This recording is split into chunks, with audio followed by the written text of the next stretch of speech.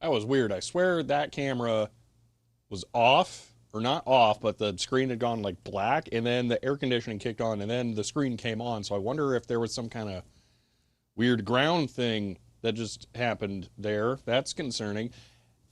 Anyway, hello everyone, and welcome to today's stream where we are going to kind of just do like a bunch of random stuff. The main things. All right, Jout, thank you for that. I still don't know why it's not catching at first, but 76 has subscribed at tier 1. They've subscribed for 37 months, currently on a 37-month streak, and says hello. End of line. Jout, thank you for the 37 months of tier 1 there. I appreciate that. All right, so subscribed at tier 1. They've subscribed for 17 months and says 17 months. Seems like a flash of DG. End of line. Chloe, thank you for the tier 1 sub and for 17 months. Wait, no, it's just 17 months of hanging around. That's right, that's 19. 17 months of hanging out. There we go. All right. Still MPEG. Well, you know what? We can try the H.265. I don't feel like. Let's try H.265. I'll do that. We'll see what happens. The stream's gonna kind of like wig out. They've subscribed for 37 months. And says time to make some cables and second up some cereal. End of line. New Dragon, thank you for the tier 1 sub and for 37 months. I appreciate that. All right, let me try H.265.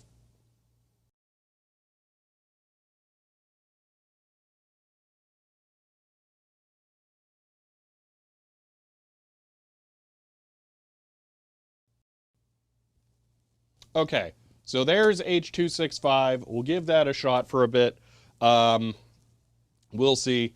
Now, I do have a couple of other weird video things that I want to test. At least one of them, well, we're probably going to introduce some blocks. So, I want to try this again. So let's see how this goes. All right. Now, I'm not 100% sure if this is super choppy or if it's just my server video back. End of line. It is choppy. Okay. So that's good to know. The Strool, thank you for the Prime sub and for the first that. Wow, that is really, really bad. Okay. Bit choppy, stuttery, seconds per frame. Okay. There is a thing I can do about that. So let me stop this. All right. And in 3 seconds, it will, boop, there we go away. All right. Now what I'm going to do, I'm going to kill this. And that was sponge Wi-Fi. So I'm going to try just LTE. So we'll see how that goes. Tech changes PowerPoint. Yeah. There's an additional thing we'll try if we can make it not choppy, but it has to be not choppy or else it'll be horrendous. But now I'm thinking it's always going to be choppy, which is kind of unfortunate. Telestream is messed up, mobile connection on the road. I'm going to say it's messed up that you're using the stream on the road.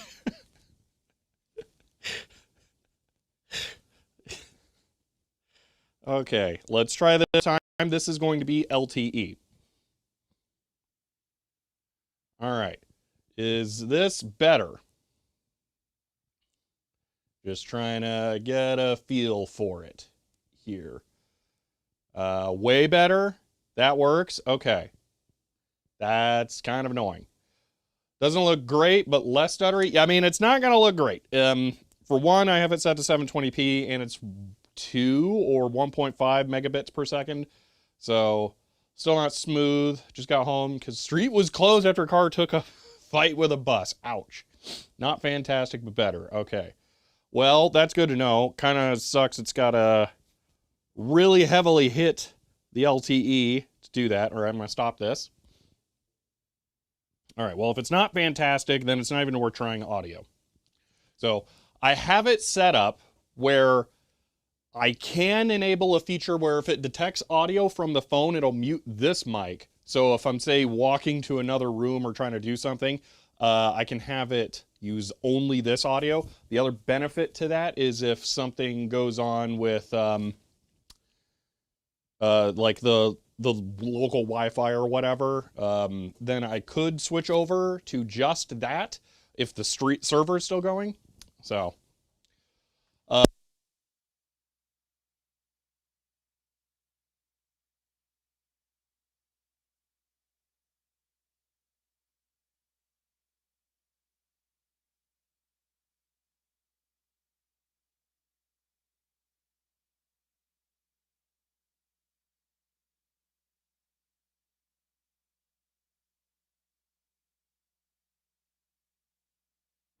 okay, I don't know why it died. Maybe the battery pack came loose.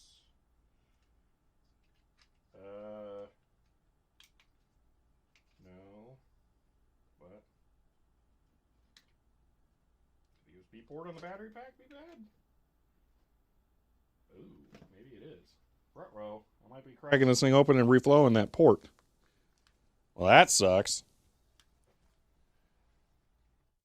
All right.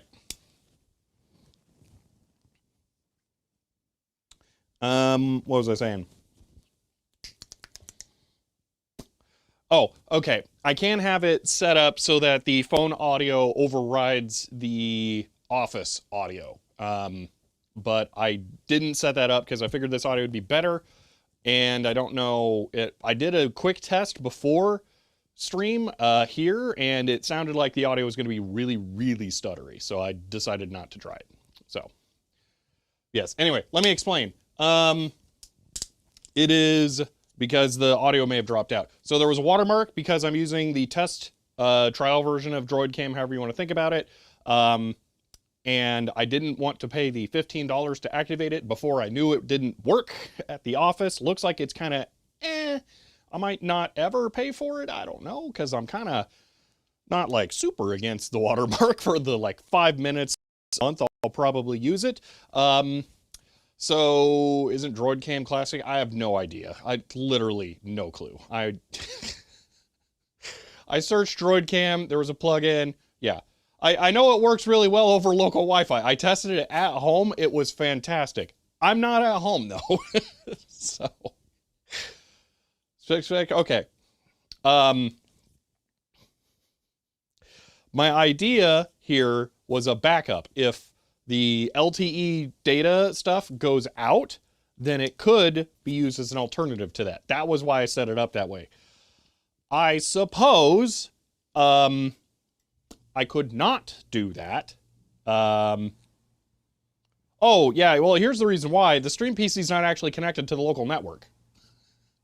There's your reason why.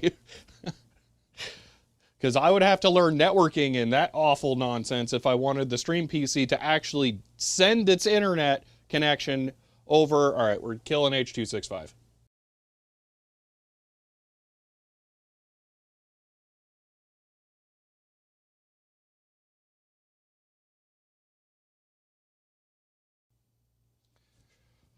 All right, you'll get your macro blocks and you will like them. All right, anyway. Stream PC can't connect to local network and the LTE connection at the same time. So I don't have that set up to where I can have DroidCam directly connect to the local computer. Networking is best. If it's not working, no. Local networking is never the best. See everything twice in the same cheer yesterday. So I'm all like, it's fine. So yeah, that's why this connects over the internet.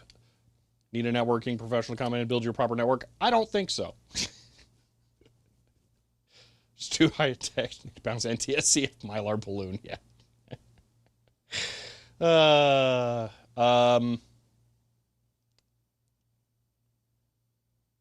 I know folding phone because they're garbage. Okay. It says maybe you need a null modem on the Stream PC CHDER 100. End of line. I like that. That's a good one. Thank you for the 100 bits, Schmide. How about networking rank amateur? My rates are very reasonable. No, it's not worth it. If I can't maintain it myself, then it's not viable. H.265 works until problems began, or I just subconsciously filter out all the drops. Yes, there is something wrong with H.265 where apparently after it runs for a while, it builds up this like technical cruft or something. And then it'll just like start dropping frames. I don't know what. Maybe it's something to do with how it syncs the audio over SRT. I don't know. So, yeah. Anyway, in the past, I've set it up with Wi-Fi from the Stream PC to the local network because I know that Ubuntu will favor Ethernet over Wi-Fi. I currently was not using, I don't have the Wi-Fi card here. I was trying to use it for something else, so I can't even do that. So in the future, maybe I can set it up so that I can do, local Wi-Fi. Then it will still be really easy to set it up because I will just not enable WireGuard on the phone, which will make it connect over local network. So that'll work out. So, all right. What else is there to cover before we get started? Connect Wi-Fi, just turn on. Don't use this interface for routing. Option in network. Don't use this interface for routing. I don't know what you're saying. I'm saying if I add a Wi-Fi card to the computer, which I don't have in the office right now, then it works exactly how I want. I don't have to change any settings. The FPS is 30. That's already 30 FPS. At least I think. Video. Yeah, that's already 30. What Twitch is telling you is wrong. All right. This little box that you used to be able to buy by the bucket loads. Did the DB20 connector cost stupid money now? Yeah. So, all right. Because my setup is cursed, Poot. That's just, yeah. Okay.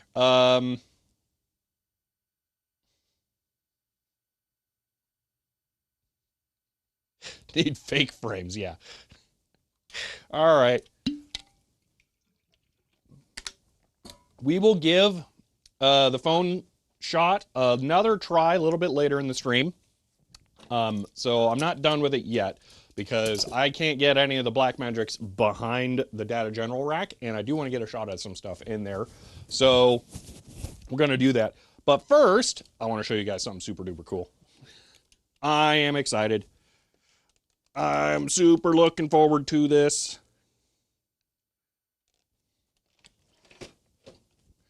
Check this out. How to generate your DOS system. It's the real manual. And if you look up this revision number, that one's not archived anywhere. And there's some cool stuff about that. Not in the haha, I have it, you don't way, because I will scan this, of course, someday once I find the power supply for my scanner. At this point, I should probably just order another one. Here's the thing. I'm going to focus this. All right. This is the real deal manual, but this is a later revision. For some reason, this green section is exactly where we want to be. It's almost like they knew this is the part that you're going to be referring to. Generating a tailored DOS system. First off, though, for some reason, it doesn't have the hard disk and floppy disk versions. Now, I haven't actually looked here. Preparing to generate Nova with hard disk, Micronova hard disk, system generation, diskette-based Micronova hardware. Okay, so that's 4.1. So let's go to 4. Let's see what that looks like. Okay, so preparing for diskette-based Micronova. All right, Micronova starter. Is it going to tell me what the sysgen command is? So far, no. Yeah, with the power supply for my modem took several years, but eventually did find the original in the wrong house. Where is it? Where's the sysgen command? Did it not cover it? That's wild. Oh, wait. For diskette Nova hardware. Yeah, it didn't cover it. That's weird. Why is that command not in here? Sysgen, OL, DP0 for hard disk. DP1, you can choose unique. Expand overlay under file name world map. Well, current disk. DB1 for single density systems. For single density systems, you can choose any unique file name. Okay, well, that's really annoying. It doesn't have that. One moment.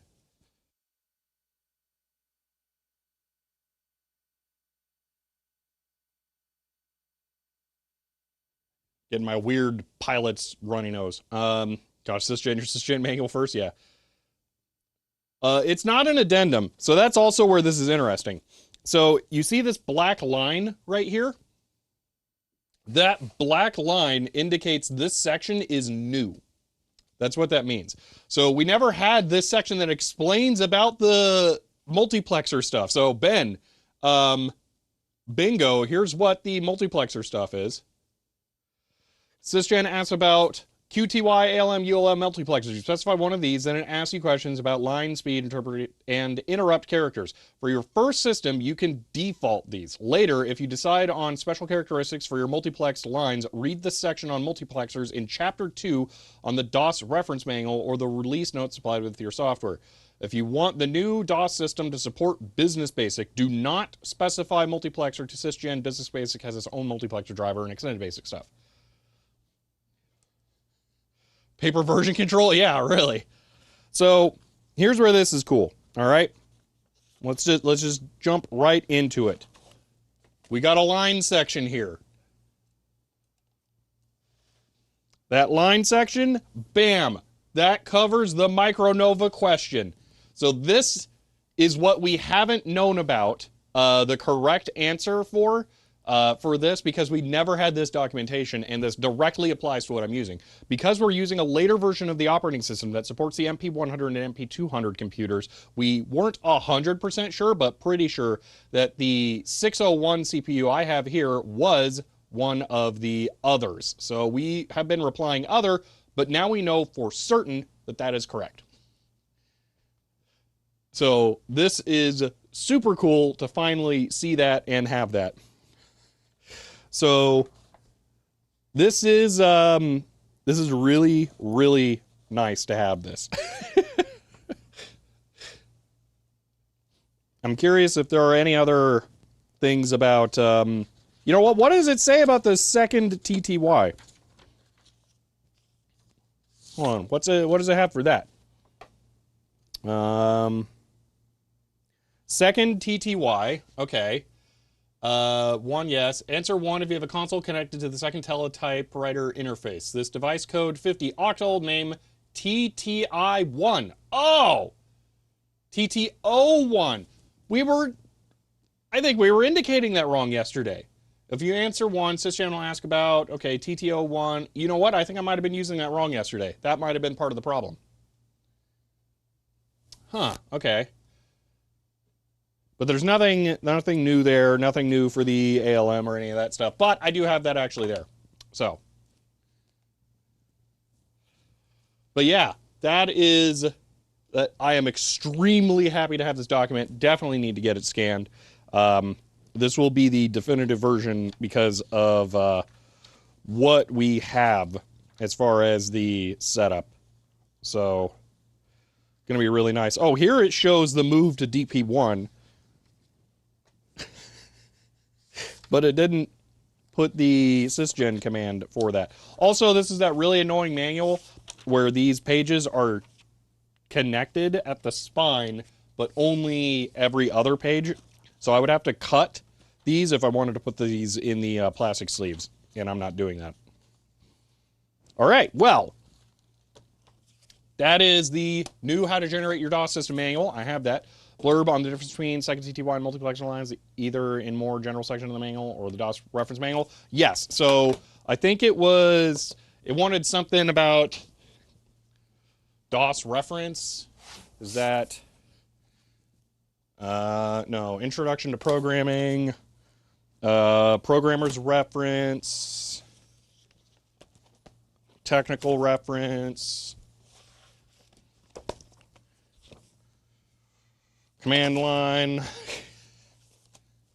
learning to use. Oh, I don't have. Uh-oh, that's an expensive thing to find out. Wait, what did it want me to look at? Wait a minute.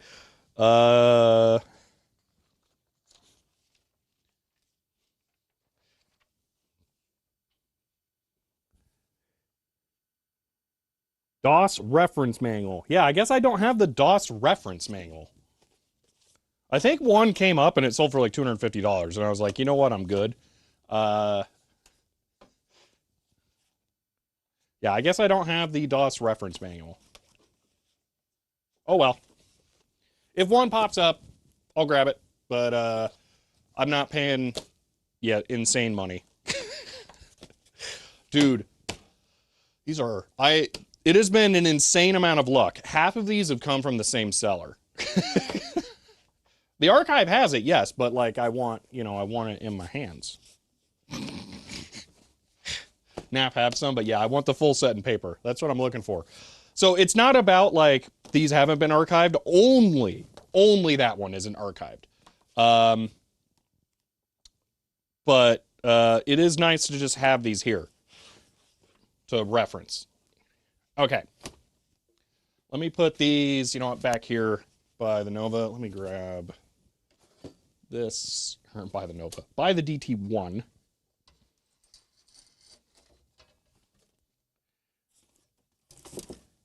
Okay.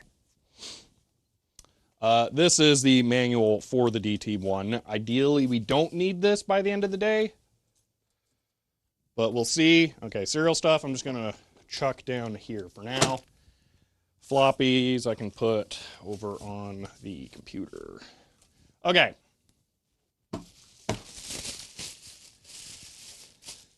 Well, I'm absolutely a data general documents collector. All right.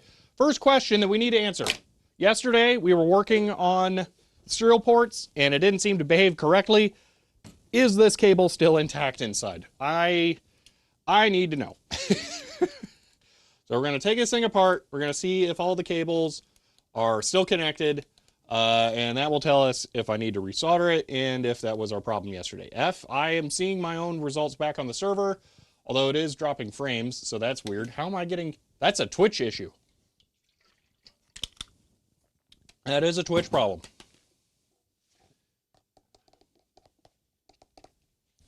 All right. Yeah, that dropout, that was Twitch, not me, because I was still getting data back from the server. I could see that it was dropping frames. If I can see it's dropping frames, it's guaranteed not me. Okay. Let's pop this open, see what we got.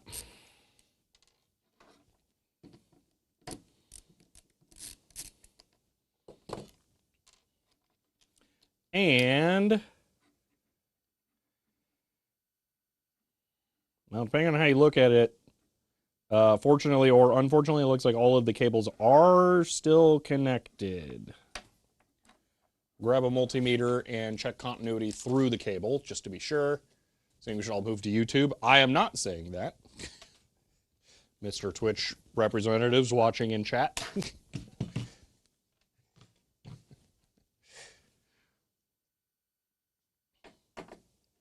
Why not MakerTube?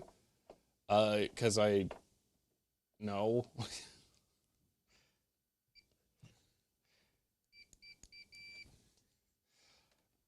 All right, here we go. So this would go to brown here, pin 1. And, yeah, drat, okay, blue. Drat, orange, which realistically will not matter. Yeah, okay, and then I guess gray?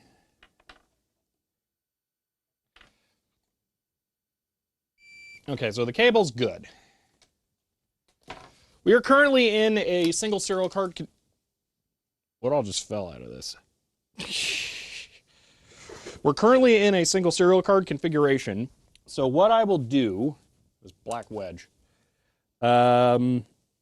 is put the dasher terminal on this cable on the console debug card, just to make sure that that works, and then we will try the other setup. If the cables are bad from here to there, then it doesn't matter because we're dead in the water. So I don't want to know that.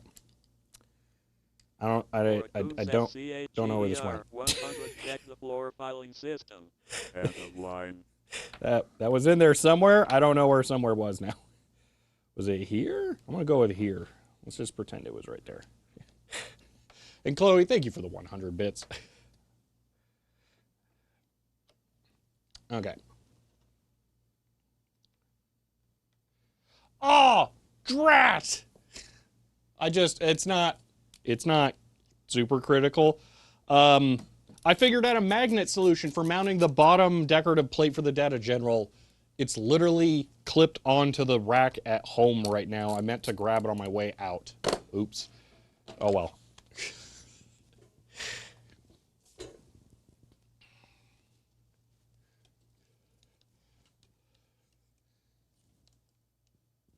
All right. This is where phone. One moment.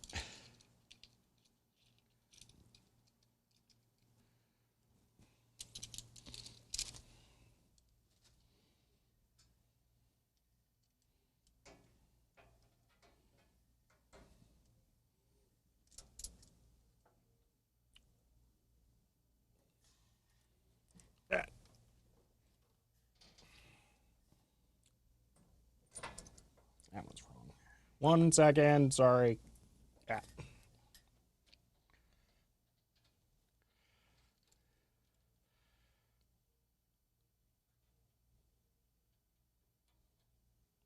All right. Now you'll be able to see the pain that is trying to install this stupid stuff. All right, I'll just explain this about alt tubes while I set up this. This is my livelihood. If those platforms are not sustainable for making income, then they are not viable. And most of those don't have advertisers, and they rely exclusively on viewer support, and getting viewer support on weird platforms is very, very hard.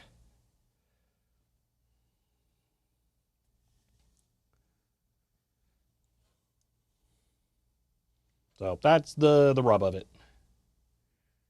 All right. All right, there's the inside of the rack.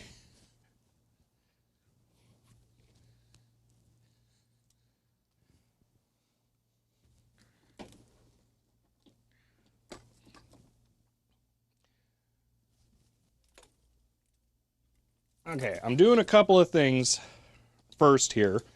I'm taking the D-sub connector and I'm putting a 25-pin adapter on it. Then I'm going to go grab an extension cable for that, so I can run that out of the back of the rack. Oh, I just realized that blocks the secondary cam. To keep that in consideration. Okay. It's like a pain to reach and connect things to. Yes, that's why yesterday I was complaining so much, and why I wanted you to be able to see it.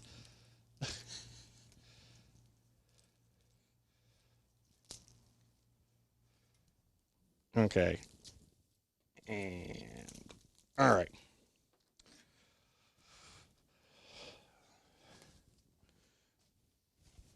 Okay.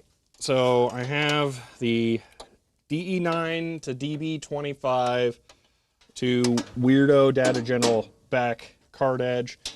And then this will plug directly into the terminal. There's an extension for the other serial cable, but for this one, but that one is white, so I'm going to be able to easily tell the two apart. Now where this really sucks is these are two pieces of metal that you have to press apart as you pull this out, which makes it impossible to do with one hand. So now I have to try and get two hands in here as I do this.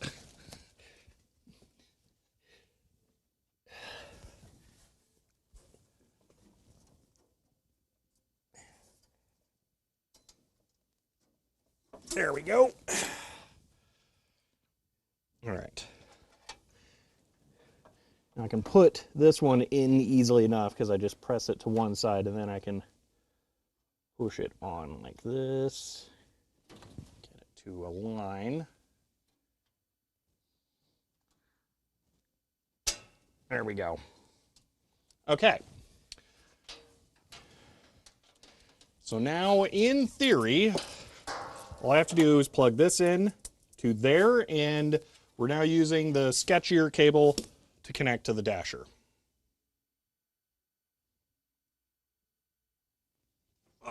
Okay.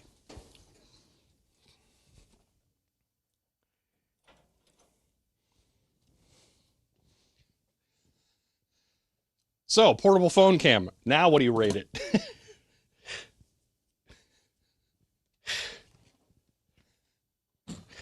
Because I think that was really awesome, but I also didn't get to watch it, so I don't actually know.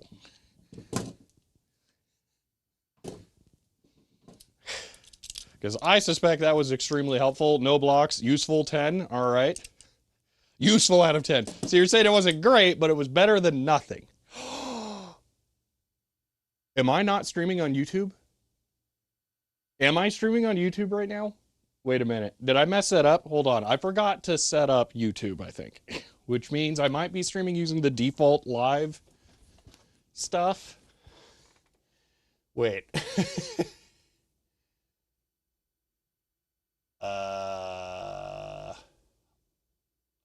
I am streaming on YouTube. Okay, well, I will figure that out later, I guess.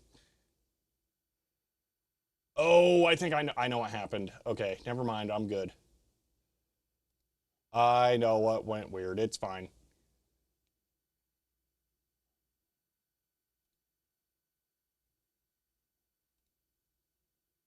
I do want to do a thing over here really quick, though. I'm waiting for the server to stop sucking. I'm wiggling my hand to see if it's updating, and okay. Cool.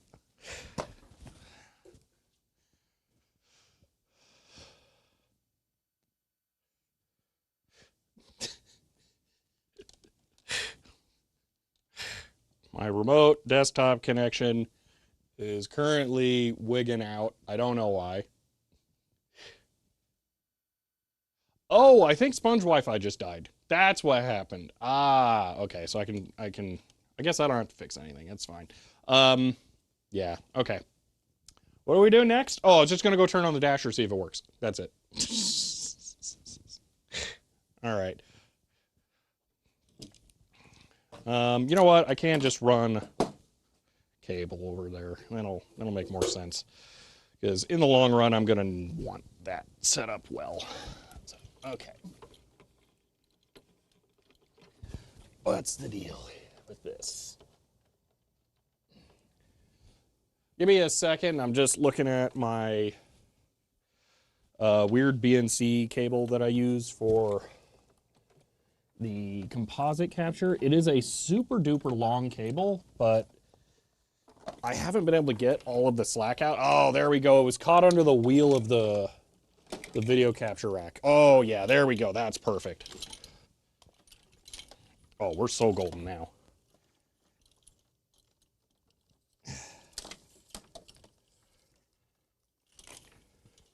Oh my gosh, this will reach to the parking lot. Jeez. Yeah. Okay, that's way, way better. Okay.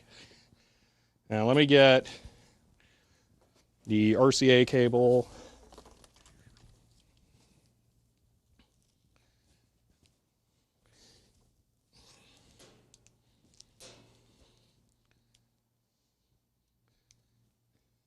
LUCKYBOB 77 SIZCHEER 100 Fun fact dash about 1/3 of Comcast's trouble calls are related to Wi-Fi and 3/4 of those calls are epic situations. End of Oh, line. I'm sure.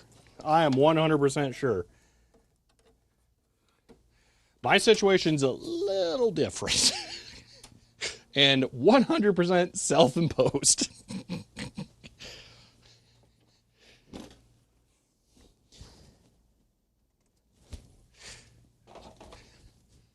All right. You can see your work on your van with security cam outside. Yeah, I just need to find a composite video camera to use. Yep. All right, why am I not getting... There we go, dasher capture. Now we have dasher capture while it's sitting on the rack. Convenient. All right, well, let's just turn it on and see what we get. Ah.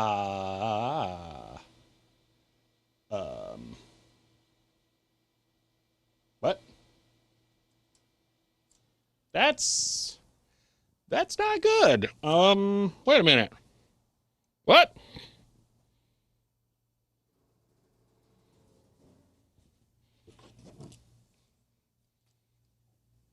That shouldn't happen. Why am I getting blocks?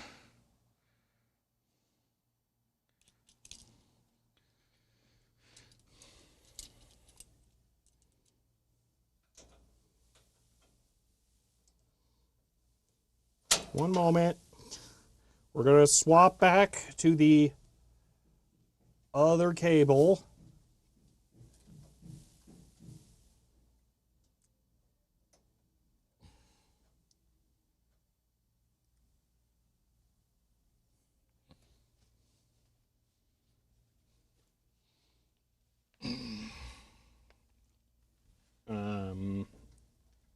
There we go.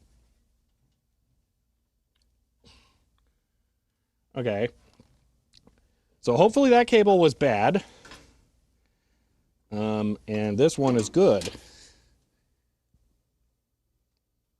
I'm not exactly sure how that happens. But if it's not that, then I'm very, very sad.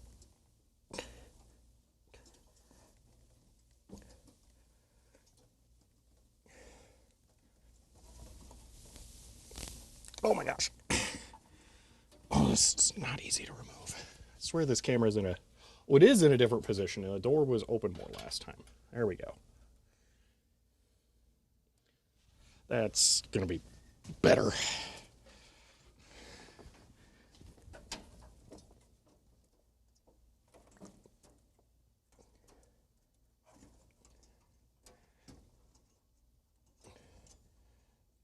I can't even see it, what I'm doing. Because I have all my arms jammed in there. You know, all of them, all 5. And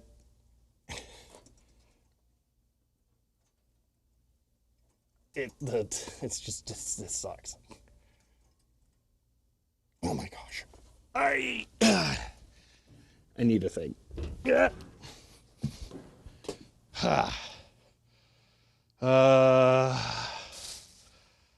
I need a pry tool. Pokerator will do.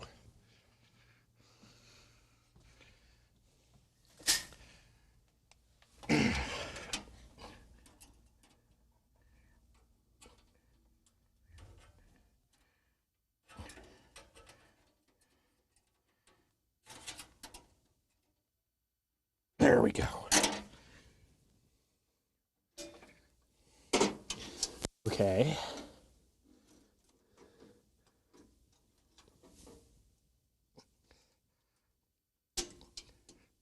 That's the good serial cable. And I'm plugging that into the dasher now. Okay. I'm gonna stop this, because I have a feeling we're going to be going back to there in a second. We'll leave the phone there. Okay. Possible cables wired differently? I don't know. Couldn't have worked on his Digitech? Yeah, no kidding. All right, now let's see what happens when I turn this on.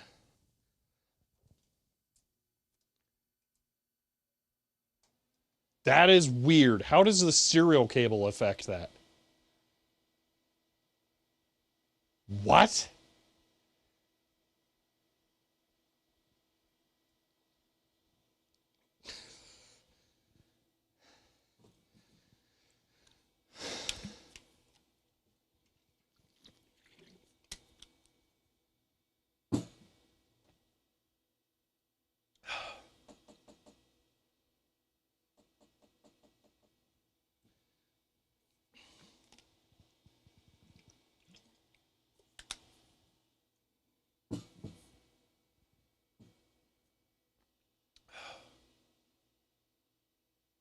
This cable's a printer cable, not a terminal cable.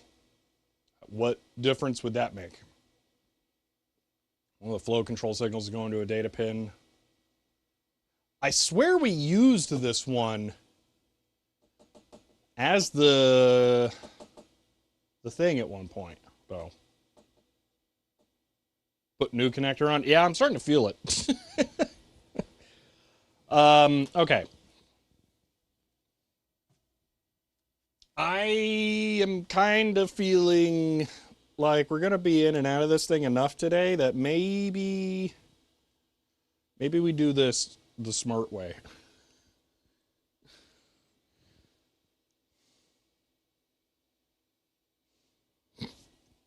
Yeah, I think we do this the smart way. All right.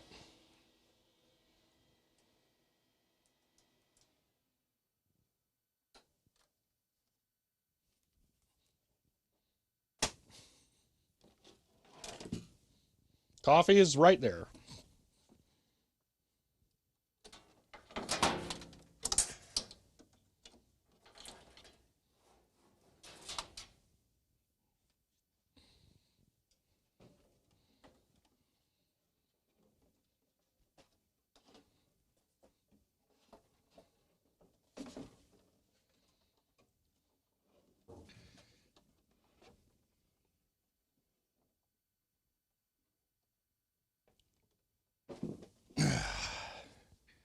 Not on the cable. Okay.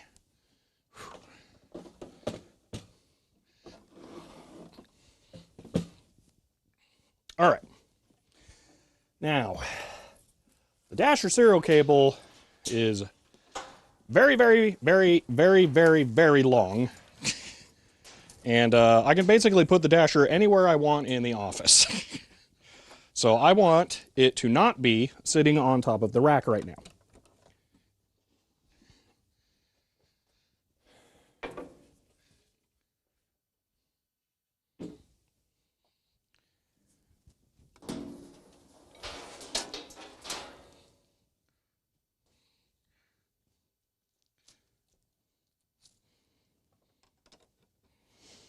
Let me make sure power is, or I still get serial data over here just to be sure. Also verify video capture still works.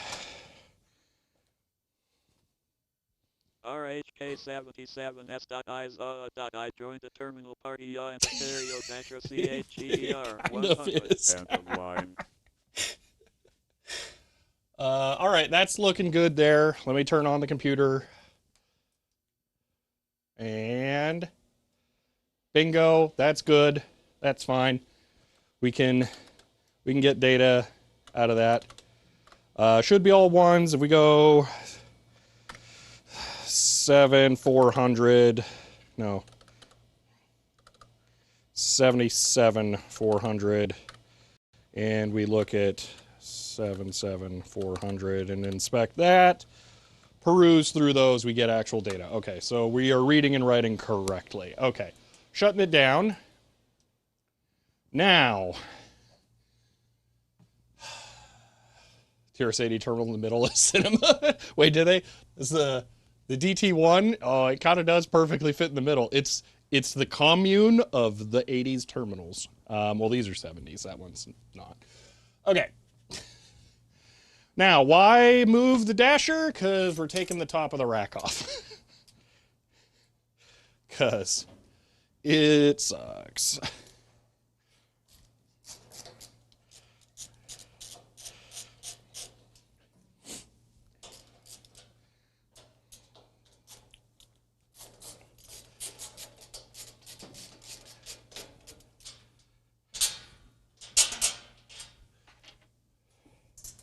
This will make it so it's not as much of a massive pain in the butt to plug stuff into the backplane on the Micronova. And it makes me get to feel sad as I slowly dismantle the whole thing again. Yay!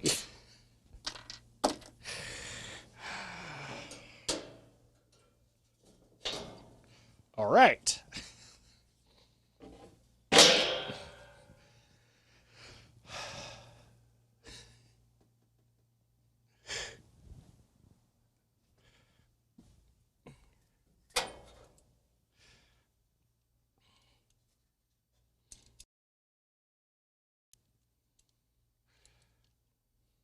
So I got a fancy pants clamp thing for my phone that has little rubber pads for clamping onto flat surfaces so I don't damage them. So that's why I am doing this in the way that I am.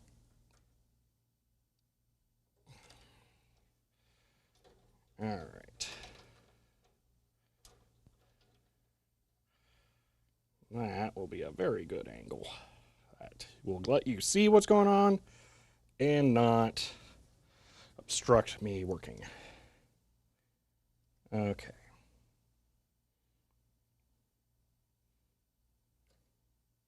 Boom. There we go. Okay. So that is the cable that works well, and now I can actually remove this without... Oh my gosh, it's so much easier when you can see it. Now we're going to plug this one in again. Just directly test this one more time, because it's so weird that it's bad, and we'll try throwing a null modem adapter in there just for kicks. We'll also see if I can find my serial debugger doodad, and stick that in there. I don't mean the protocol analyzer, I mean the blinky light box, because that should help. Okay. One thing I do have to be aware of is that this will not give up video if I don't automatically shut it off. Okay. Now we can turn the computer back on. And it's blocks again. That's so weird.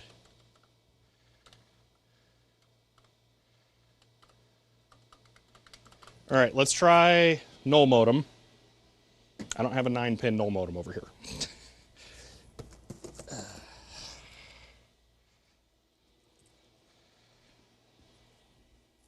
Null modem shouldn't fix this, but you know, it's a data general, who knows?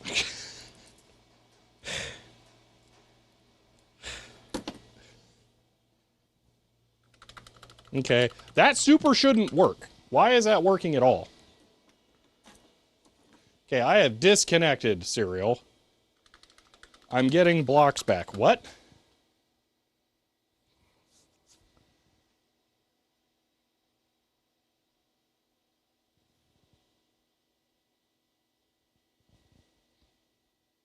What? Nothing is going through the serial switcher. The last time I used this cable, though, it did do it through the serial switcher, I think. We're not on local mode.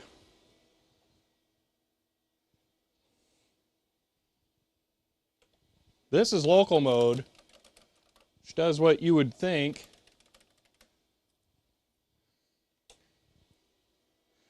This cable works fine when I plug it into the other one. Have I shortened my dasher? I don't think so. I think it's a weird grounding thing,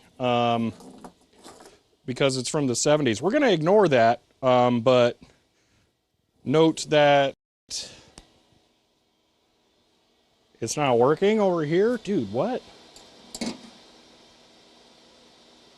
But why? Let me eliminate a cable. Now that I can just reach in from the top, this is a little easier.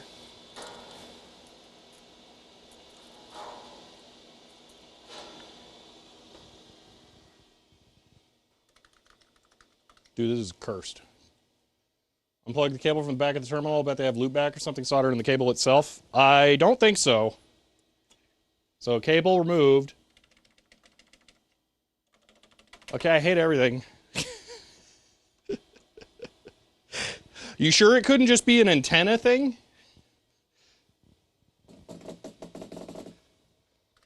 Like it's picking up weird interference? Because this cable is like 20 feet long.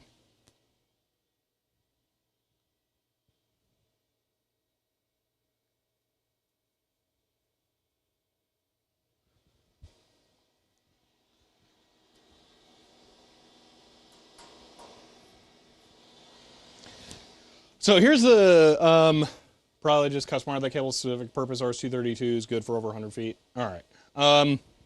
But that's when it's properly terminated. That's my point. I don't think you were here yesterday. We saw a gate, and I don't remember if I told you. I don't know. No, I just told you about the ridiculous software catalog. The second serial card now works. But when I went to go try it out, I have two backplane cables for the Micronova. One of them, here, let me just do this.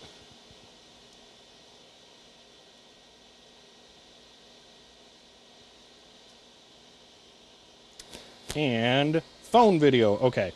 So I have two backplane cables for the Micronova. This one is the one that I haven't really been using. And then this one is the main one that I have been using. And I need this one to work so that I could use both, and I thought it would work. It is wired correctly. We've used it before.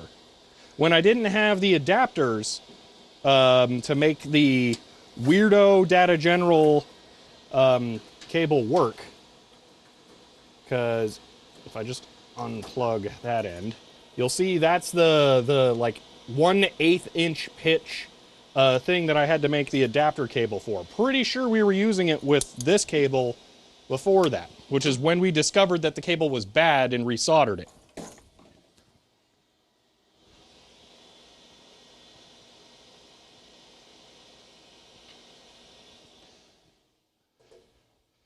What's the extra pin on the bottom row? I'm going to guess RTS.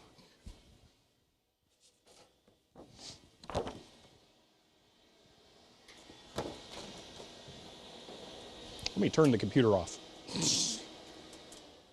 before I do something stupid.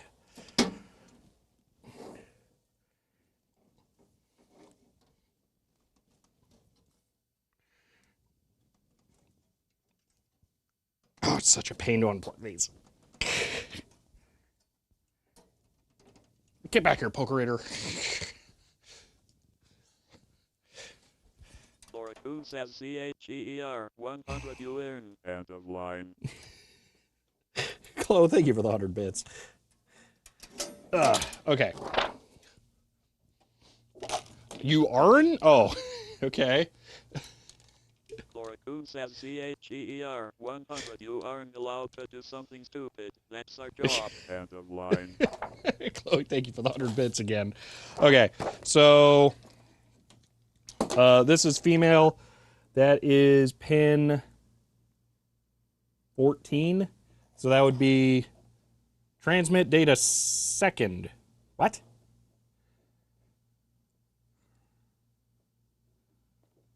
Well, that's strange. If it was the opposite, then it would be plus 5 volts DC, which doesn't make sense.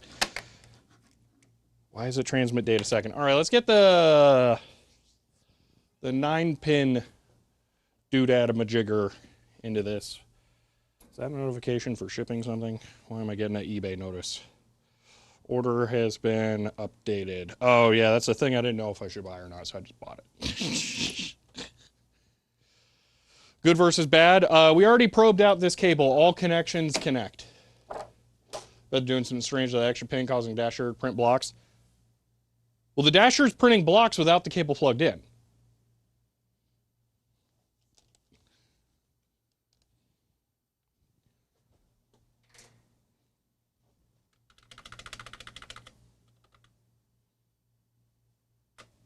That's the other end of the dasher cable. So it does that when it has nothing connected, it seems. And it's not in local mode. If I set it to local mode, then it works as you would expect. It's printing blocks with the cable plugged into the dasher as well, but since the dasher prints blocks when there's nothing plugged into it, that makes me feel like there's something not connected correctly. Check the long cable. The long cable works. If I plug it in to this one, the long cable works fine. So I'm asking about shorted pins in the cable back shell.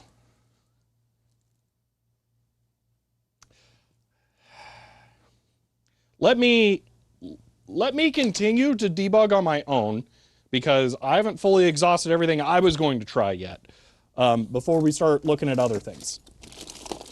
99 Raiders and Blacksimon have joined. End of line. Black Simon and Raiders, hello and welcome. Today we are messing with serial stuff on my Data General Micronova mini computer back here. We just got a second serial card right here fixed and working by replacing this chip. We are looking at trying to get 2 terminals up and running on the same computer here, but we're having weird, stupid cable issues. So I am looking into diagnosing those problems right now. So that's what I am currently working on. I'm about to go get a serial adapter. Actually, I see it. Let me just go grab it. Here we go. Handy little box that has blinky lights for what the serial connectors are doing. So I'm going to put this in place to diagnose what's going on with this cable, because this cable changes what the setup does. So they got a jumper wire to the back of the DB25. We just opened it up. They don't. Not in the back of this, at least. Or pretty sure there wasn't. You guys want to clip it? Or like it's it? I literally... right before I did it, I looked in there. I don't remember a jumper wire. So, but Black Simon, I hope your stream went well. But yeah. All right. Well, the dasher print blocks if you turn it off and on again. I mean, I can try. Not a huge fan of rapid power cycles. Okay. Yeah, it does. But it does it with the cable. It doesn't do it when the cable is unplugged. That's the thing. Somebody asked about hearing the keyboards. They're foam and foil switches. They literally don't make sound. When you basically type on them smoothly. Please hear what it sounds like. Yeah, it's not a mechanical switch. So it really doesn't make, like, it's just plastic moving.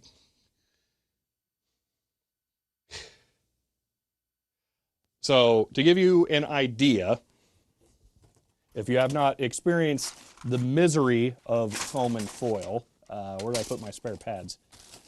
Ruh-roh. I'm gonna want those. 1 second here. Where did they go? They under that? No. Well, that's delightful. I love it when I lose expensive, difficult to replace parts.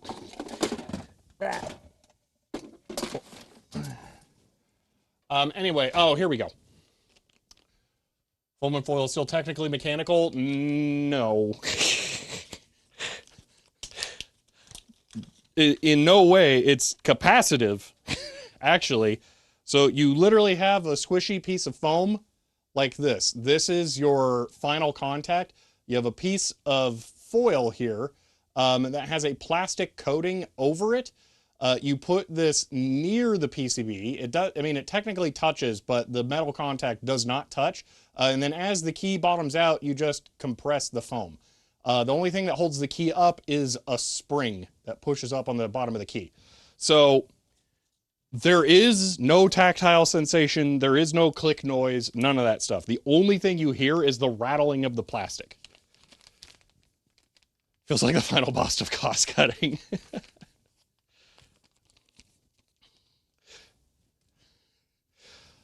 So yeah, that's why I'm saying, I mean, I could put the mic next to it, but it's not, it's rubber dome helm. I mean, it predates that. You have to push the buttons. That's mechanical motion, therefore mechanical keyboard. Yeah, okay. As opposed to a touch screen, yes. It's a mechanical keyboard. All right. Let's stick I'll show this on camera while that's close focused. I'm going to stick this in line with the stuff now. This will show me what serial connections are active without me having to break out a logic analyzer. And then I can a little more quickly diagnose what's going on with the serial cable, because if I'm not seeing data moving over the connections that it should be, then we know where to look. So let me reconnect the terminals and everything with that and see what we get.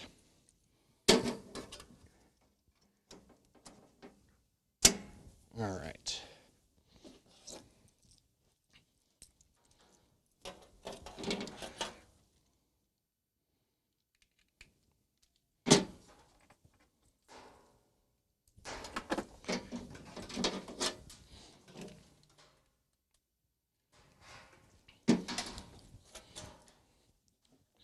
Okay.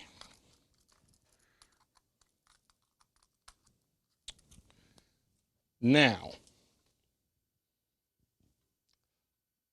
the cables aren't quite long enough for me to be able to conveniently hold this next to the dasher. So that's about as good as it's going to get. So let me just pinch this under the keyboard, which is heavy. Okay. There we go. All right.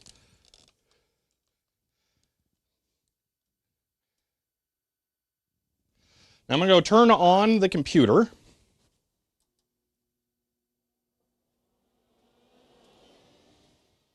All right. We are literally nothing changed over here. What?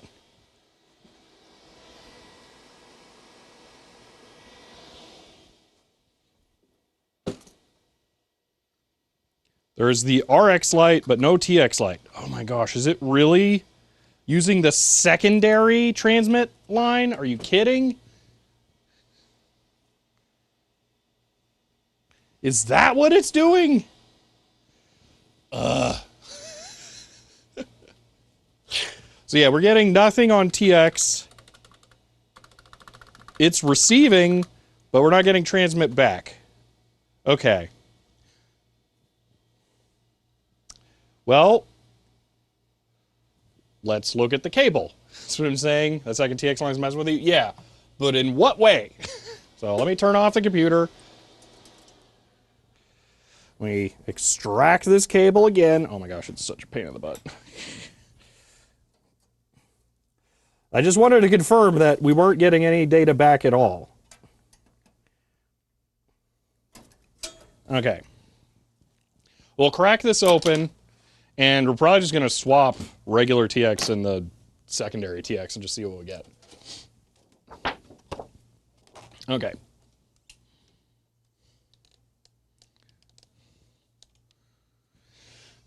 All right.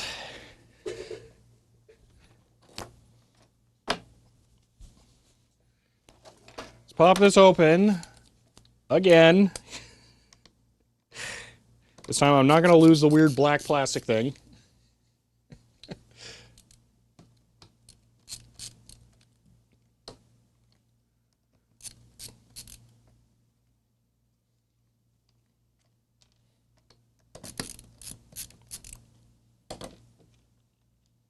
More proof that a serial cable doesn't exist? Yes.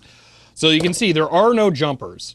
We have the gray wire that goes down to there. So gray, you know what, for giggles. Where's my other cable?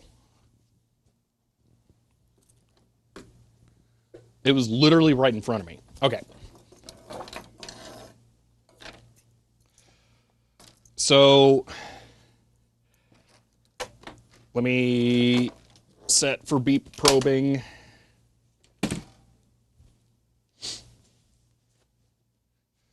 Purpose for having multiple TX in the same cable, there isn't a good one. That's why it was dropped from the 9-pin.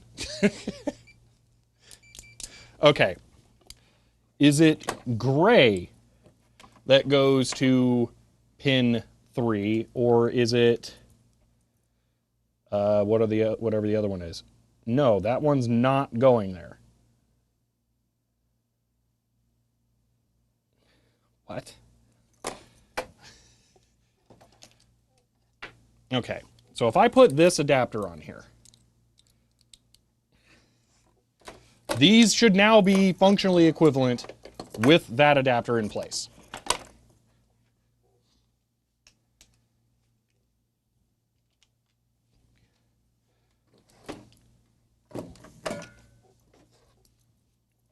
Ugh, so long. Okay. So,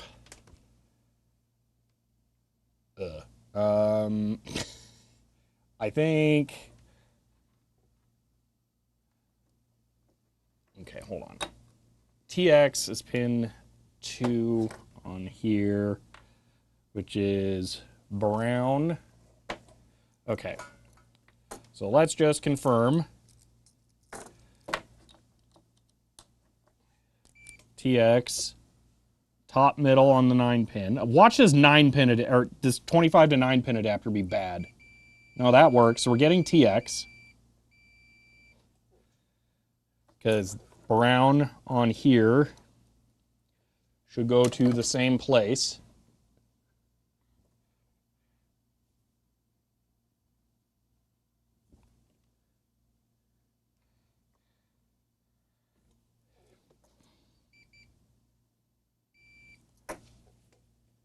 What?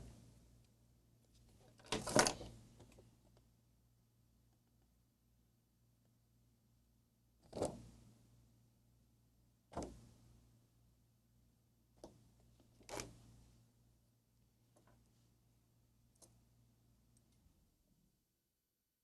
I have TX and RX swapped on my diagram? I did throw a null modem adapter in there, so that shouldn't make a difference. Hold on. Pin 2 to TX.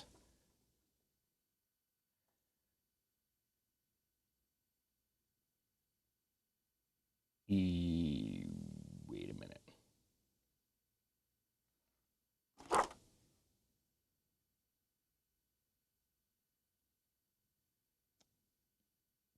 DTE versus DCE. Let's stick a null modem adapter in the middle there. Just put it back together, stick a null modem adapter in there. See what happens with the blinky light box.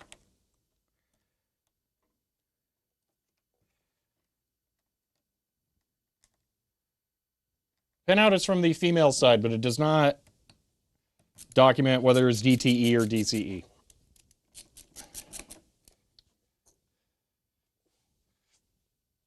Oh my gosh. Oh. Okay, let's go plug us in again. Yay, exciting. Woo. Serial is the best.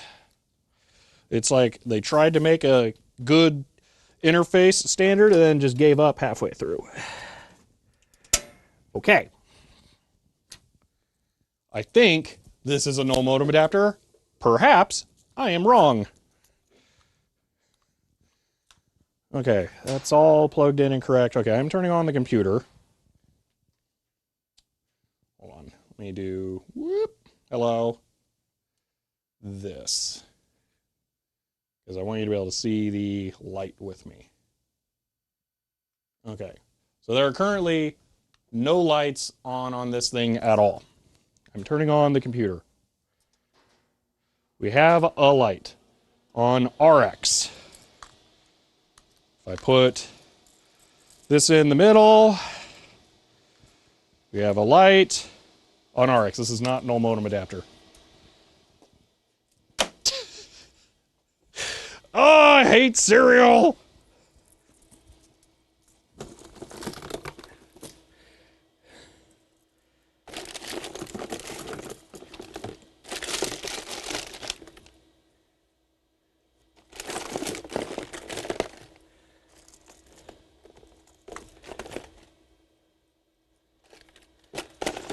What's the difference between a gender changer and a null modem adapter? Nothing if it's not labeled. Gosh, it's so bad. Okay, I found what I know is a null modem cable. I'm gonna stick a gender changer on it so that I can use it as an intermediary cable.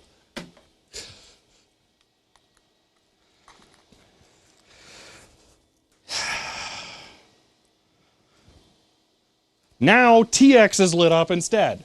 Okay. Plugged into the terminal.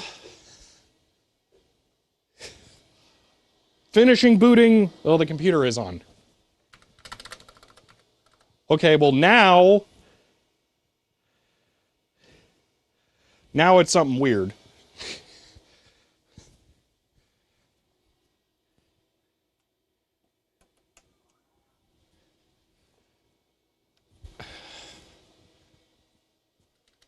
Why? Why?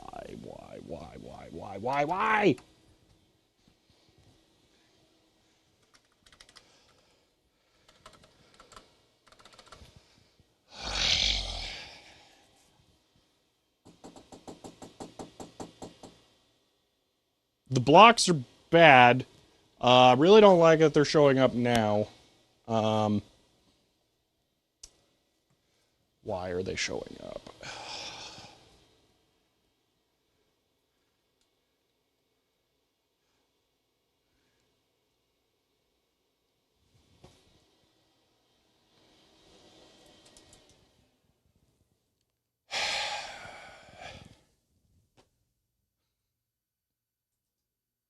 Just rebooting it.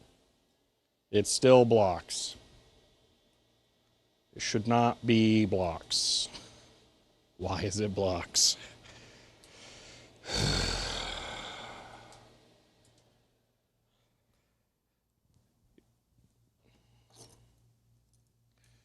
I assume it's a cable burn at some point. That there was a cable that sat there and it just off-gassed for decades.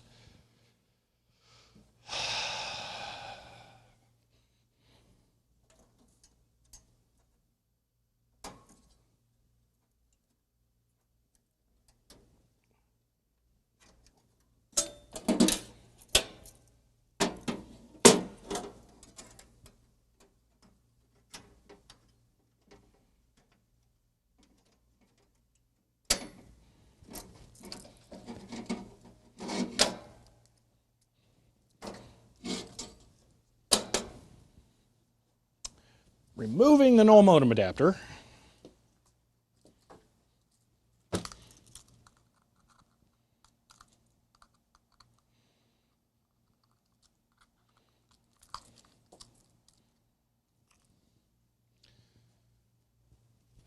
Turning the computer back on.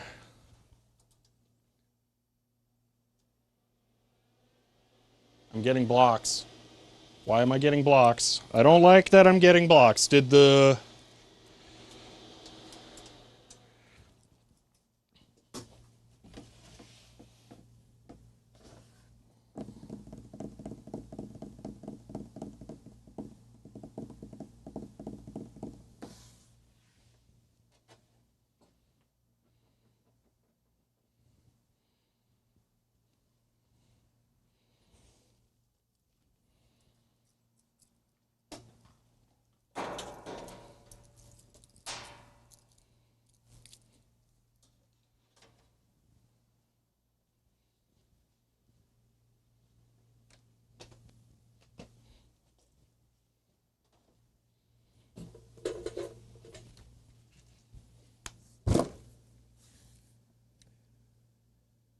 It's one of those things where there's too much stuff going on.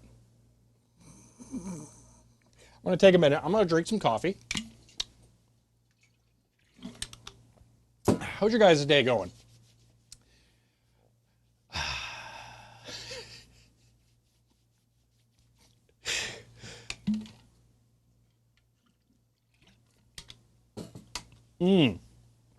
Coffee is delicious.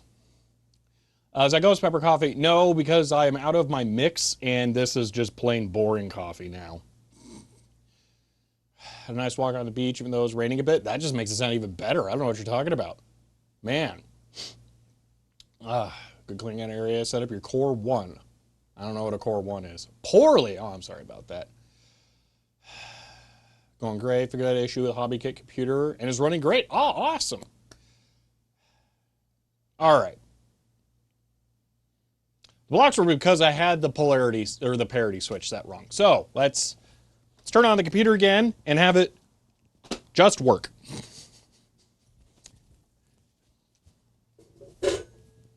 Oh, Prusa Core. That sounds awesome. I'm envious because I very desperately want a Core XY printer. And characters. Hey, alrighty. Now let's swap in the other cable again.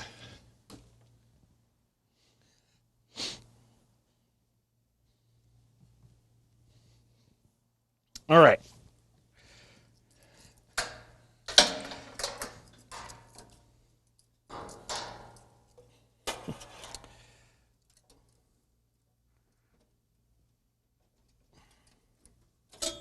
So the quote-unquote good cable. Now we put the other one in. I am not plugging this in there yet because I need the null modem adapter cable. CRAZYBOY 2025 SICHER 100 boot system initiated visual system CCD 517.31 artificial intelligence system K177 machine and talkie toaster. Sorry I'm late, what did I miss? End of line. Crazy Boy, thank you for the 100 bits. Nothing. All right. Here it is with the null modem adapter on the second cable with the correct parity. I am going to go around back. I'm going to set it to local mode. I'm going to hit erase page. I'm going to set it back to line mode. I am visually looking at the parity switch, seeing that it is correctly set to odd. I am taking the key. I am plugging it into the machine. I am rotating it. And I am now switching it to the on position. Boom. Data. Ugh. Okay.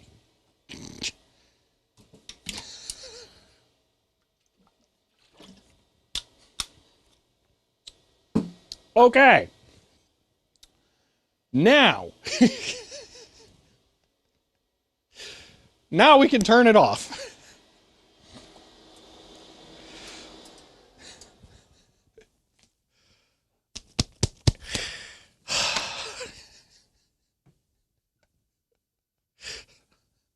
Yes, we can now have two terminals functioning.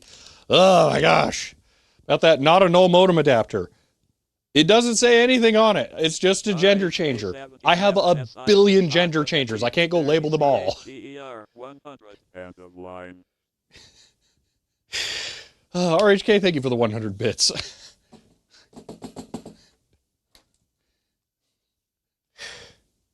Okay.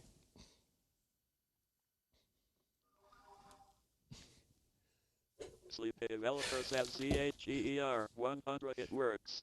Don't touch it. Don't even look at it. End of line. But we have to touch it. We gotta mess with it. We gotta poke and prod it. There's no other option. Okay. One moment.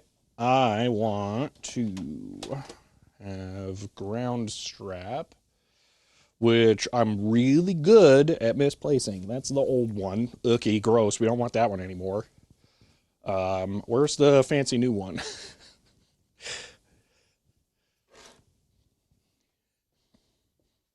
It's not clipped onto the computer.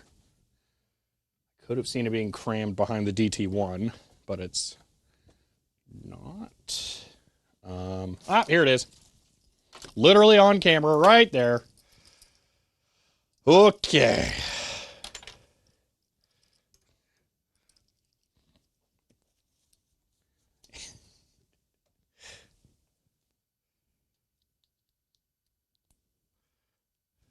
Okay.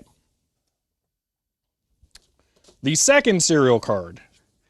We need to set this to the secondary address. Now, I think the sysgen manual actually tells us what address we need to set this to. And I just so happen to know someone who has the sysgen manual now. Okay, let's just let's take a peek at that real quick, like. Yeah, sysgenery. Okay. If the micronova MP... No, that's not the RTC.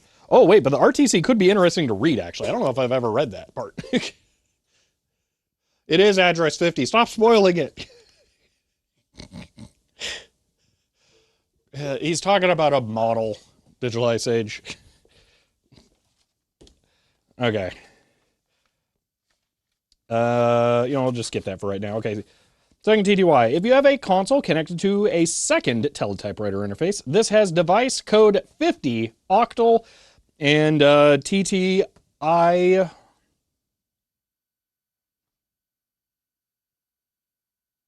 What?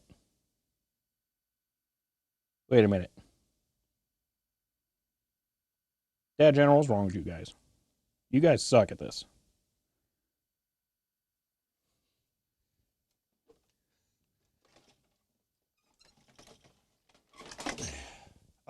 You guys need to see this.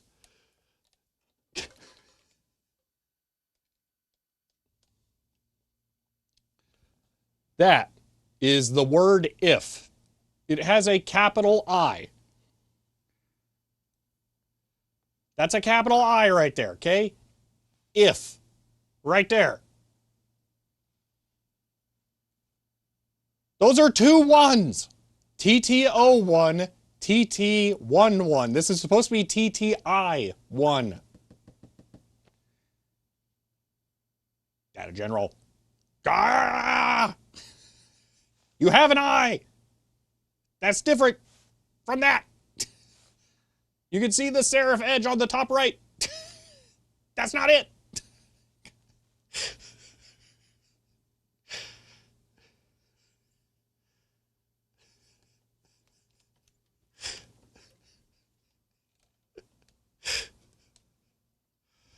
Anyway, it says 50. 50 octal. Okay. So, we have that manual, but we also need, not this one, this one, the Micronova Technical Reference Manual. Okay. So if we want to set the device code to 50, 2025 SICHER 100 if I equal 1 then goes above. End of line. Crazy boy, thank you for the 100 bits. Saving ink in the 70s. Oh, yes, that top right serif. Oh, man, that saves so much ink. Or, and hear me out, or Data General was just not a good company. Okay. Bit positions of device code, receiver transmitter. Okay, so if we're at 50, all right, 5. Okay. So it's TT, what's the default? Default are those. Right? No. So we are 3 and 8. 3 and 8. So that's 0, 1, 2. So that's 4. Ah, screw it. Where is it? Is it in the front?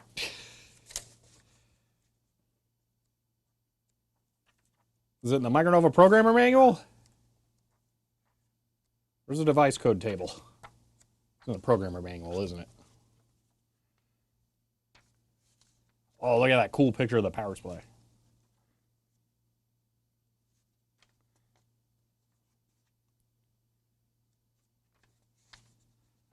Look at those cool pictures of the... Oh, there's an expansion chassis for more card cages. Okay, it's got to be in the Programmer Manual. Which is this one. Programmer's Reference, yes. Okay.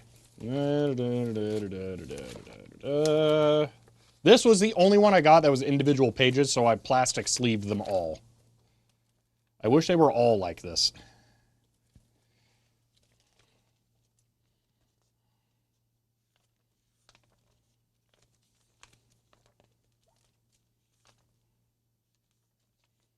I'm looking for the standard device codes. Okay. 10 and 11 versus 50 and 51. So I think it just adds one. Okay, so 10. How does that work? So 0, 1, 2, 3, 4, 5, 6, 7.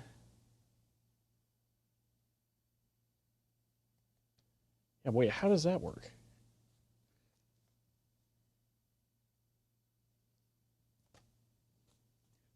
Dude, I'm just gonna look at my own wiki. It's a pain in the butt.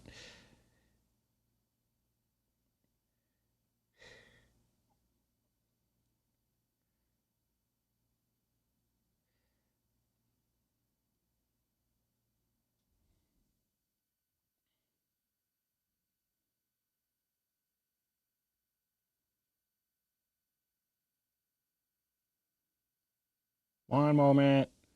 I just want to know, confirm that this is the default jumper position for the serial card.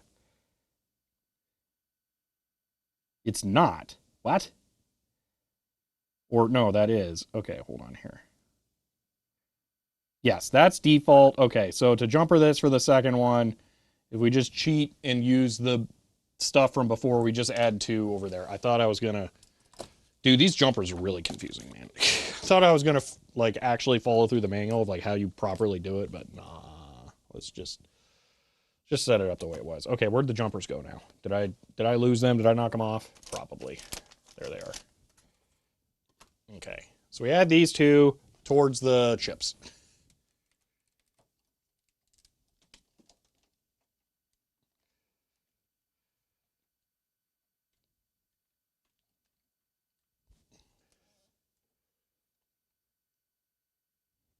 Okay. Let me grab the jumper installation pliers. Wasn't one of the manuals wrong with the jumpers? So they were wrong with this jumper, which controls the baud rate. that one, which, you know what? We should just set this to 19,200 to match the other one. That way I don't have to keep swapping baud rates.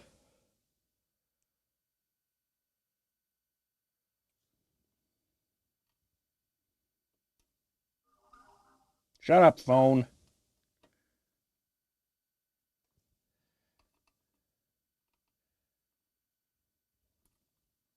You know, I don't like that this is like M-shaped. I want it possibly shorting out on traces under it.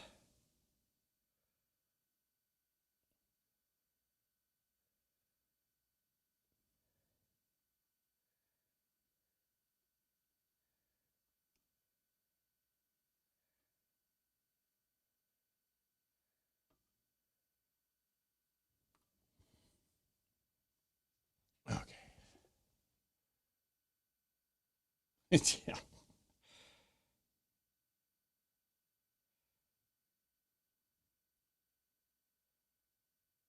Now, if you want to actually date the board, though, there's a 77 part code at 7706. That one was 7711 on the other one, though, so that's more applicable. Yeah, it's not a fancy modern board.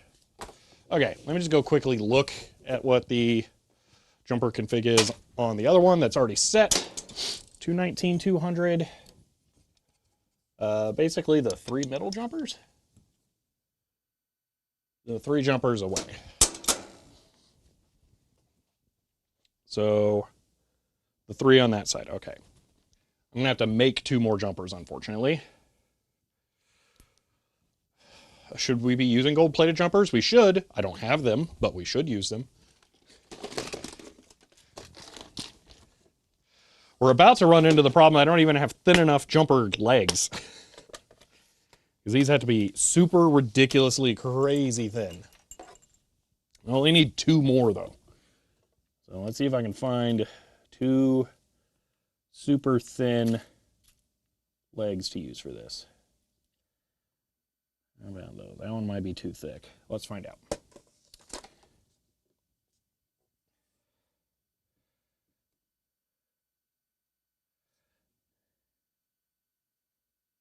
That'll fit, and I think this one will fit because they're basically the same.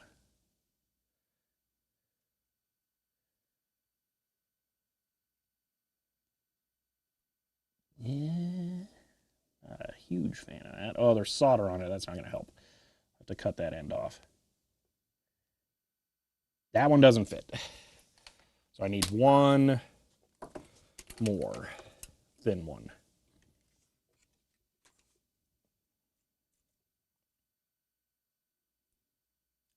And 1 super thick. Don't want that. That one might be thin enough.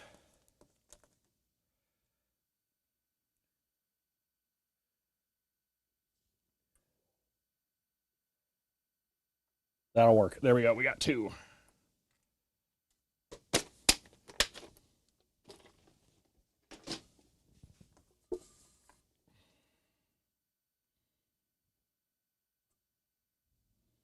I have a lead forming tool for jumpers right here. You take it in the pliers and then you just press it over. Boom, jumper.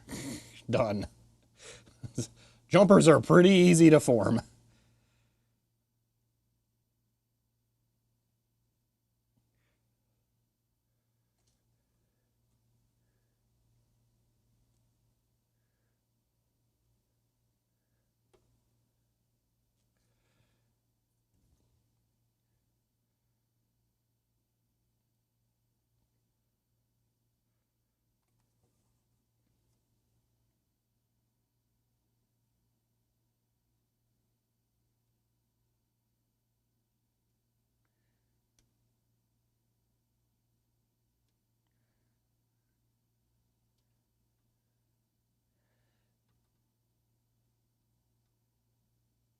All right, there we go.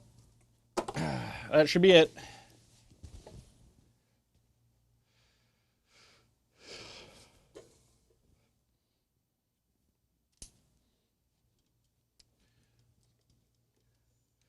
Now we just pop it in the rack.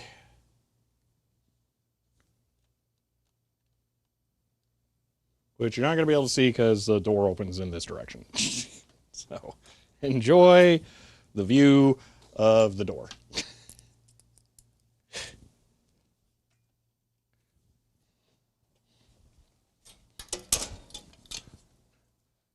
clip the ground.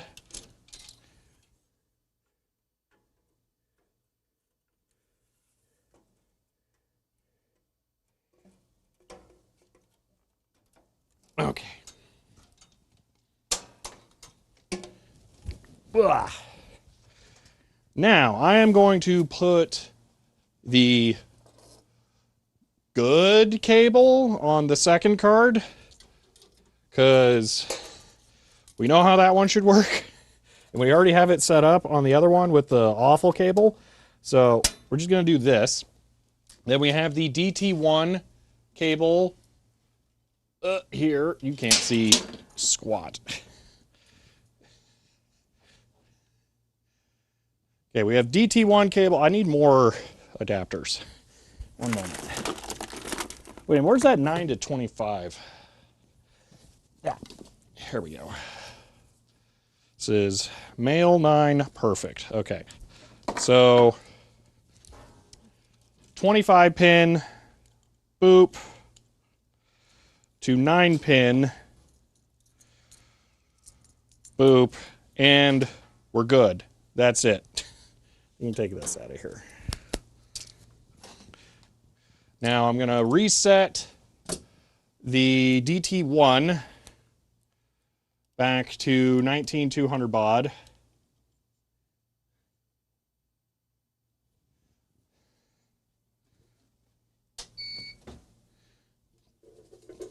Dude, camera, why?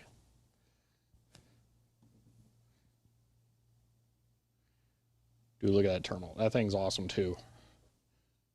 Maybe I just like old computers.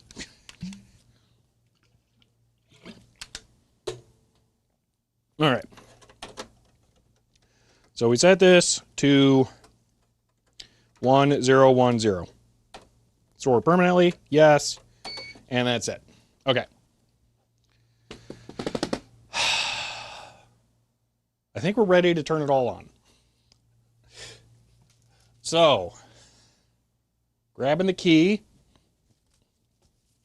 I should see the actual console on this one, and then once it's booted into the dual console system, it'll show up over there. So I'm taking out my single console boot disk, and I'm finding the other floppies that I buried under all of these manuals. I'm grabbing the dual console disk that we made. I'm going to put that in. Why no double dasher again? Because the cable doesn't exist for that one yet to plug in. We have to make that today, assuming this all goes well. Literally impossible right now. All right.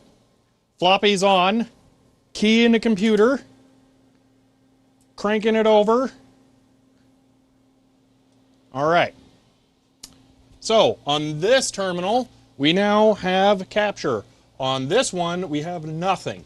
So, we're going to boot 33L, and we'll see what happens across the two machines.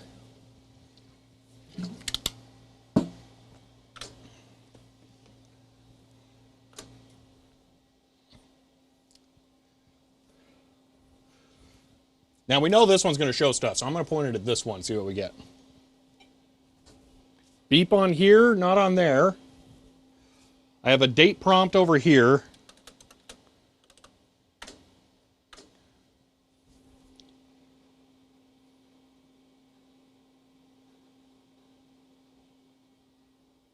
I have an R prompt on this one, nothing on that one. Okay, so let's see. Nada. Okay, let me double check the settings, and then I'm going to swap the two cables to make sure that this one is actually configured and so is the other one, because technically we haven't validated the serial setup on the other one. Okay, 19200 is, yes, it is 1010 1010. Okay. Odd parity is 0. Word length 1 equals 7. Par 1 equals send parity. STP 0 equals 1, which we don't actually know what it's set to. It could be 2, I'm not sure, but We'll just leave it like this because whenever we use it with the other cable, this works. So, okay. We got nothing there. Let's swap the cables.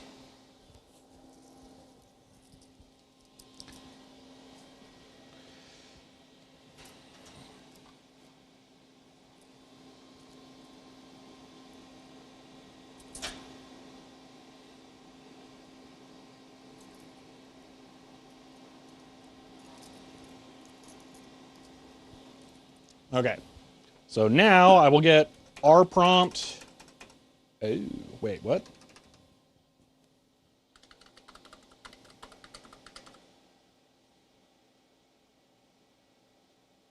Do I need no modem over here? Let's find out.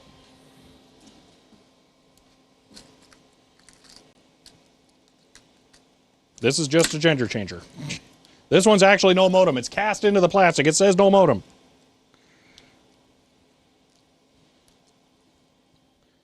Okay, well that invalidated the other test now. So now we can swap the cables back, or we can just reboot. Although I'm still not getting anything on this. So we can do release DP0 over here.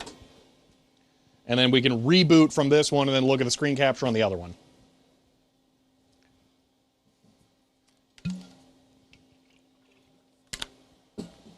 Okay.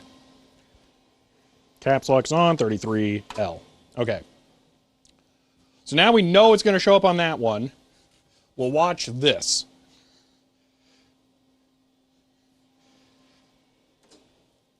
If we get anything after the block, then we know our second terminal's working.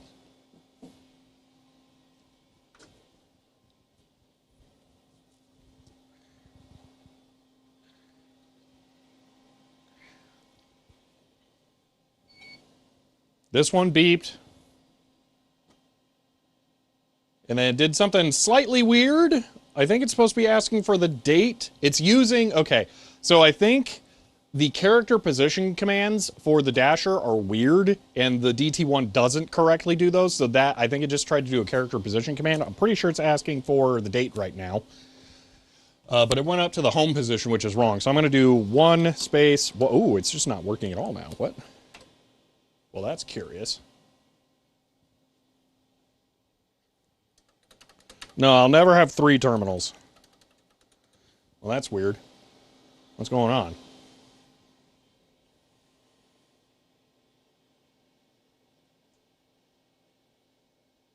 It booted DOS. It should be asking for the date. Well, that's super weird.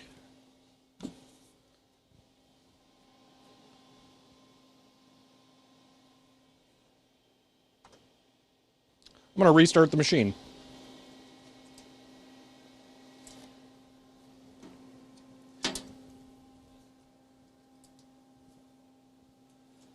All right.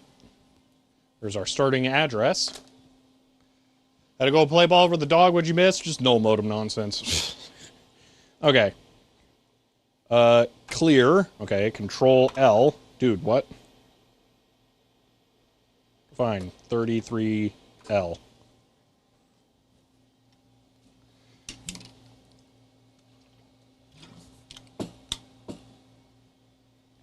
No, you didn't hear a beep from the dash. You heard the beep from this. Okay, partition in use. Unfortunately, it's drawing over its own stuff because I couldn't get it to clear. So we'll get a space and then a Micronova DOS line. And then it did the same thing. I don't think it's going to work on this. Well, that sucks. Okay. I'm going to swap the cables back. And then we will...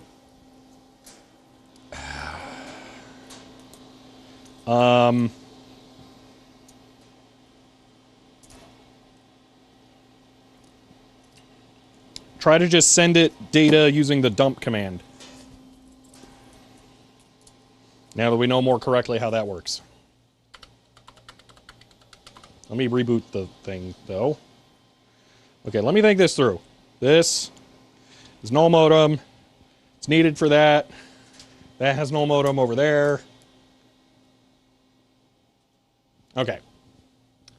Now on this, we have our printout. Let's try and boot 33L. Let's see what happens. File name, correct.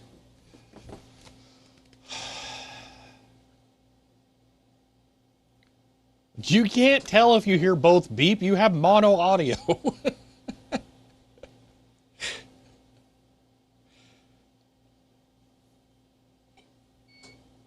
Okay, both beeped there. For sure. They both definitely beeped that time.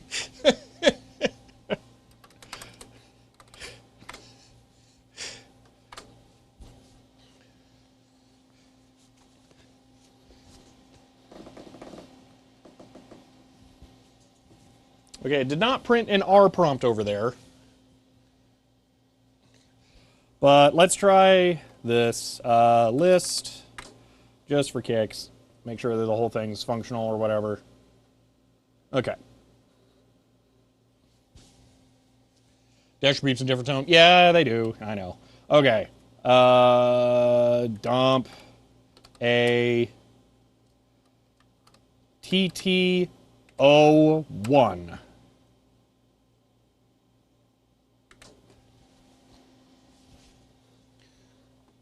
All right, if we get stuff. Oh! That's it! That's working! That's what we needed! That's the game!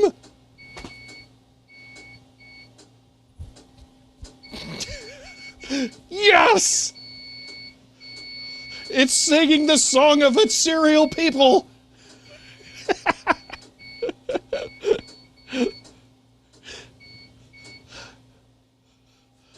You can't read it because it's garbage. There's nothing to read. I mean, actually, it is printing actual text every now and then. End of line. Oh, that's fantastic! Swarm, thank you for the 100 bits.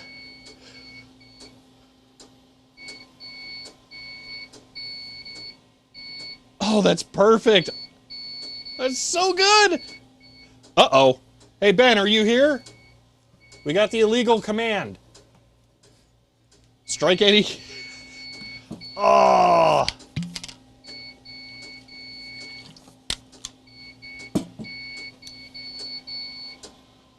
This is so good. This is really, really good. We make music, yeah, with the 2 beeps that we have.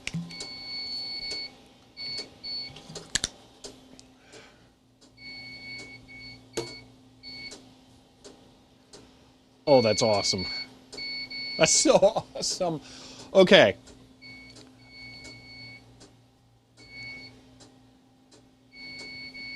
Is RDOS what it takes to do 2 terminals? Why is it sending eldritch text? Because I ran the dump command, which just has it cram all data in the current directory over serial. So it is just sending all data on the floppy that it currently has. You're supposed to connect this to a paper tape drive and then use that to back up data. That's what it's really doing. What is that?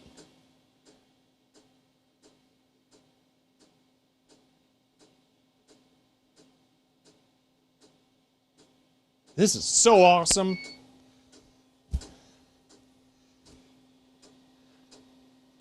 Yeah, it was definitely some kind of directory listing. Address data. Oh, there's the log for the sysgen. That probably means it's nearly done. Or restore data. Oh, I know. Oh, I know.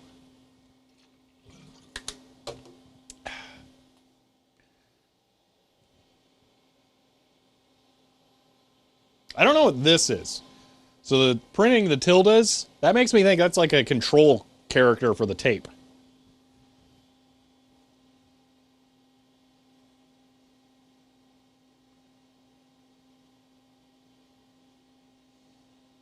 Dude, that's so good. Did it just finish over here? It's not done yet. End of floppy.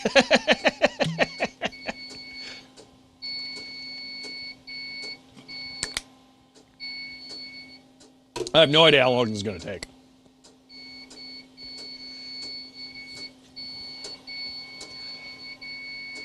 Oh, this rocks. I gotta blow my nose, but I won't mute it so you can continue to hear the beeps.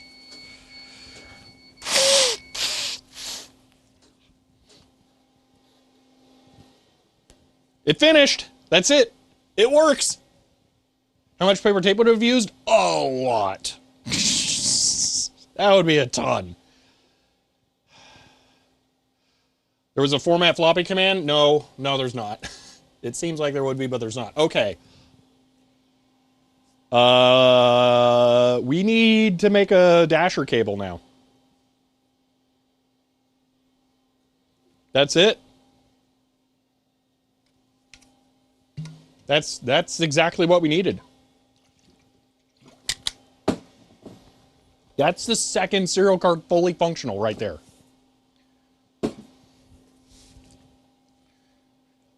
Yeah, GPIN, more of that. This now means that so here's the thing, all right? Imagine your computer only had one HDMI cable, okay? You know, you plug your monitor into it, and there you go. Maybe your keyboard plugs into your monitor, all right? That seems pretty normal. You can use your computer. But now let's say you have a flash drive, but that flash drive has an HDMI cable connector on it. You have to plug it into that, but you only have one port. So you can either have your monitor and your keyboard, or you can have your flash drive, but you can't do anything with the flash drive if you don't have your monitor and your keyboard plugged in. That's the position that we're in with Serial, because this is our monitor and keyboard connection. The second serial card becomes our data ingest and outgress or egress point where we can send and receive arbitrary data to the computer now. This makes it possible for me to go into SimH and dump a file directly to the Micronova rather than having to write a floppy. We might be able to go get a program and then just straight copy it to a disk now.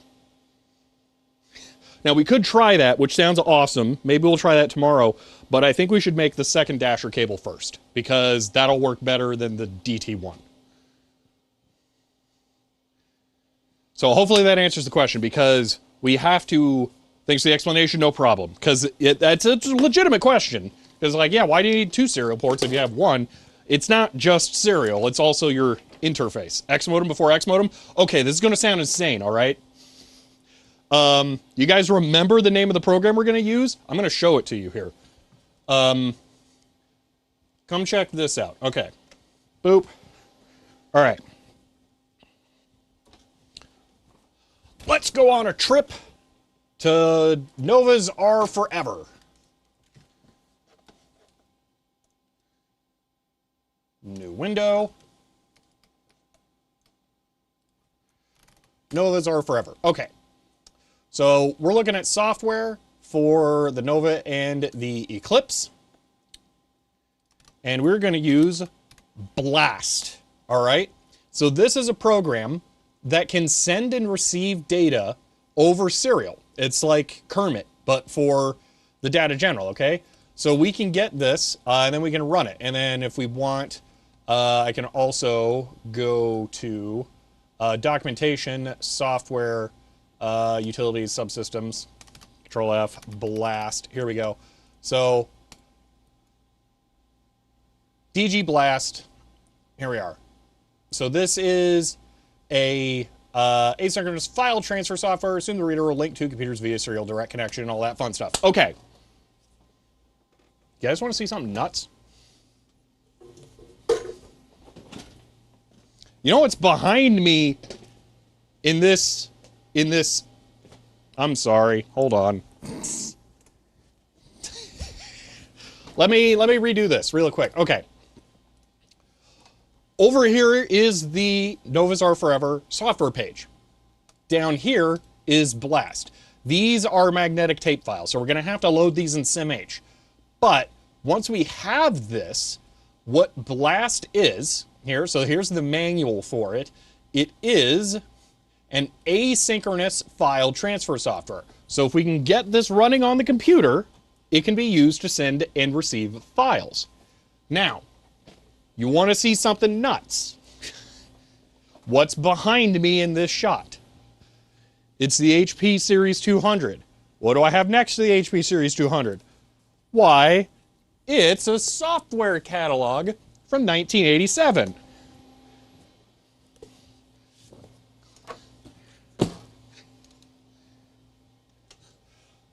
If we take a look at this software catalog from 1987, I could scroll through the data communications section, and what can I find? None other than delaying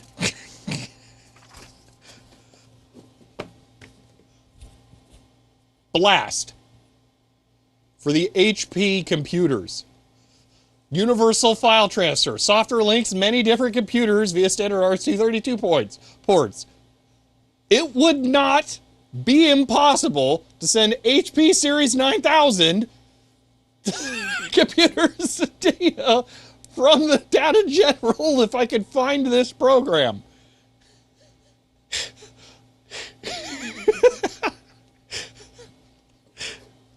So this is a HP software catalog, like I said, 1987.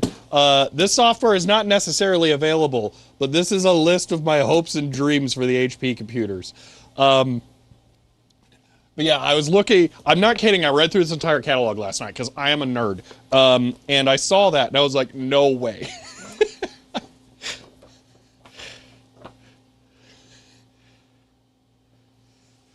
They might just have, yeah, even after these years, they might just have it in store for me. I don't know. But you'll note that it didn't say that that would run on a Series 200. It was a 300 or a 500. We can't run that on that HP computer, unfortunately. Show them HP's crippled EDA software suite. Oh, we're getting too far into the weeds. We still have a lot of work we have to do. We only have 2 hours left. Next project, port blast to Linux. That would be hilarious. OpenCom bidirectional file transfer guarantees 100 error%, or error, blah, blah, blah. Hardware connections. Protocol also includes features like data compression, scripting language. Cross-platform, yes. Which is just cool. I didn't know. I assumed it was some weird Data General thing, but it's not. So, all right. We will be able to send and receive data between machines. Been something by good news. I don't want to run it again, Ben, because it takes forever, as you can imagine. But that garbage printed on here was sent via dump from a command executed on the dasher. Dump worked, but it did have weird errors.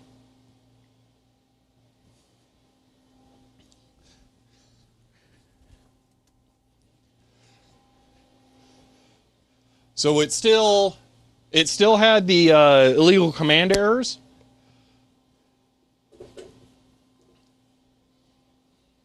So both serial cards are working. That's the gist of it. Fully functional now.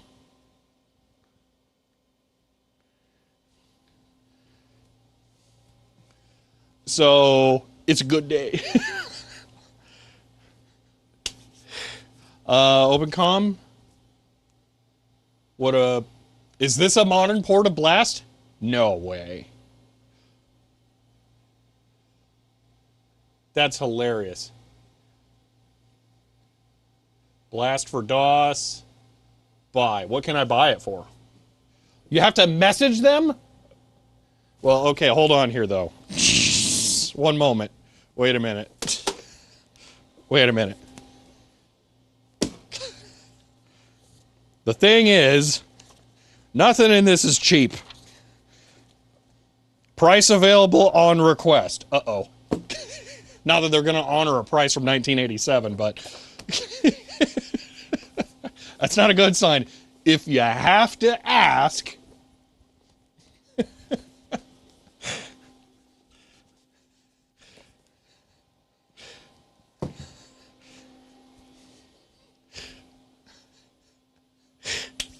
All right.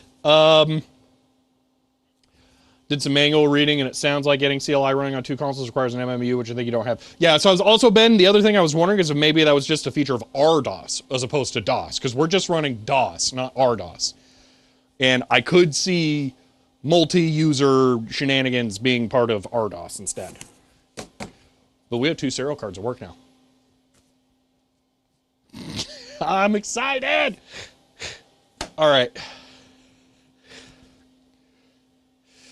Okay, we need to make a serial cable. So let's shift gears. Because as soon as we get that done, we can use dual dashers instead. Not that we really ever have a reason to do that, because we're not doing 2 consoles. So, sure that company still exists? We don't know anything. Oh my gosh, that's so good! Ah! All right, turning off the Micronova. I guess I can put the lid back on. Yeah, you know what? Maybe not. I don't know what configuration I want the serial cables to be in the final setting. So, difference between DOS and RDOS? An R. I don't know. Okay. Oh, the floppy drive's still on. I was like, what's making that noise? It's the floppy drive. Put my manuals away. Dude, these, I forget what these are called, like pivotable binders or something. I love these. These are great for this.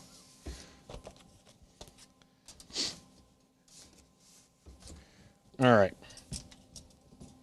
Turning off the disk drive. Now, let's go over what we have to do and the annoying thing that I'm going to have to do, which is going to make this take forever. Because there's an easy option, and then there's the option that I actually have to do that's not easy.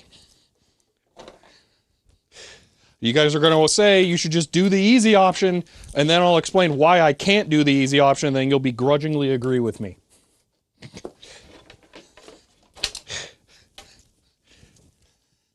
So, this. Bleh. That's the cable that we have to replicate to get the dasher to work. Difficult options, more fun to watch? Not really, it's just more work.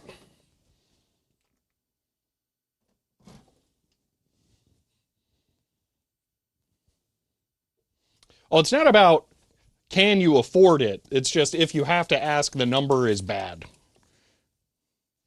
Oh, I found one of my jumpers I was missing. Not one of the gold ones, right? Just make sure. Nah, it's just one of the metal ones. Okay. All right. Here's the thing. This is the end of the cable that plugs into the dasher, okay? So this is the real thing that we need. Realistically, I just want it to end in this, a DE9 cable like this. To make that work, I made this adapter that goes from the stupid 1/8 inch pitch to the DE9. For the second cable, I don't have to do this because we can just go straight from this to DE9 because I'm making the entire cable from scratch. But I have to do this. I have to have this intermediate step. Now, why do I have to do that? Because if I ever want to connect both dashers to the separate computers at once, I have to have this because this is the data general terminal interface connector. This is what comes out of the CPU card on the Nova 4X for its console option. So if I want to use a dasher on the Nova 4X, it has to end in this from this. So we have to make this cable separately, and we have to make this cable as is. Annoyingly. Now, thankfully, I was SMRT when I was buying the cables. I wasn't when I was putting them away. Where are the cables hiding? Here, cable. Where the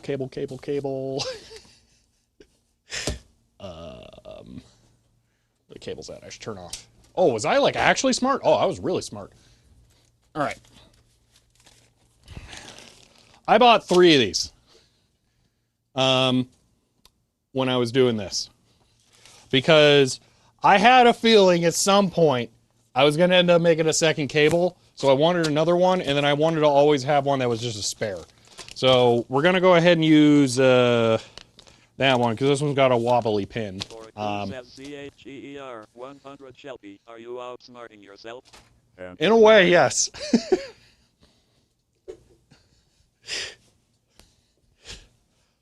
So here's what we're going to do. We're going to use this cable.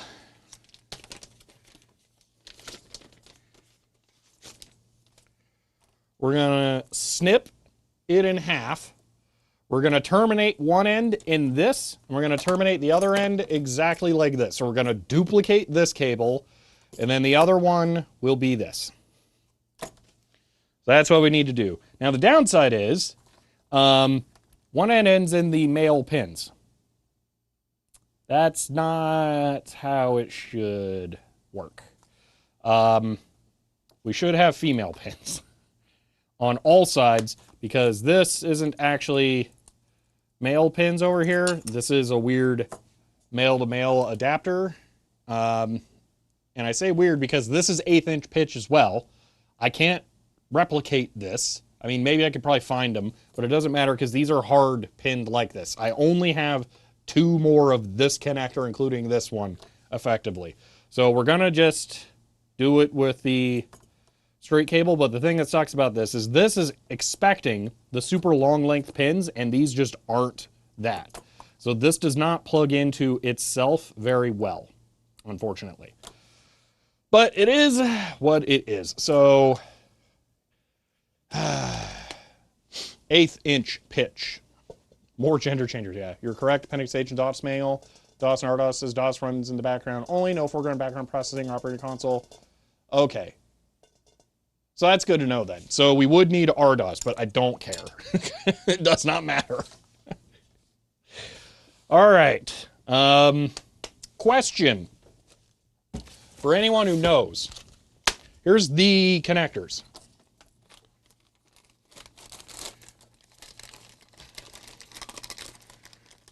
All right. So pop these out. It's my first time actually holding these up together. Yep, that looks good enough. That seems pretty good. Okay, I'm fine with that part. That part I get. These are the pins.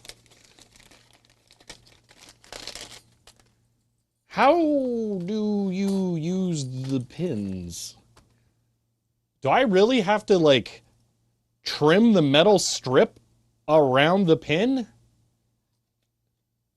Because, like, DuPont connectors come with it connected basically way up here at the end, and then you, like, twist it and break it off. These are right along the middle. That's going to make it a nightmare to fit it in the connector.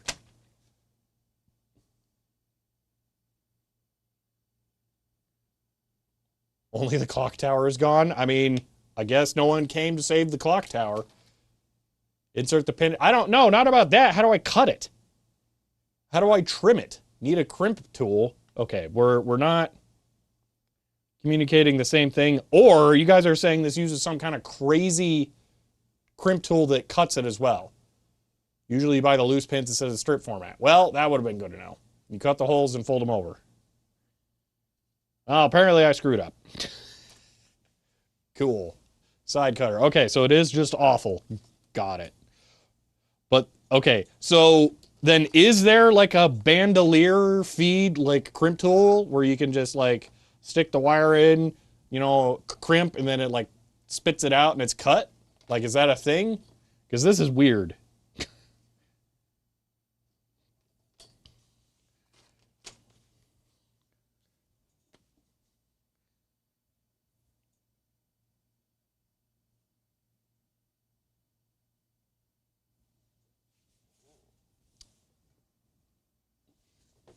There is. Okay, then.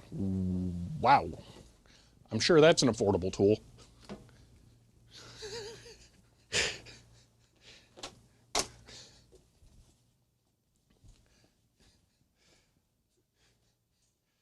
If you tend to spend $10K for the automated tool, yeah, okay. Match is intended for a machine? Probably. This is like the other pins where I only bought one. DigiKey should have gone, you're only buying 30 of these. Are you sure that you want it in a bandolier?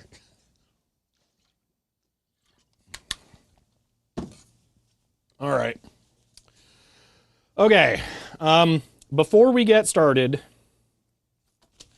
let me think about this for a little bit here. All right.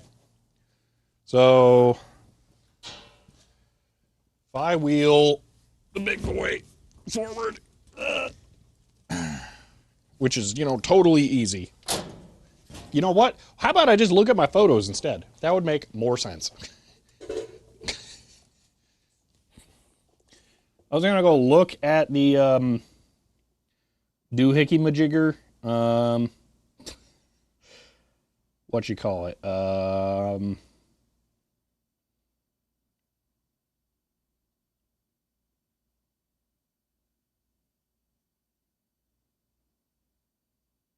that's weird.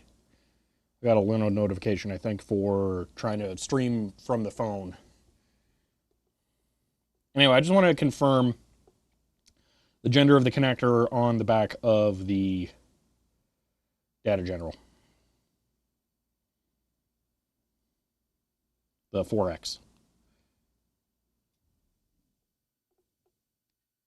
Ooh, it might be even weirder.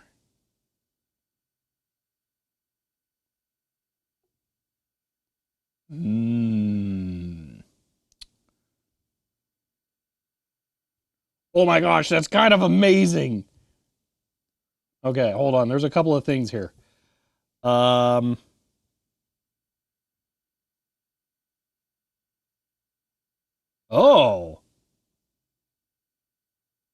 Okay, to the computer. One moment. We're computing. 1 second. No. Okay. What do you see? You see black. Okay.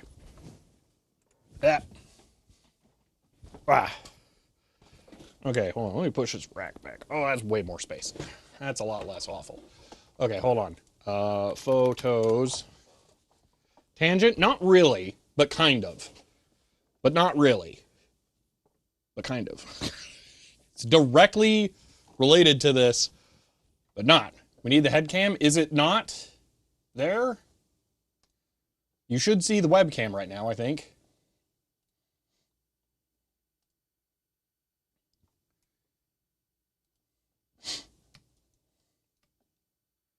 Okay. Okay, you see the webcam. Okay, good. All right. This is the back of the 4X. All right. So first off, you can see, I want to cry. It's way more complicated. It sucks. It's so much worse. Anyway, this is the, console connector for the main terminal. All right. That goes to the CPU card right there. Okay. I can tell you for sure that's not in the right spot. I think, at least. Maybe it is. Maybe there's sprocket. I don't know. Anyway, so it's a female connector that goes there, but I don't know what that terminates in. So I was trying to go through the photos to see what we got. And then I knew there was this. So this has some serial ports on it. But let's look at this real quick. Enhance line multiplexer. I have multi-terminal capability on the 4X. I didn't know that. So I probably want to connect both dashers to the 4X at some point. It might have RDOS on it. Also, the other thing I was laughing at was this thing, mini computer accessories cable. That's kind of hilarious. It's an aftermarket cable for the data general. Tomorrow we fire up the 4X. Oh yeah, for sure, definitely. Yeah. Anyway, these are the hard drive connectors, by the way. Horrifying, aren't they? That's what those are. Yay. Let me look through here, see if there's any other revelations. Especially I want to see if I can find the other end of that terminal cable. Probably higher quality and official DG cables. I don't think so. Did you see what that cable looked like?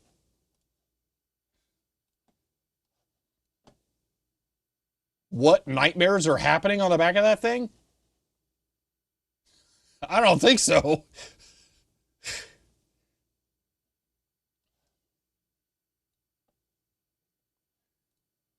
can have a break tomorrow. We can do something else. Friday, we fire up the 4X. Oh, yeah, for sure.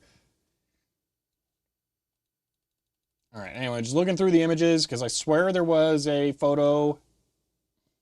Oh, okay, hold on. So this is showing the ground strap cable that goes from the power supply to the case. But this is the CPU terminal cable. So it terminates loose down here somewhere.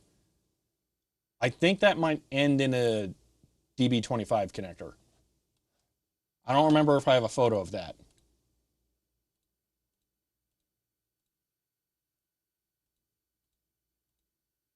Yeah, the aftermarket one was a pin short, but I don't think it mattered. By the way, these photos are all from before I actually moved the computer. Dude, look at how much that keyboard is cleaned up.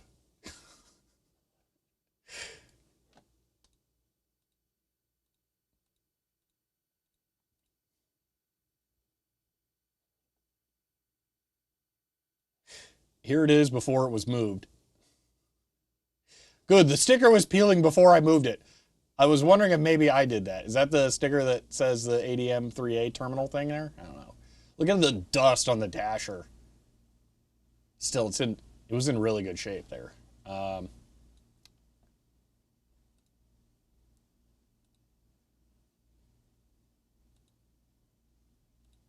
Man, I lucked out hardcore with all this.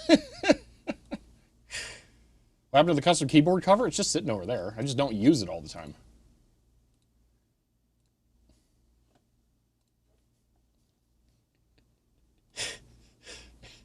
Here's how full my van was packing it all. I fit both computers in my van at once.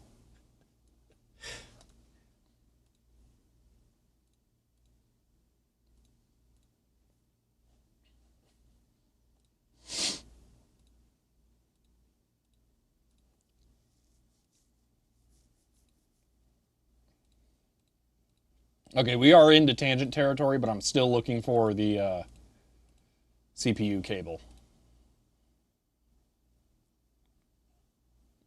Yeah, the spare tire is meant to mount under the computer or the van, but for a little while, I had to use it once, and then I forgot to remount it underneath, and it's a pain in the butt, and we put giant, heavy computer stuff on it before we did that.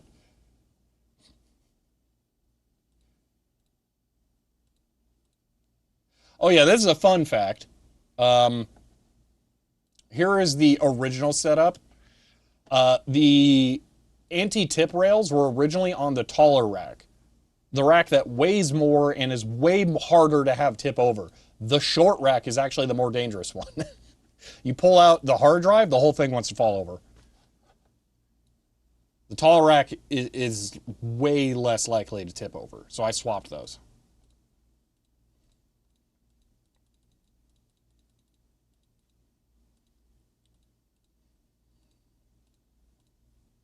How to fit the 4X in my van? Must be a very long van. It's a normal van. It's a proper minivan.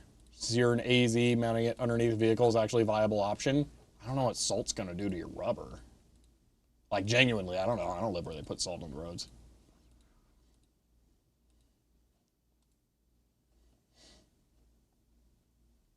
I swear I had a better picture of the back of the cable, but maybe not, because I'm starting to get through most of the stuff. Okay, I'm finding some other photos. None of what I need, and now I'm into modern contemporary stuff. Okay, never mind. Sienna, Digital Ice Age. It can fit 4x8 sheets of plywood in the back and shut the hatch. It's the best van ever. And that, it's just a van. All vans are like that. All good vans, at least. All right. Well.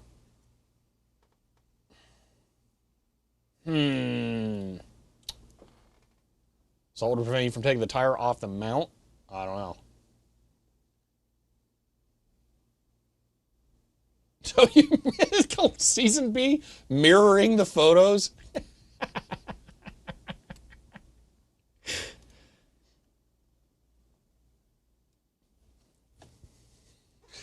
All right.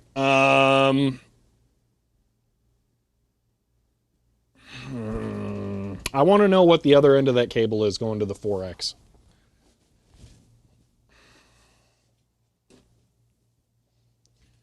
Here's the problems I'm seeing right now.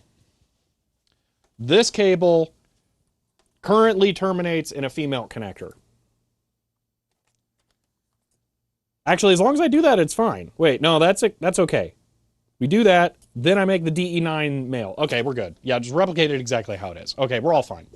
What year and trim? I don't know why that matters. I don't want to say. At least not fully publicly. I don't think it matters, though.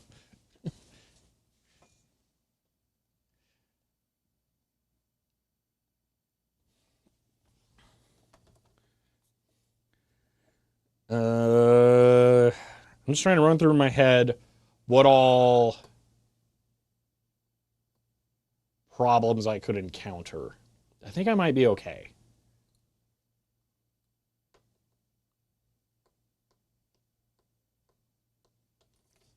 My concern is making the cable and then getting stuck and not being able to plug it in and then I have to make another cable, but I think we're fine as long as I replicate this exactly.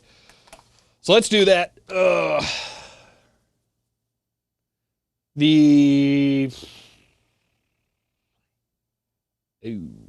wait a minute.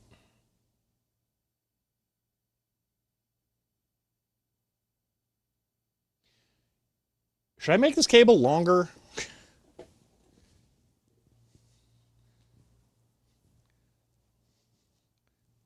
No particular reason, yeah. He will give me video editing work, yeah. All right, let's look at some of the garbage that came with this thing. Because maybe we make this cable longer.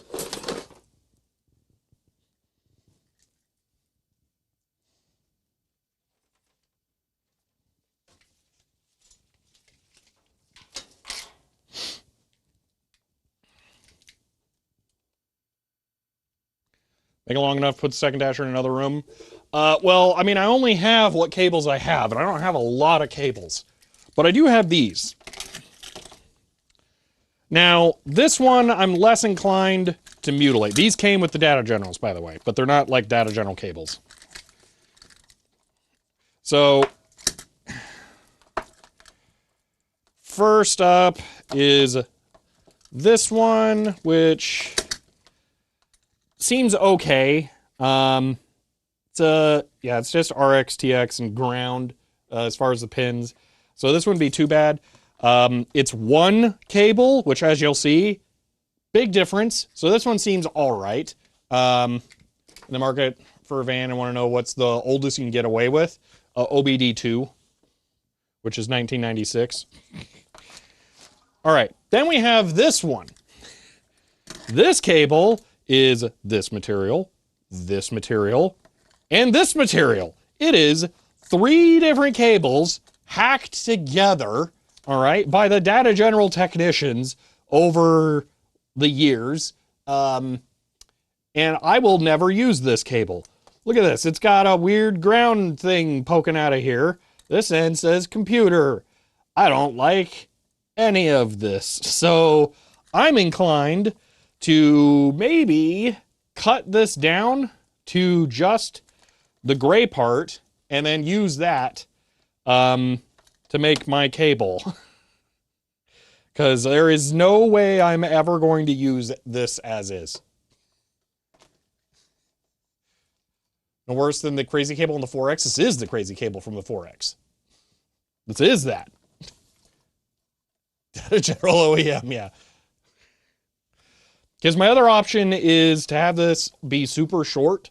And while that won't matter, while I'm using DE9 connectors, if I cut this here and then put this end on like that and only have it be that long, it will be literally impossible to plug it into the Nova 4X. And I'm wasting my time. So it does need to be longer. So, all right, let's do this. I'm going to cut this up. Maybe we reuse this end because this is kind of nice.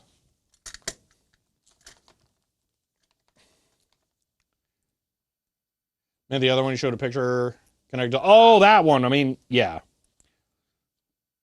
I don't know where that one's going inside, actually. I think there's another pile of garbage serial cables in the bottom of the 4X, but it's been a while since I've looked. Making a Nova to DB adapter. That's this. That way you can use standard DB cables in between. Yes, but if I want to connect the dasher directly to it, so what you're saying is we would go from this to DB, and then I could make a cable that goes from, that's basically the opposite of this, that,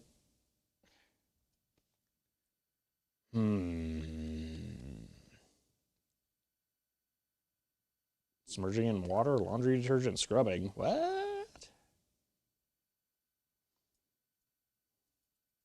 I don't know what you're talking about, OLN. Okay, hold on. Let me think about this. You might be onto something.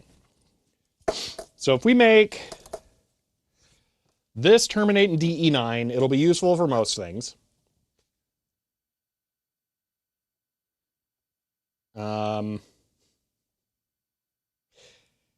There is a cable folded back in here. Interesting.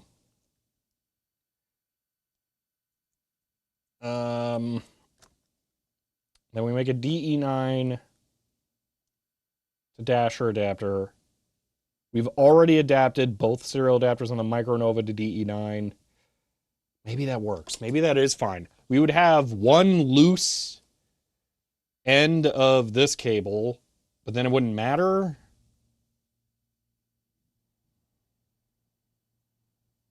That might be acceptable. So basically what I need to do is replicate the cable that's already on the Micronova. So I need to get that off. Which means I gotta pry the stupid thing out of there again. Hold on. Where'd the Pokerator go? The good one. Pokerator Classic.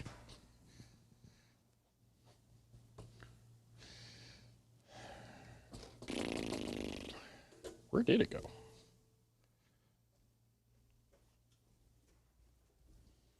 Fine, I'll do it the hard way.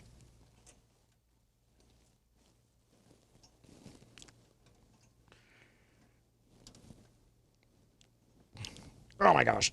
It sucks so much to remove. Nope, I need a Pokerator. Where is it? How did I misplace it? You know what? The tweezers will work.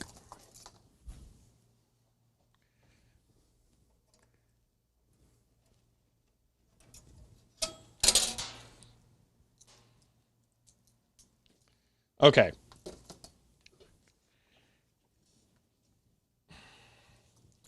So if I remake this part, which ends in what we need, except this is male, so I use the female end instead, then we could do that.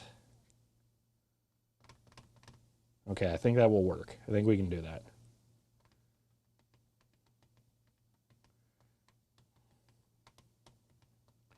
Oh, this is going to be a pain in the butt.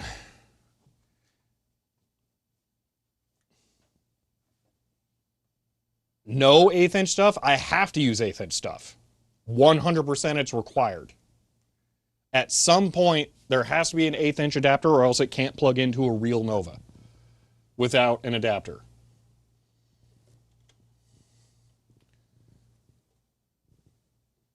The Nova backplane is 1/8 inch. But also, I'm not doing that. But 100 if your connector is a pain in the butt, you might be plugging it in the wrong interface. End of line.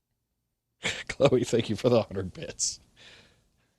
I think the backplane is 1/8 inch. Anyway, I should set it up so I can plug it into the multiplexer. I need to use this standard. It needs to be this.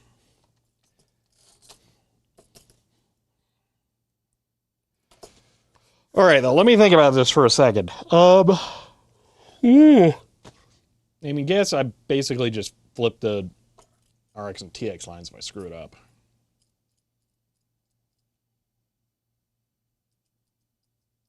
All right, let's do this. Where My serial connectors in here. Do I have to stand? I might have to stand. I don't want to stand. Where are my serial connectors within reach without standing?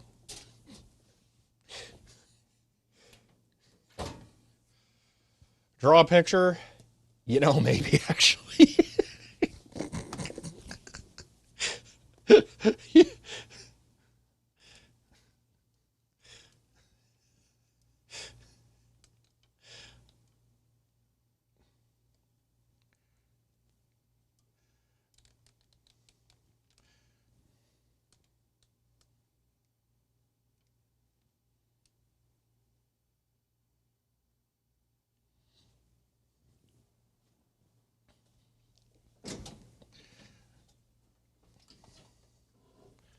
Okay, let's barely squeeze in here. You know, real quick, let me just take a peek in the back of the 4X. Because I think I can before I push it back farther. Wow.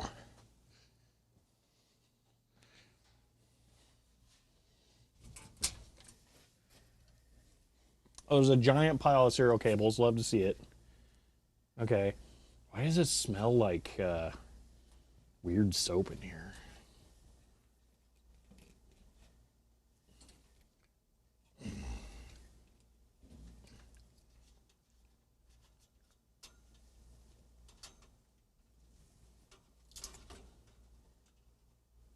The CPU cable ends in a D-sub shell.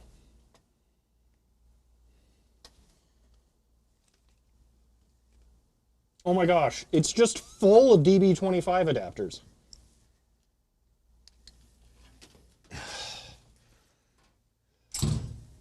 There's no reason for me to use the 1/8 inch adapters because everything in there is DB25. As long as the DB25 connectors aren't garbage, then it's all good. Because both backplane cables for this thing, the Micronova, are already adapted to DB25 or DE9, whatever. So I guess I can just make a DE9 cable. And then adapt it to 25. Okay. Well, I'm glad I looked, because I didn't know that. Okay, well, in that case, screw it. Just making it all DE9.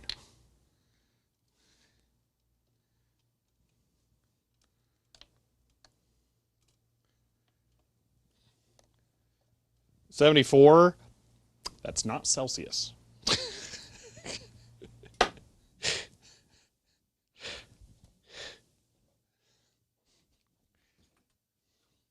Can we at least make a cable that goes from PCB to DB20? I assume we mean 25. Here, let's do this.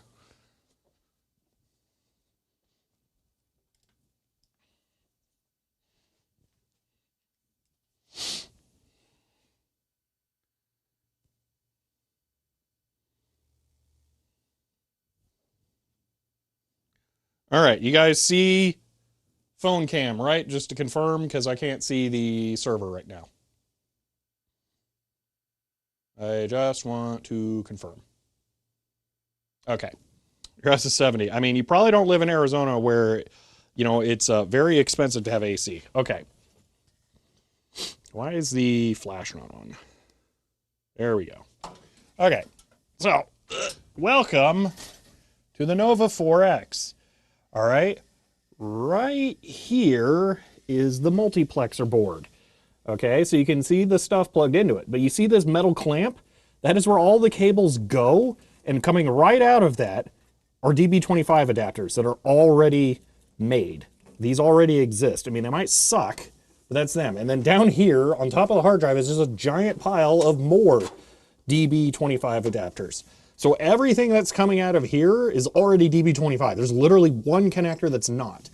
Then it's also really, really hard to see. I don't think I'm going to get a photo of it. But this cable right here is what's plugged into the backplane that goes to the CPU console. It is terminated in DB25. I can see it back there.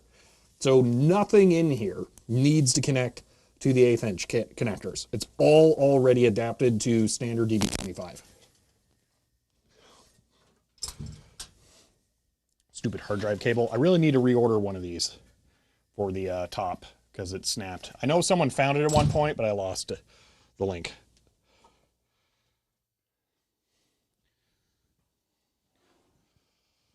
All right, so does that explain why we don't need that? Basically, we did exactly what you're suggesting? Yeah.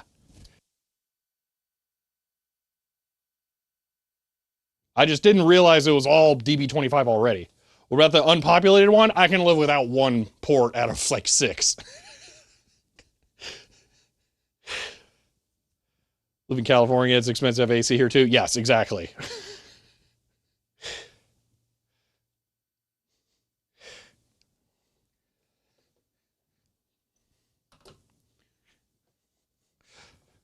I may not pay for AC, but I also don't want the AC to break.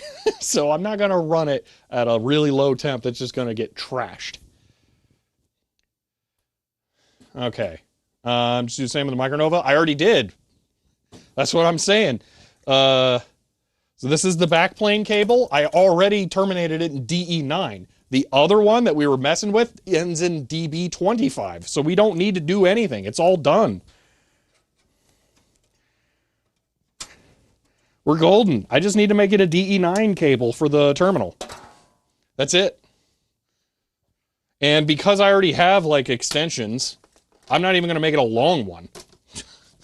I would rather go on eBay and buy DE9 extension cables than cut up these and try and reuse the wires and all that garbage. That bleh. So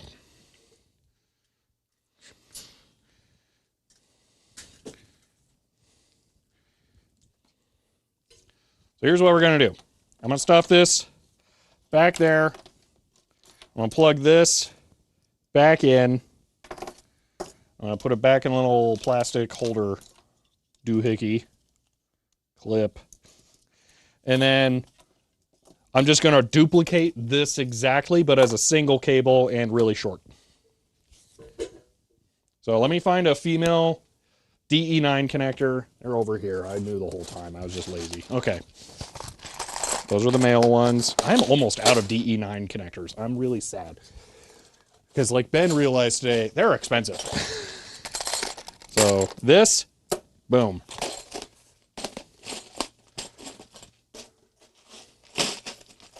Is the Dasher DB25? No, the Dasher is this. That's why I have to make an adapter cable. The Dasher has a connector that's basically the power pins on an AT motherboard. The AC just turned on again, by the way. It was off for like 2 minutes.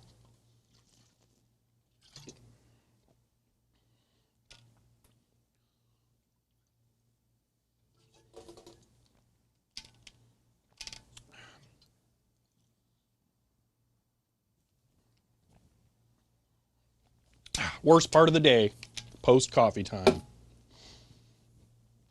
All right.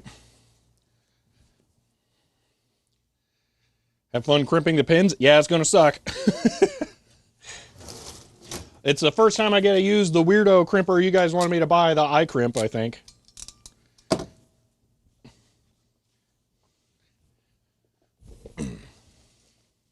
If you solder them, they won't fit, though.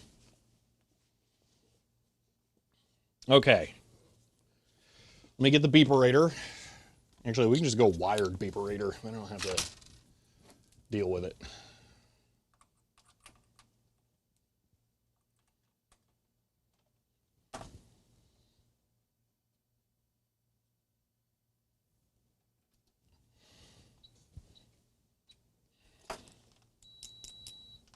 Okay. What makes running the AC Arizona more expensive than other places? Because if you set it low enough, it will literally never shut off. It's not that the time that it's running it's more expensive. It's that it is possible to be in a position where it will not stop running ever.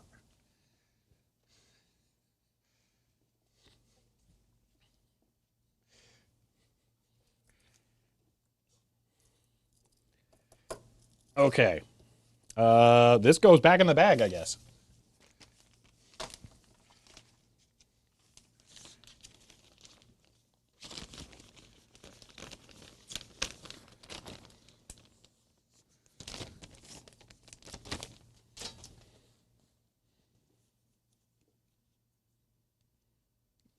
let me give you an idea.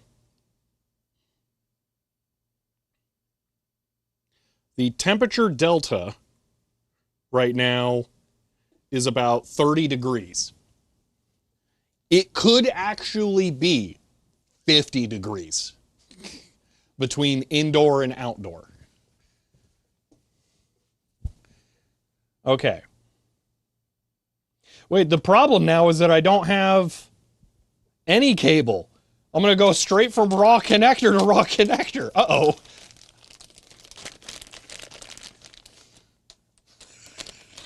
Now I have to find cable. How many pins do I need? I need 5. I think technically I have an awful... Wait, what's this? This is a bajillion. I don't really want to use that. Didn't I buy like a 5 conductor spool? I thought I did. Hold on, let me look at my cable. Because they're living in a place that is habitable by humans. Ah, you see, it is actually more efficient to run an air conditioner than it is a heater due to weird phase change stuff. You get more cooling effect than you do heating effect. And 2, there are no natural disasters here. So any resources spent for cooling are saved on not having to rebuild the buildings.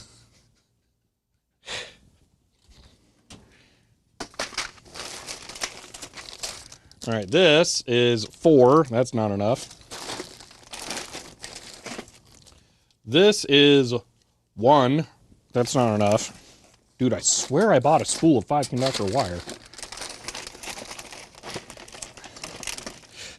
This might be the answer. I don't like it, but that might be how I have to do it. I always forget about these. This is so hilarious. This was such a mistake. This is shrink tubing. This is shrink tubing.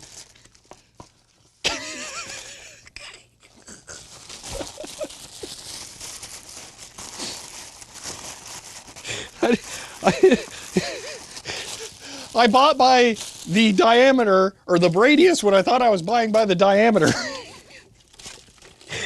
So it ended up being twice as big as I thought. Oh, I forgot I have way more of the putty that I like for stuff. Oh, I did. Oh, those are DE15. There's VGA connectors.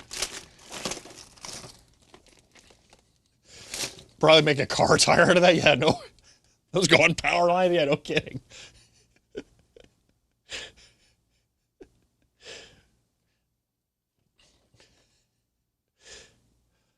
So network cable is not a great idea because it's all solid core.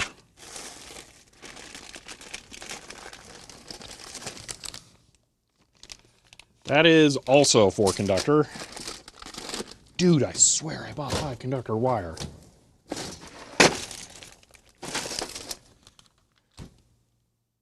That's single.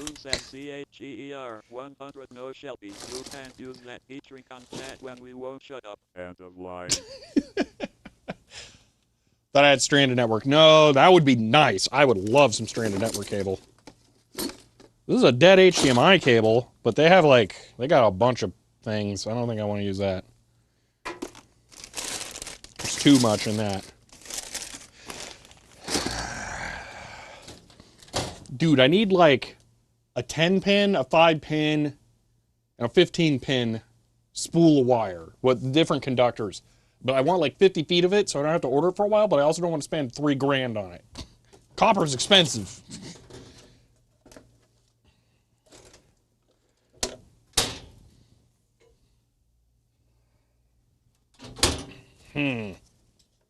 Speaker cable is 2 conductor.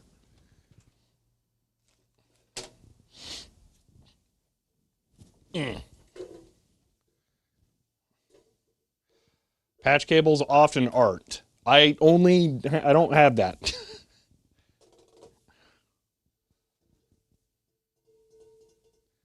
Thought I had 5 conductor in beige. Wait a minute. coming back to me.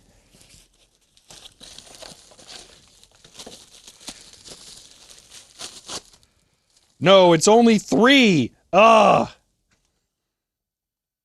And, oh my god, it's so smelly. That's why it's banished to the box.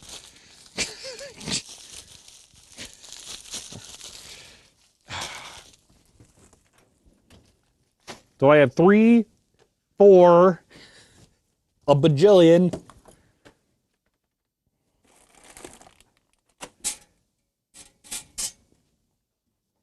I got probe wire down there. All right, I think I'm just going to have to use this. Double up on the 3. Nah. Why don't you use the jank cable? Because I don't really trust it. Why did Radio Shack have to go down? Yeah, no kidding. Let me look at my options. Let me go look at my Ethernet cables.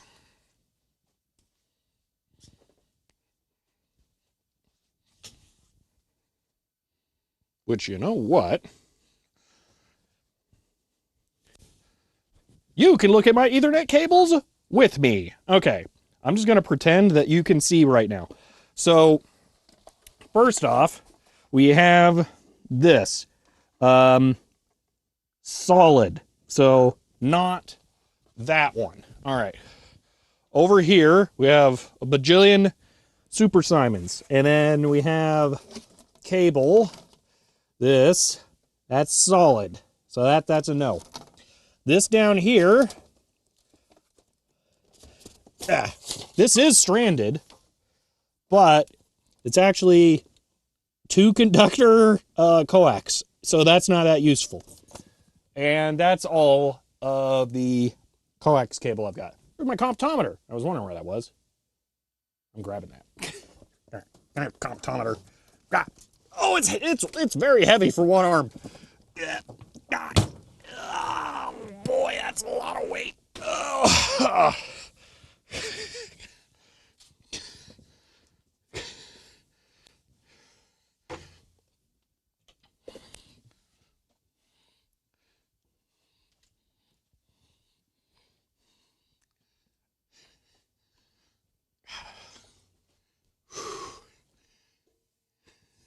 Ugh. Ow, pokey.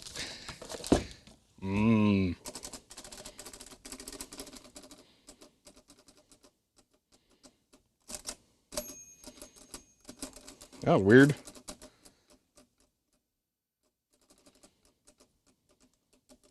Why is that jamming? Oh, I'm not pushing it down all the way, am I? Yeah, you have to actually fully cycle. You push it down half, it intentionally jams.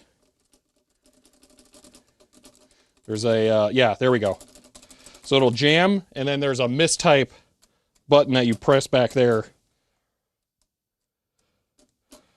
to continue. That's right. It's supposed to stop you so you know that you didn't mess up your operation. Anyway, does not need to be oiled. Over-oiling these things is the death of them. Get the mic closer for the keyboard fans. It really doesn't make a lot of sound. Dual coax has enough conductors. It has 4. It might actually. Let me move this. I'll need it later.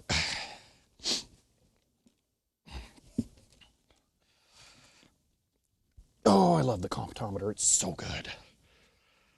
Man, why don't I have 5 conductor? So frustrating. Sacrifice an existing DB cable. Do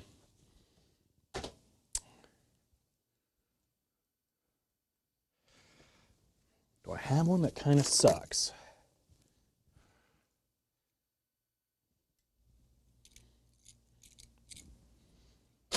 I don't know. I don't have a lot of them. 77 SIs. This is why I have a drawer dedicated to storing assorted lengths of wire. CHER. Well, I need bunches of wire all connected to each other. But Lucky Bob 70, thank you for the 100 bits. You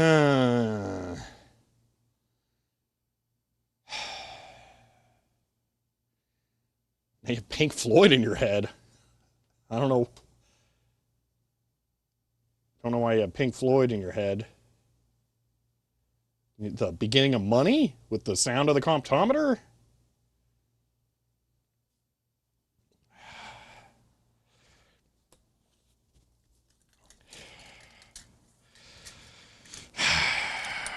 All right. What is this terminated in? Female. That is not super easy.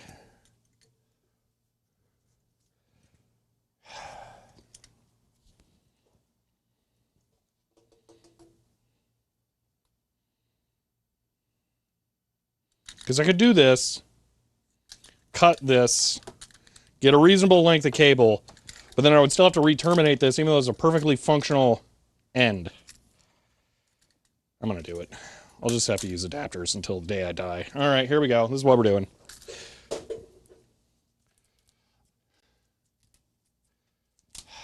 The bell. Oh, that's what's making you think of money. All right.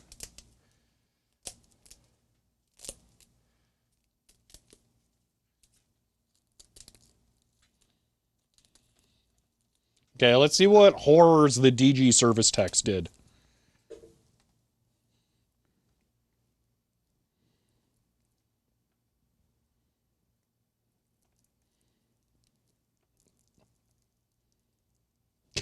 That's not good. I'm able to just pull it apart. Better document this? I mean, I'm live streaming right now, aren't I?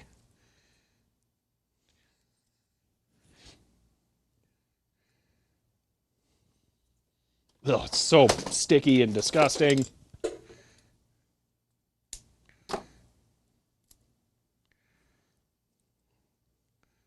Okay, they soldered wires together and then just wrapped tape around them.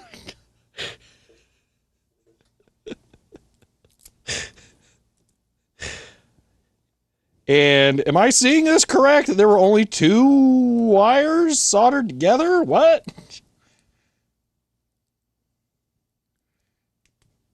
Huh?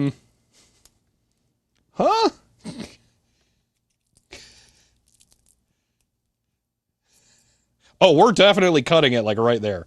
But I just wanted to see what they did.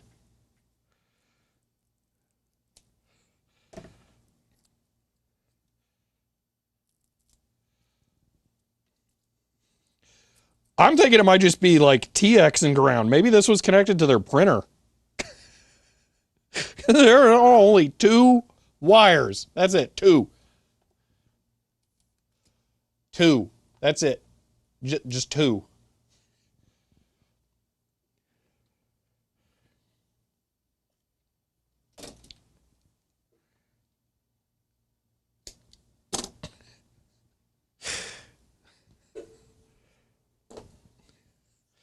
Excuse me, I need to isopropanol my fingers. That was disgusting.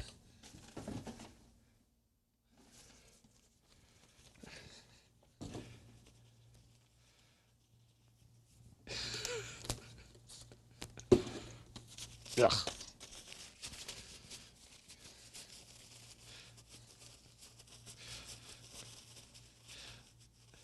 That's not how you do that in a professional capacity, old one. I think you're giving a little much credit.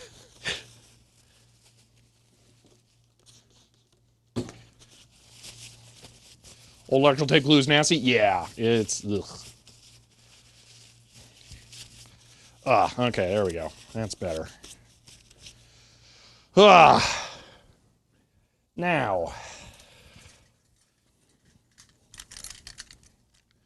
I don't need this connector. We will this, and these, I am going to preemptively adapt this to what I need. So I need a DB25 adapter, plug, and then a female to female plug. Okay.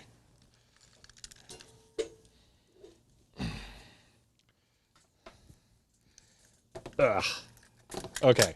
So this end is this. You can't see.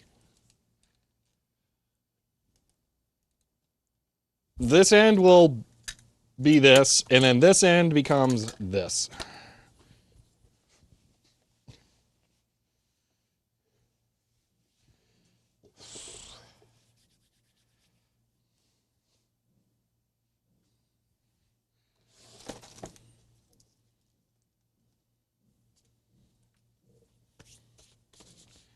All right, I'm going to open this shell so we can just see how it's wired. At least I think I am. I think I know how this works. Make it. Oh, there's Pokerator Prime. I like that name, yes.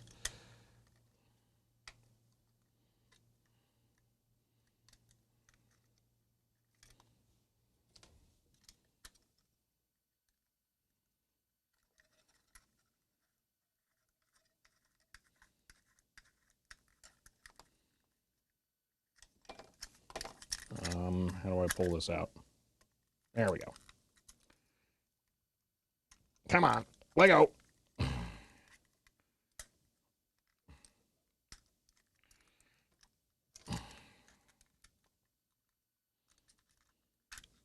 Loraccoon says CHEER 100 Pockerators, the original spudger. End of line. There we. Stupid nice connector shell.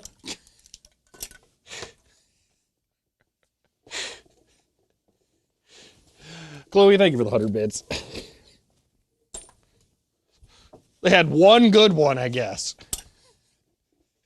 And hello, Charles. You're catching me doing weird cable connector making. Okay.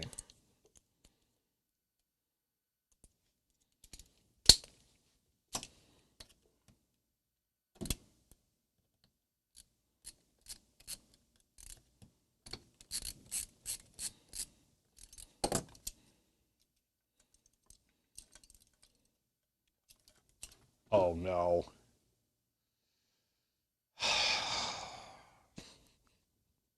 I need to buy wire really bad.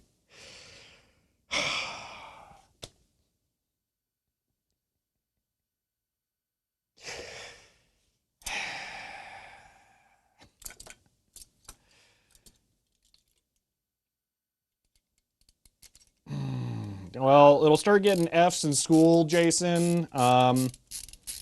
It might start hanging out with the wrong crowds. You might find, random 18650s lying around that they don't want to tell you why they have them. Come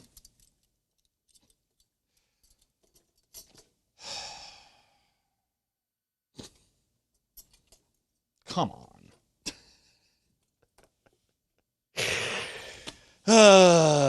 And yeah, Charles, what we're doing is we're making a cable that allows me to connect these. Loraccoon says I need to buy wire really bad CCA. That's bad wire. I'll see myself out CHEER 100. End of line. Anyway, what I'm doing is I'm making a cable that allows me to connect these to computers. So these are basically a monitor and a keyboard, but they're a terminal. They work over serial RS-232, but they have a weird connector on the back that no other device uses. So I have to make a cable for this. I have two of these, but I only have one cable. So I'm making a cable for the second one. These terminals are ridiculously pretty.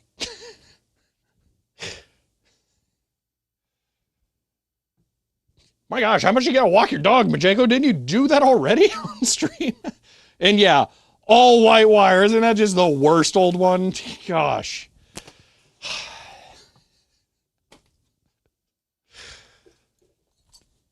It's even worse. These are crimped pins going into here. So I can't... Oh, man. Majenko is dog sitting. Okay. Still a lot of dog walking. I don't know. All right. Yeah, tone time. No kidding. Ugh. Anyway, Jason, there isn't really you flux image the disk and then you look for red sectors. It works or it doesn't. There's no real great answer to give you a more serious response. Let me get all the connector housing out of here. Ugh. What exactly is the problem? The cable has a lot of conductors, and they are all white. It means that on the other end of the cable here, when I peel back the shielding, all I'm going to see is a bunch of white cables, as opposed to, say, individually color-coded cables. Meaning I'm going to have to beep out every single one every time I go to solder on the next connector or crimp the next one. It is a lot more manual work.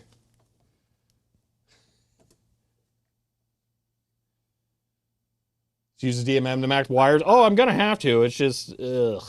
It's just stupid. They literally dye the cable white. They could dye it other colors. Color conductors cost extra. I thought you knew that. You could see the end on cutoff. I didn't. It didn't occur to me. When I saw 2, my brain wasn't really processing that. When I saw 12, then it became a problem.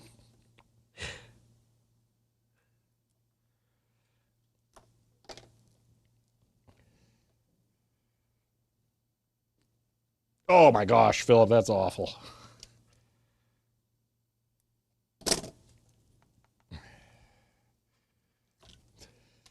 There we go. Bajillion white cables. Ugh. Braided sleeves kind of nice, though.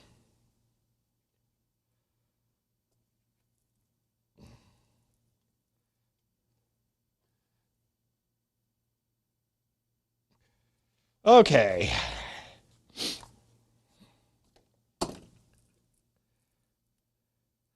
There's some kind of plastic sheathing around it, too.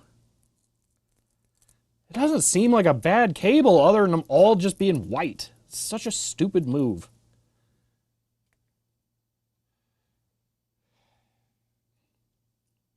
Gosh. So annoying. All right, well.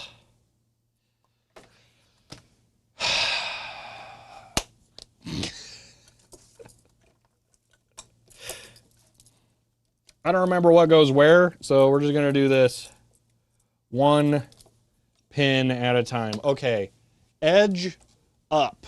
All right, that is the standard, edge up. You know what? We're doing this. Hold on, we're going to actually use a feature of these that I don't normally use. We're going to mark these as we do them. I'm also going to draw in the dasher connector on here. One moment while I blow my nose for the 3 billionth time on stream.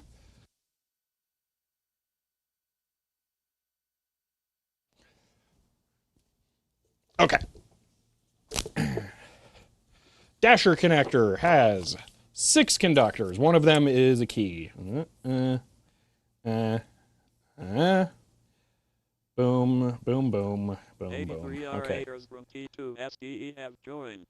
Keyed end. T2 SDE and Raiders, I hope your stream went well. Welcome. We are currently making a serial cable to go from the Dasher terminals that I've been working on to a, well, any other serial device. So, turns out that the Big Nova that I have, if you've been watching my streams, has all DB25 connectors inside for serial connectors, which is weird, because the Micro Nova I've been working on has all these weird 1/8 inch pitch IDC headers. So what I'm doing is I'm making one cable that ends in this, which is the connector that goes into the back of the Dasher terminals, and I'm going to make it terminate in a DB25 connector here. But unfortunately, the wire I pick that's already terminated in DB25 has all white conductors, so I'm going to have to be real picky about my keying or my pin checking here as I go through this. So I'm just drawing up a quick little diagram on my serial pinout cheat sheet that I designed so that I can mark off the pins as I go through them and do all this. So let's make a cable. But T2SE, I hope your stream went well. Okay. Nice serial cheat sheet. Do you have it online somewhere? No. I'm thinking about making a couple more of these. I also have one for VGA and then selling them as a pack. But I want to get up to like 5 different ones. Because it's also laminated so that I can use the dry erase markers on it. Okay.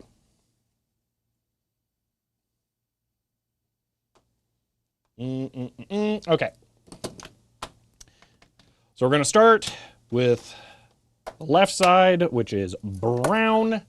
And let's do some beeping.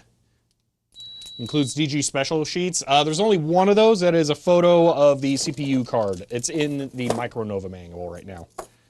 All right, so I'm just going to pop this in here and figure out where this goes. I could actually just logic my way through this, but I don't want to. Okay, so that one, A goes to A. So let me stick all of these back in here because I'm going to be ultra super crazy lazy. Okay, just to double check, this to here. Yes, okay. So now we stick this here, and then I figure out which of these wires goes to this. Literally the first one I touch. Wow. Me, I make it sound like it's awful to do this. The cable. Oh yeah, what if I make it really easy? Yep, right there. Wow. Okay, seriously? It's not like they're all shorted or something? Nope, I just found the first one the first time. That was too easy. I don't like it. Is this enough stripped back? I'm not sure. This doesn't feel like enough. So let me just mark this really quick because I need to put shrink tubing over this.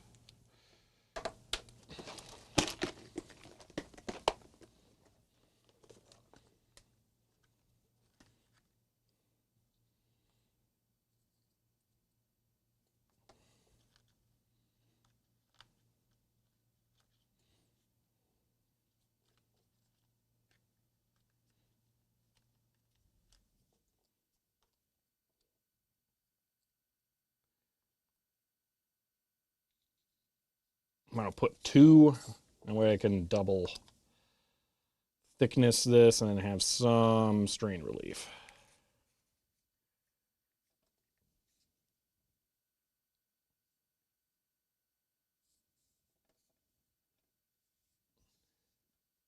Okay.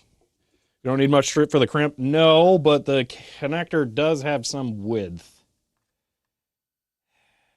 Yeah, I don't think that's enough. I'm going to pull it back a little bit more. Just a tiny bit.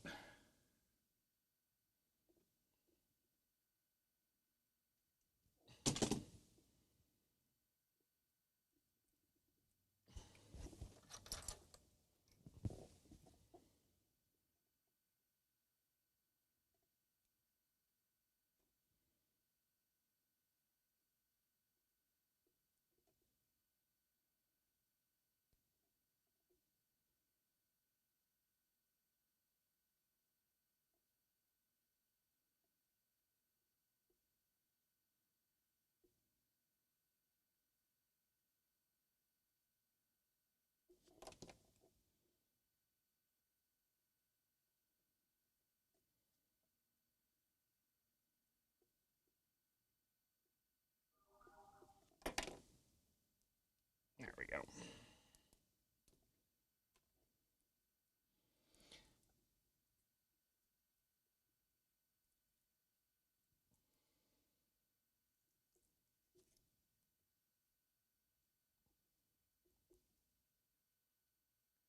Even X25 makes it in.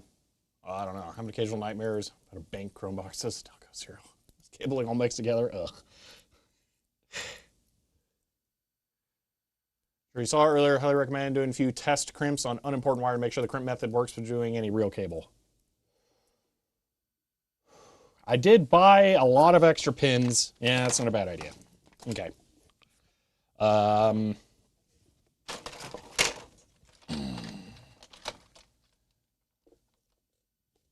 Here we go. Broken wire from a jumper cable. Let me just look at that notification here real quick. Oh my gosh, my replacement chip quick finally got sent. So on screen chat fix me. Yes, David. Yes, it does. The restrictions on mixing Twitch and other source chats are that you cannot use third-party tools or services to do that. So I wrote my own, which makes it first party. So technically, I'm not in violation of any terms of service with Twitch.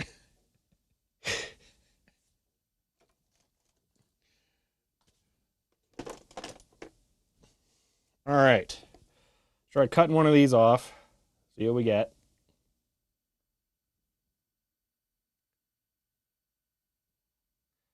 Wow, this sucks.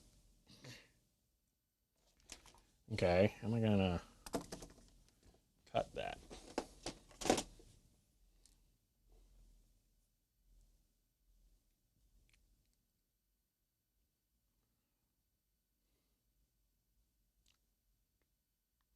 Yep, this is highly unpleasant. Okay, here we go.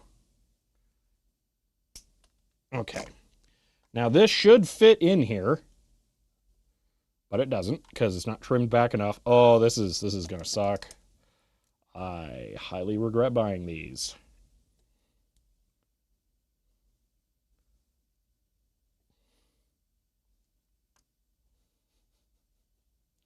Ruh-roh, Raggy.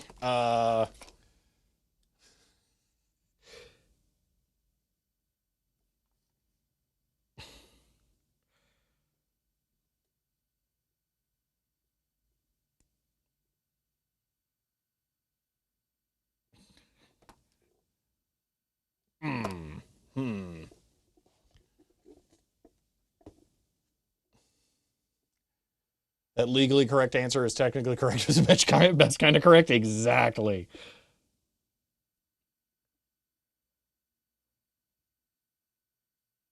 Oh, this is rough. This is super rough. You have flush cutters? I mean, that's what these are, but they're not like good enough. The metal's so thin that it offsets the blades and they don't shear correctly.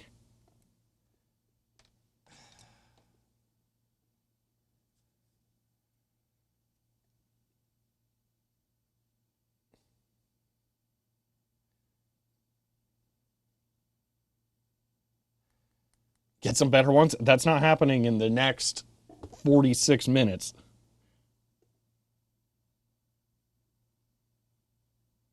Hmm.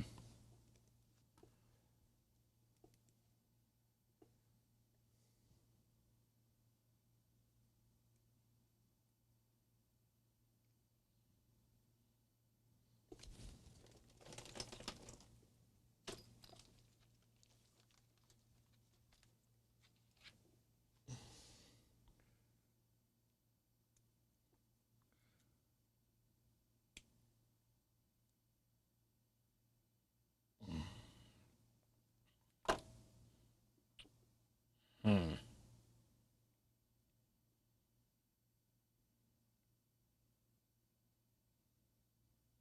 I fully understand the process. The problem is the bandolier connector. That's the issue. Let me try cutting one more of these, but instead of trying to snip off the extra, I'm just going to fold it up.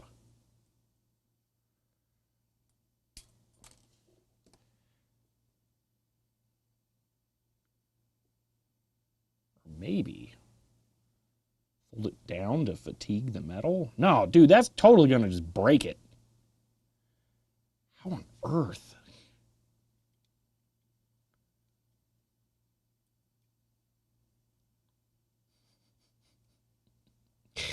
Oh, this is bad.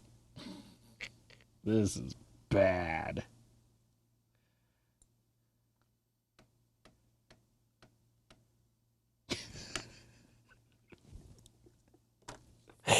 All right. There's a solution here.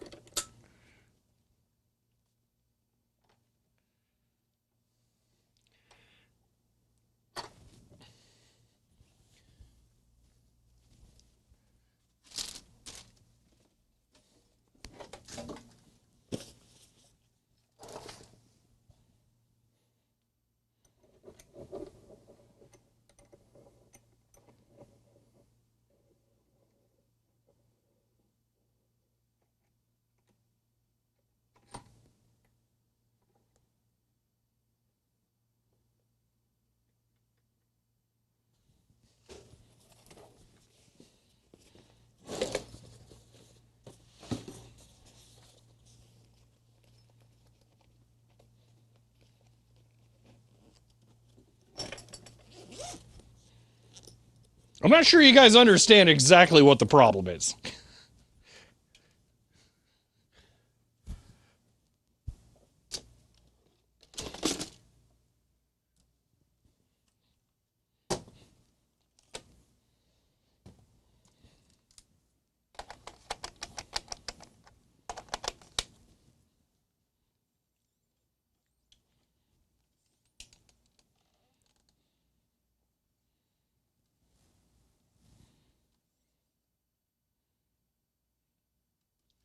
This is the connector, or the crimp pin. They come on a bandolier like this. When you cut it off, you're left with these little wings on the side, okay? These are tiny. You have to have it be perfectly flush along the edge here.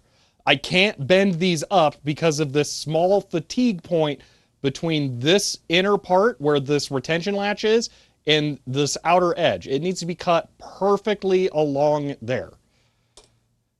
Flat flush cutters are not enough.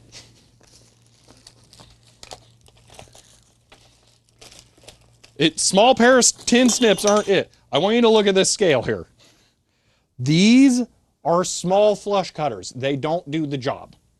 This is too thin. It just folds over.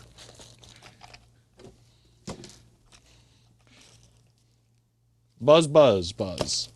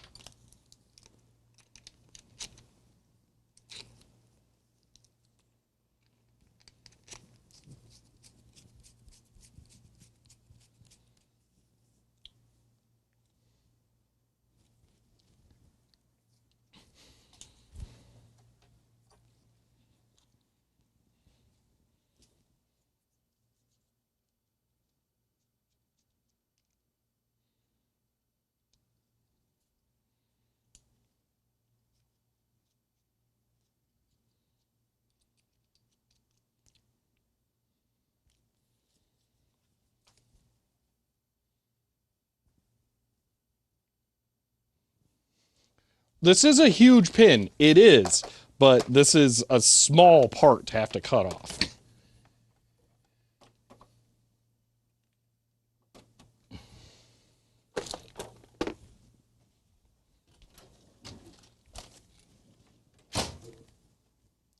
What's wrong with the brute force and ignorance approach? This section right here between the retention latch, the hole that it's punched out of, and this edge. If I try and bend this or cut it, then this bends with it and misaligns and misshapens the whole thing. There's no way to do it that isn't a Dremel.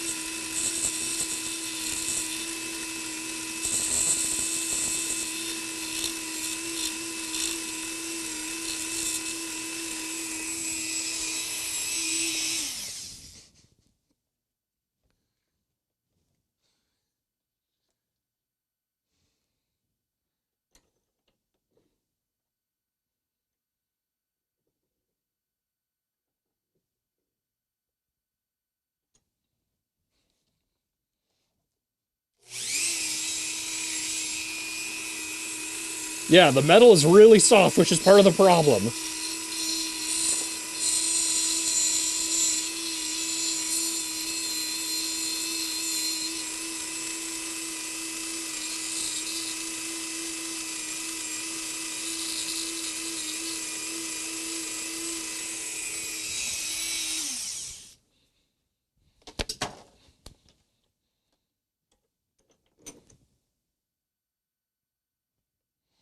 There we go. So now it will actually slide in.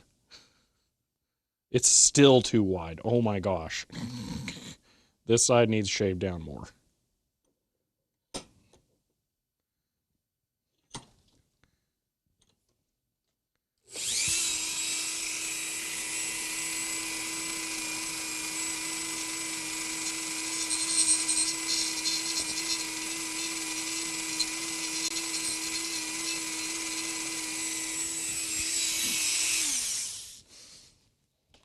This is rough. I can't use scissors or flush cutters. It just bends. It folds over. There we go. Now it fits correctly. There. Now it'll slide in.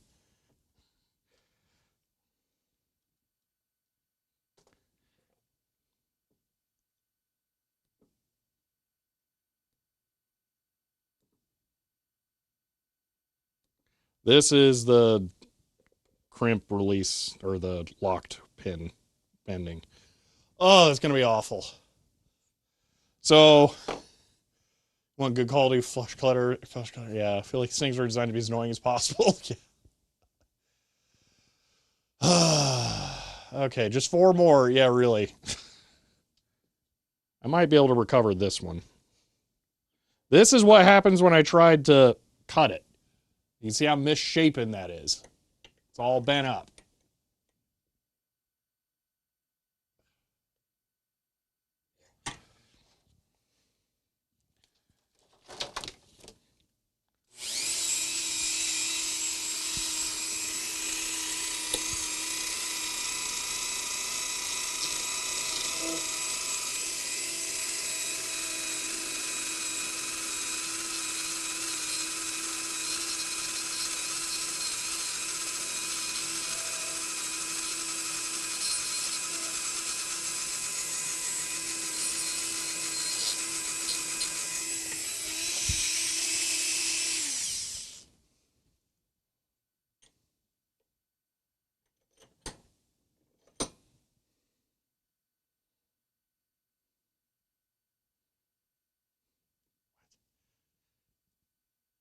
Not so bad as salvageable. Yeah. Sit it into the vise prong down. You're using a Dremel. I don't understand what you're saying. I don't want to crimp it like that. That doesn't, and I can't put it flush like that because then I'll just Dremel the vise.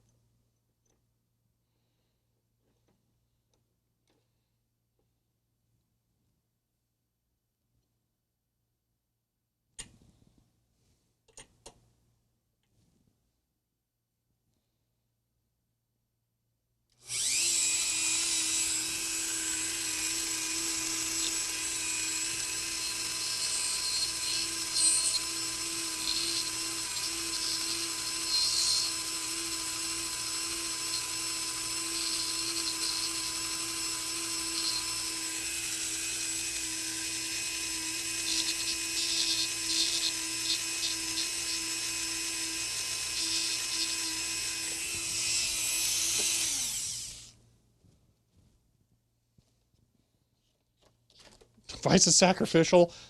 The vise cost a lot more than the pins and the connectors did. I would rather throw these away and order the correct ones than damage the vise.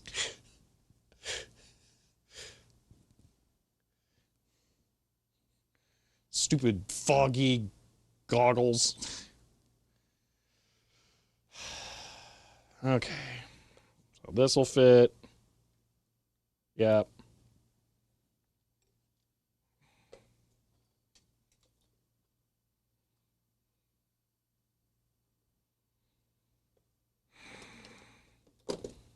So for all of you wondering, let's just try this. Because I have to cut it one way or another.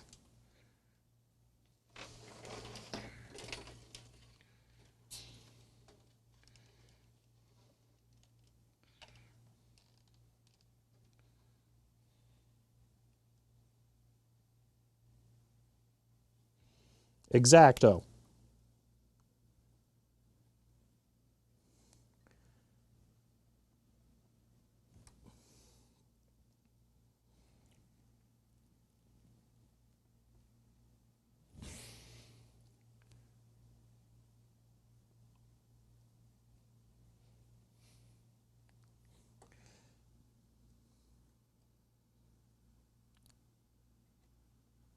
I am trashing my desk and not really getting through it.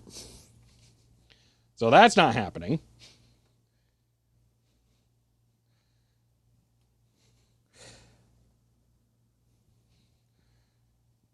Now bend. I can't get it on camera with that lens. Okay, I was able to bend it and snap it. Ah, that is actually better. All right, fine. So that did work once I bent it. Okay, well, that's going to suck slightly less. At least I was able to recover the other two. All right.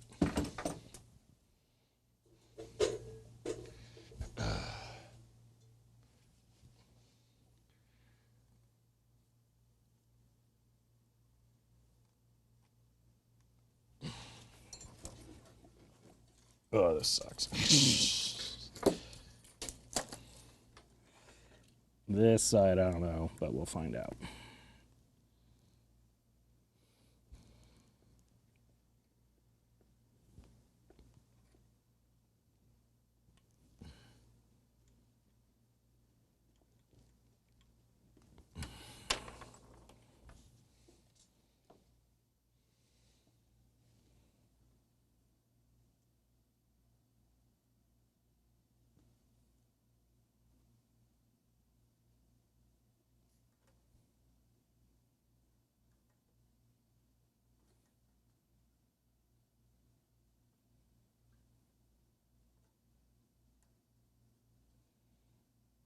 That might work. I think that's too much material sticking off, though, so I'm probably going to have to trim that one. I may still have to Dremel them, though. That's the thing. If it's not enough, then I'm still going to have to Dremel it. And I don't know what you think I'm going to whack. It's not like there's a lot of blade here for me to whack.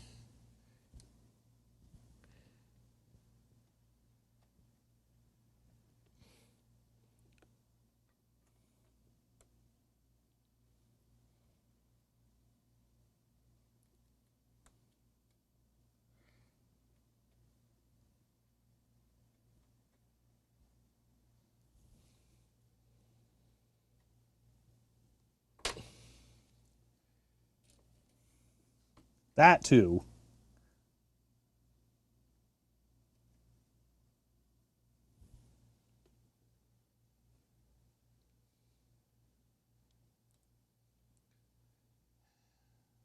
Yeah, that may be too much sticking off. I might just be Dremeling these anyway, and I'm making this way harder to cut. Let's see if that other one fits.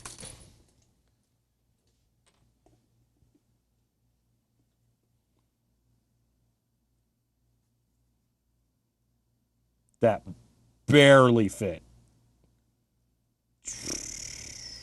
Literally, that's the absolute maximum.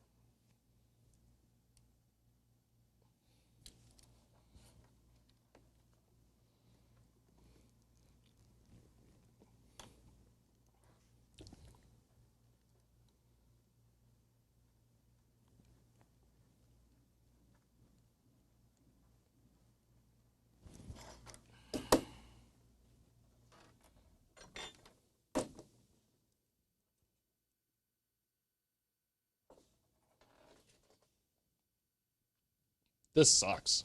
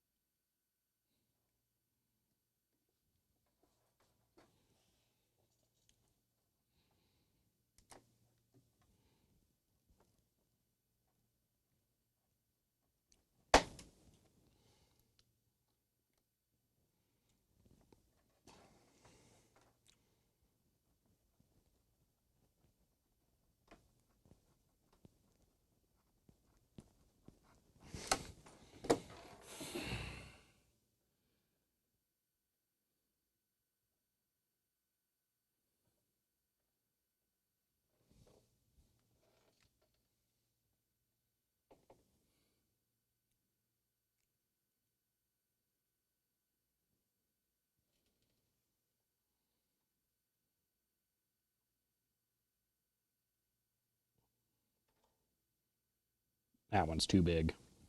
Pretty sure.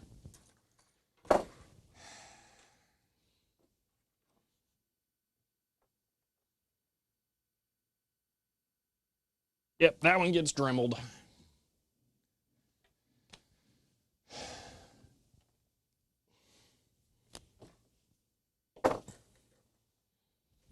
And here, let me do flush cutters, just so that I can get this out of people's minds. The flush cutters bend. They twist, and the metal kind of squishes out. Why does that look like that worked so much better than last time?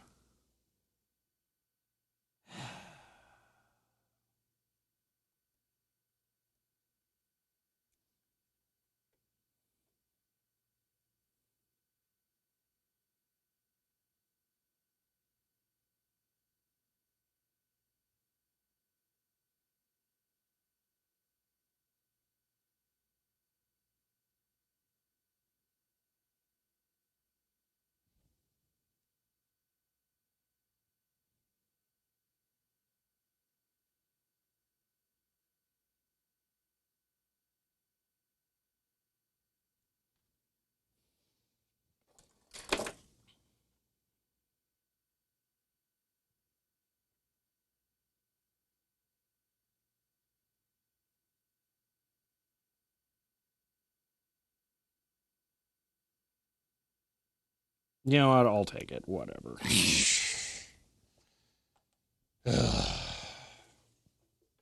Okay.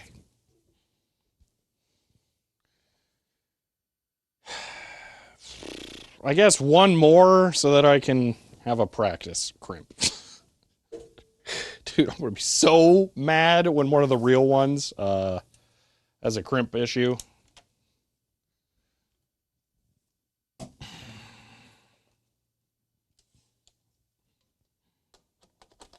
Okay.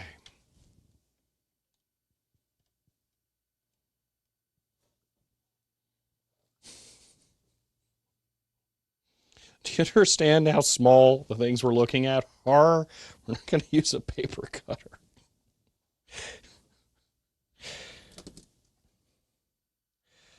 So that one needs trimmed.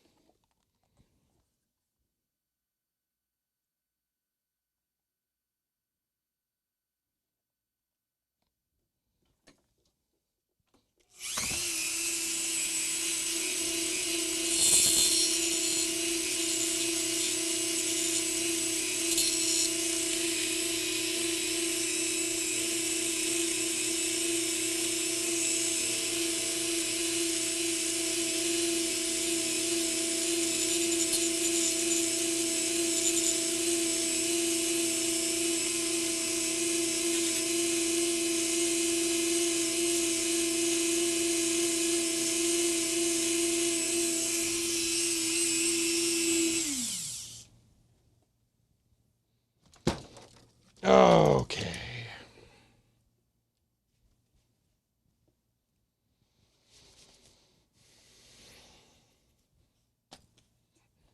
Blech. You know what? I'm not making an extra one. We're just going for it. Whatever happens, happens. I am putting the Dremel away, though. Because it's too complicated to just leave out.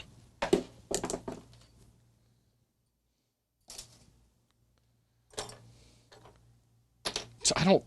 That was about the maximum amount of work I've ever had to put into a single pin.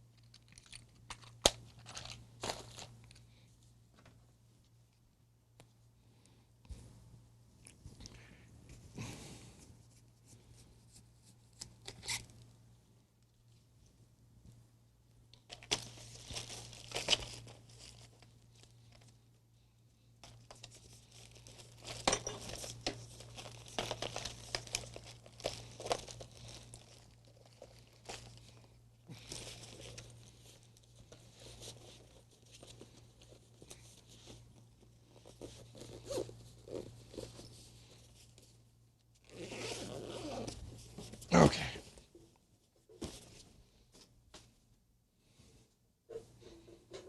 Blech.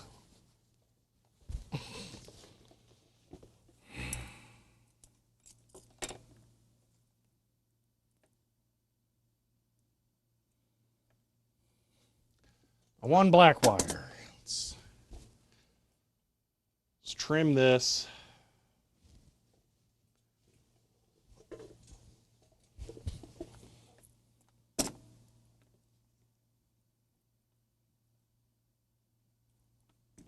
I'm no longer sure that's it. Let me grab the other end, double check.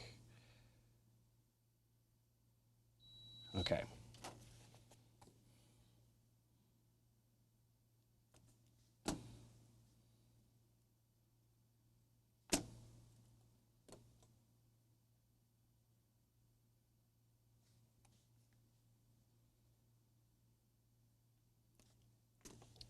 Okay.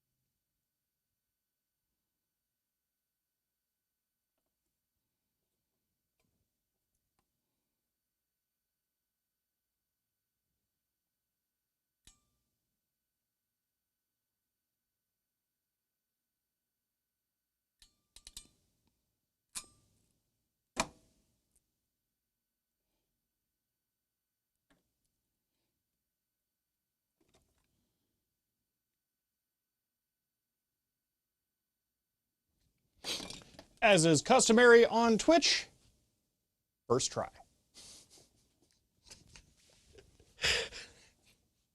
All right.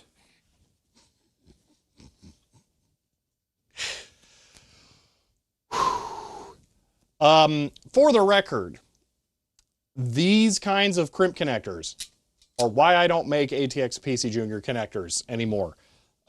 These are horrible. They're awful. I hate them. The pins never stay in position when you're doing the connector. Yeah. So Playful, I have done hundreds of these. This was not my first time doing these crimp connectors, if that's what you were thinking. So I did know what I was in for. Then insert the pins in the wrong slots. That's so much easier to fix. So much easier to fix.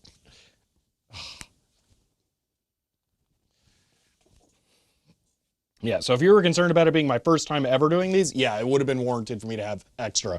Honestly, if you encounter someone who is doing these connectors where you have to shave off the bandolier metal, I would tell them, go buy regular connectors that are not like this so they don't have to go through that level of effort, because that was awful if you're not going to be able to hit these. So yeah. Anyway, as far as if it's good, yes, it's good. It's fine. Okay. We're not going to stuff that in the connector yet because that will make the cable too short, and then I won't be able to have enough slack to manipulate this thing for the rest of these. So yeah, Minifit Junior tools are only mildly infuriating. Yeah. Play with them. Got like 1 in 5 right, then gave up. Yeah. ATX PC Junior were so unique. Ports. You mean the ATX to PC Junior? I don't know. Had to cut 100 pins from a strip once. I would have quit the job. Ain't worth it. Either buy me the right pins or I quit. No. Literally, the hours, the cost of the time to do that ain't worth it. Yeah, ATX to PC Junior was cool. I enjoyed it. It was way too much manual labor.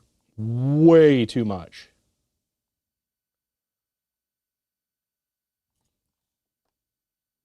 That red wire doesn't go anywhere? What?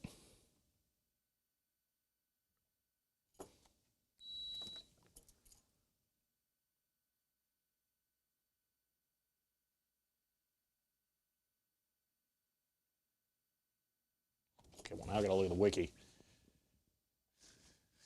That's why Shelby's self-employed. Excuse me, I got laid off of my last job.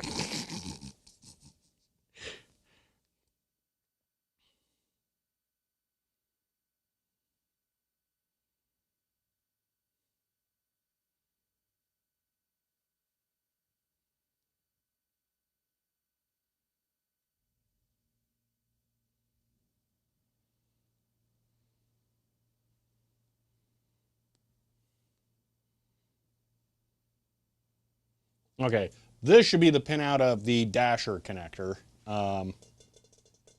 Test the shell. I made it. I know the shell's not connected.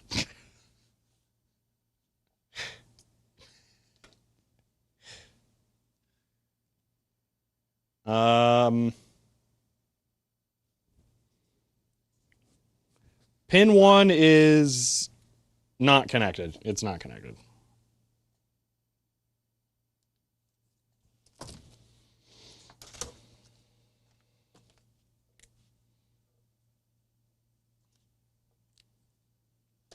I'm going to mark that as blah on my sheet.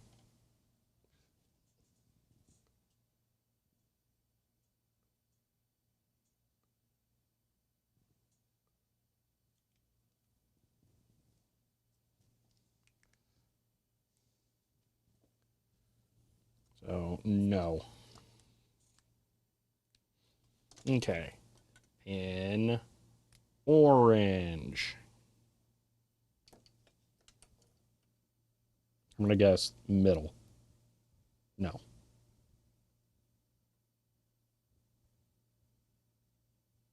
Okay, orange is connected? Really? What was that supposed to be? Plus voltage. Well, probably don't want that. So, No connect. Next, yellow should be RX. So here? Yeah, okay.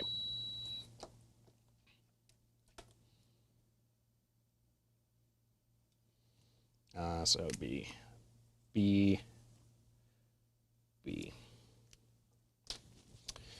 Okay, which one of these is it? Okay, am I going to find it? First try.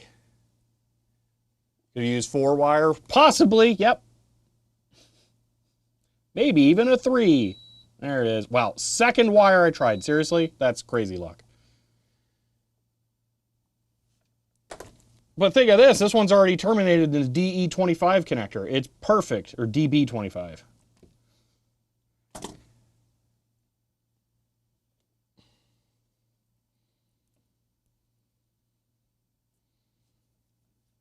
Okay. Crampy, crampy.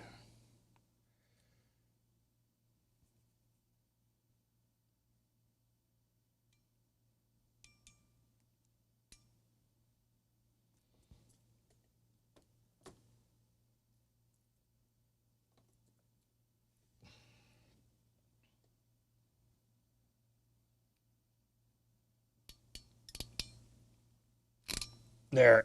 Oh my gosh, seriously, I got that fully in there and it still didn't crimp it all the way. Well, the good news is I can just run it through again.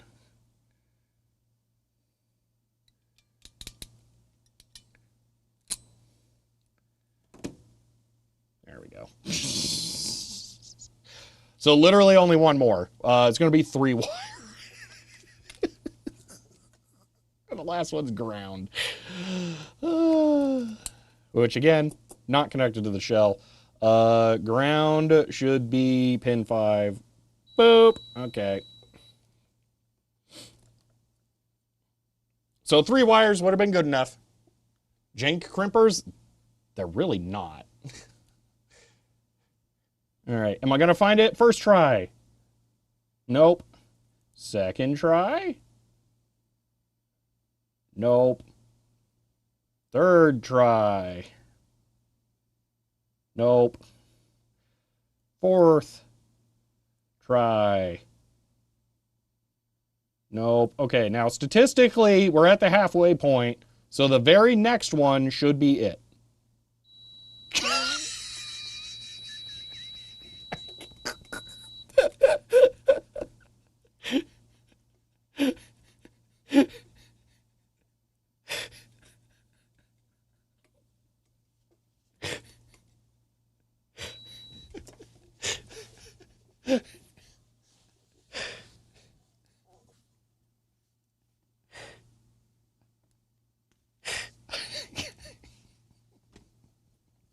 That was so stupid.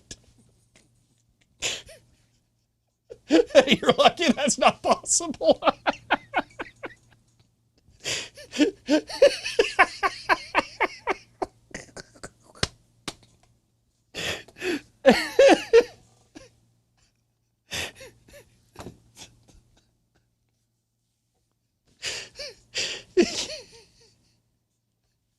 Says CHER 100. How stupid would you rate it on a scale of 1 to 10? End of line.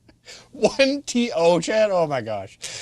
Oh my gosh. Chloe, thank you for the 100 bits. Oh, that was fantastic. Oh man.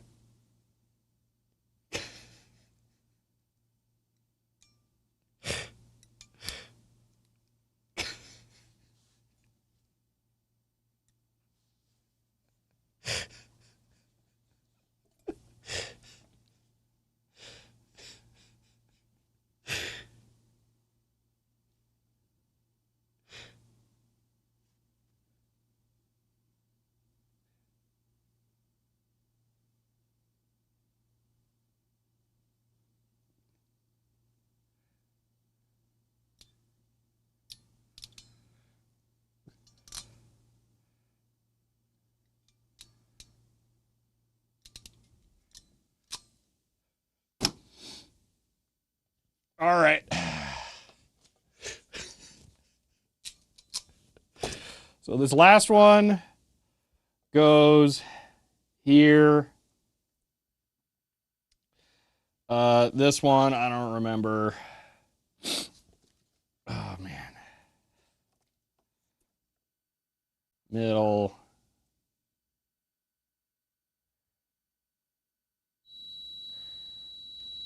Okay, middle goes skip one past the key. I believe this is middle. Yeah, so that one would go here.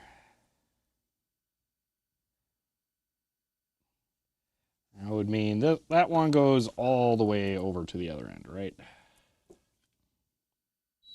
Okay.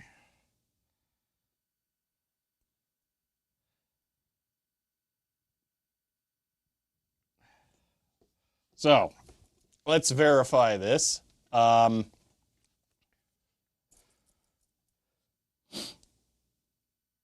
This to here.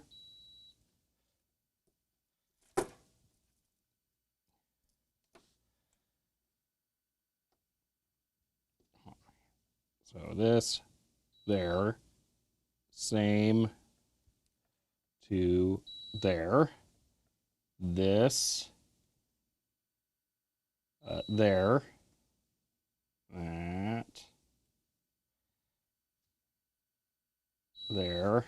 And then this there. That there. Okay. Let's press them in. Lock them in. Come on, lock in. Press, go deeper into the shell, because you have to work.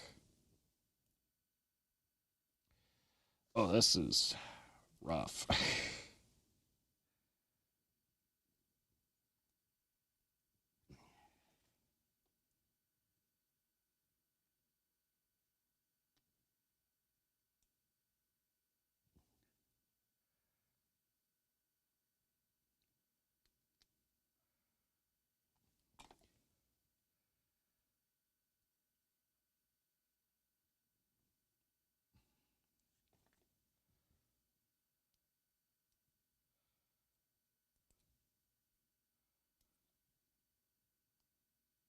Okay, that one's locked in. That one, I don't know if that's locked in. I think it is. This one's not yet.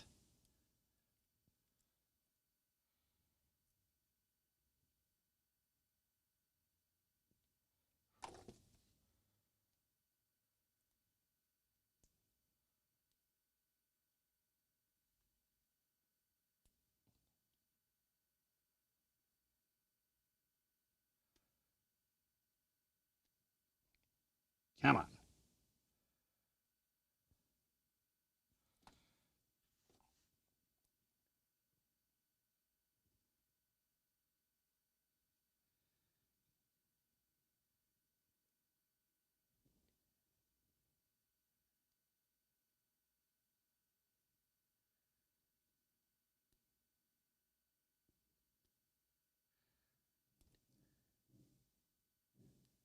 All right, that'll do it.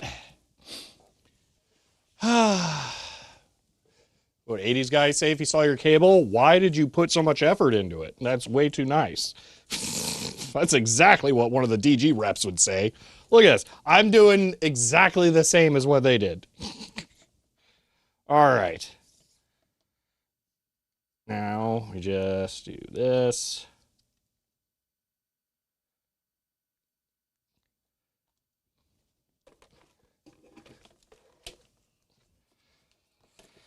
Oh.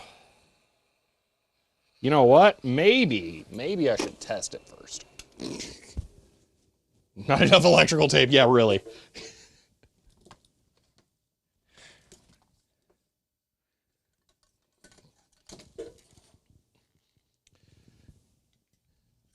My only regret is that I pulled night. Yeah, okay, yeah.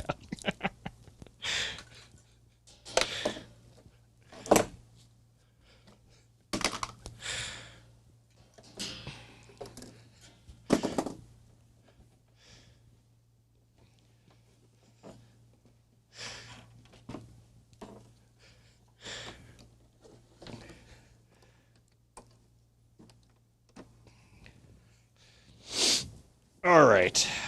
We're going to plug it into the garbage one, which goes here. Boop. Oh my gosh, there's like, I'm not even kidding, there's 4 adapters in there. Red shrink before yellow? No, because I want the short one on the outside. Okay.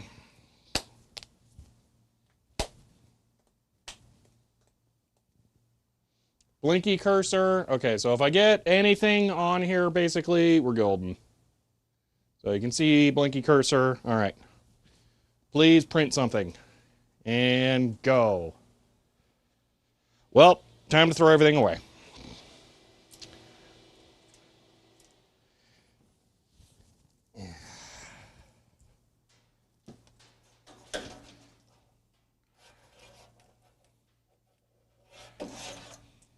I'm removing the null modem adapter because that might be the issue.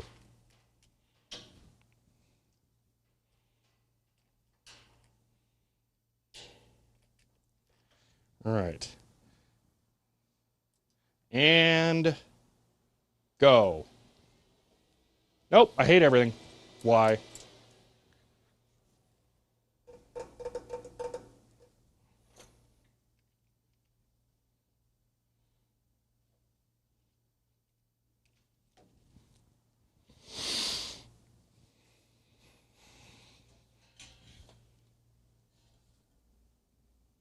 Oh, because I'm an idiot.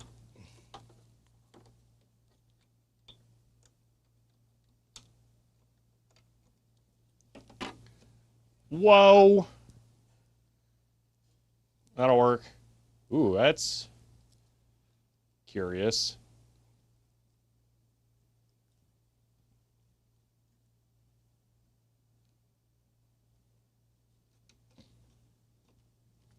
I'm telling you, it's an antenna thing. All right, one moment. Don't worry about the blocks. They're fine. It's just having a really good day.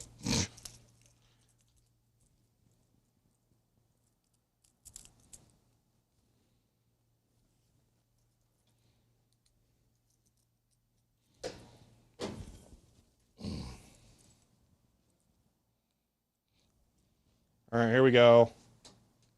And data. Okay, I don't like that. No data?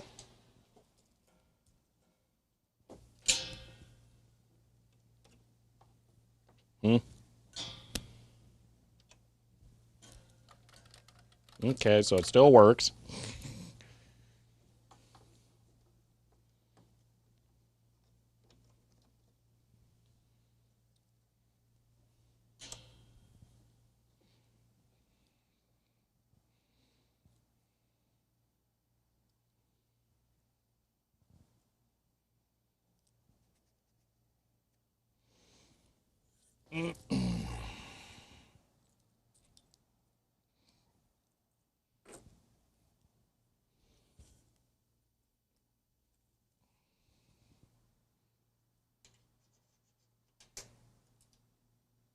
Oh, well, that would be why I'm not getting data.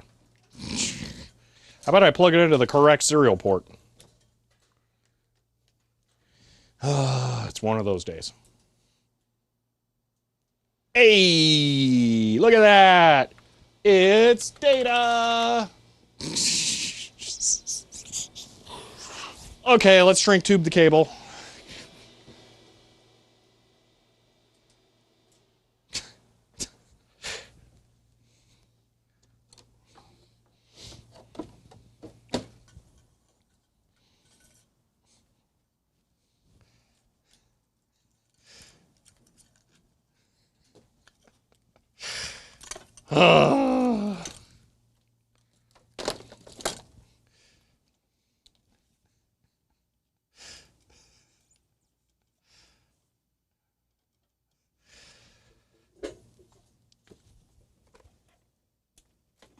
Okay.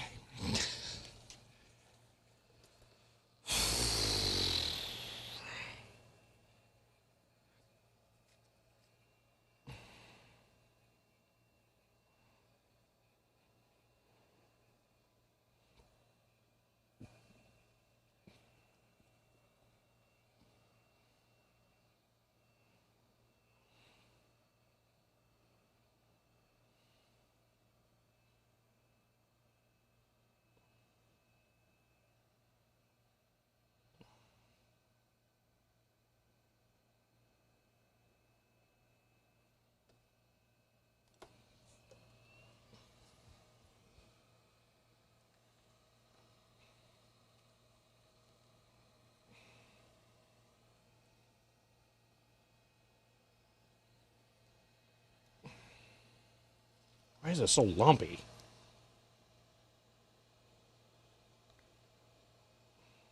There we go.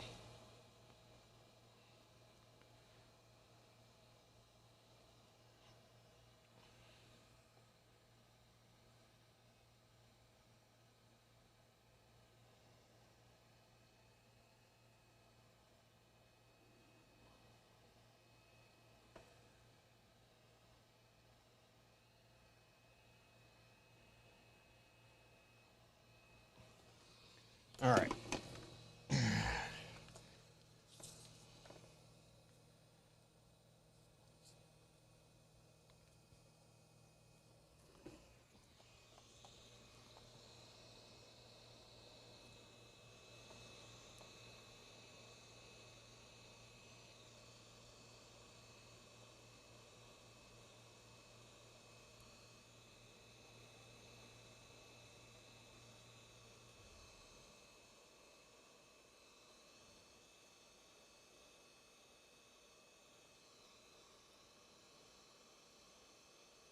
You guys ready to dual dasher? Because I sure am. And then we're going to end this tomorrow. We'll pick it up and we'll try and get a terminal emulator running on it. All right, that'll work. Boom. Second dasher cable. Oh, I got to put all the housing garbage back on. Oh!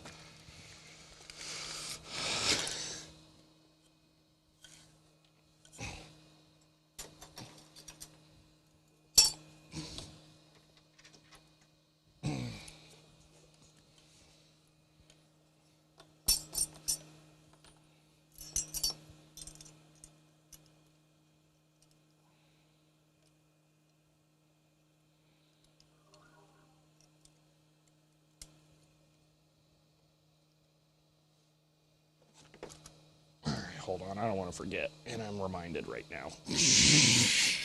One moment. That's the wrong one.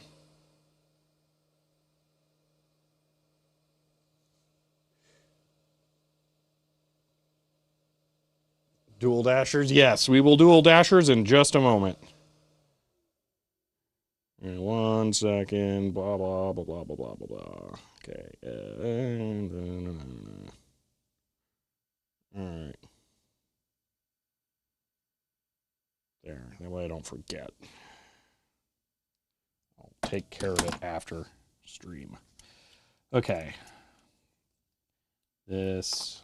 Cram that all in there. Strain relief.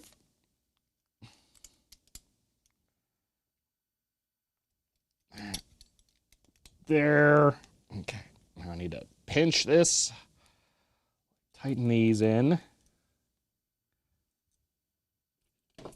Hawkins says CHER 100 tune in for the first episode of Dasher Wars. End of line. Yeah.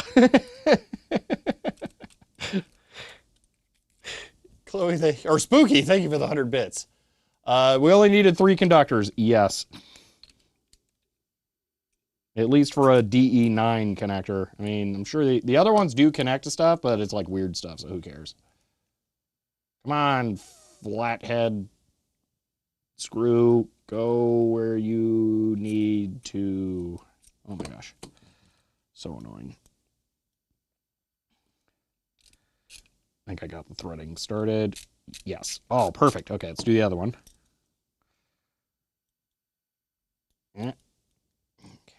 Nope, not there. Okay, that might be it. There we go. Okay.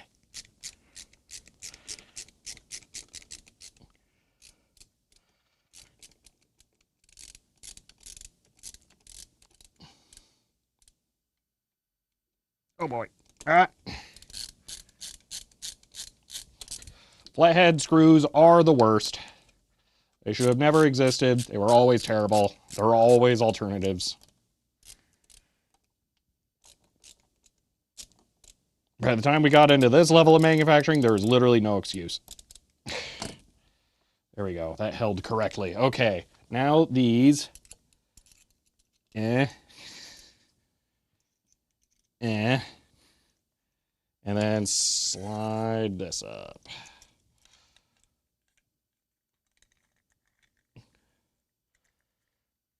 Come on. Go where you go.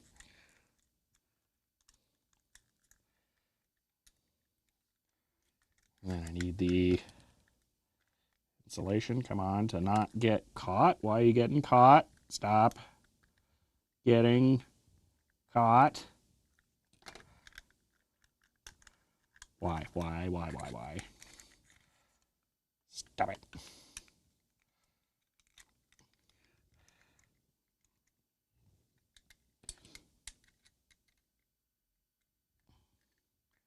Yeah. Come on. Just behave.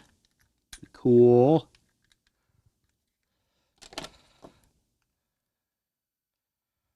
Stop getting jammed in.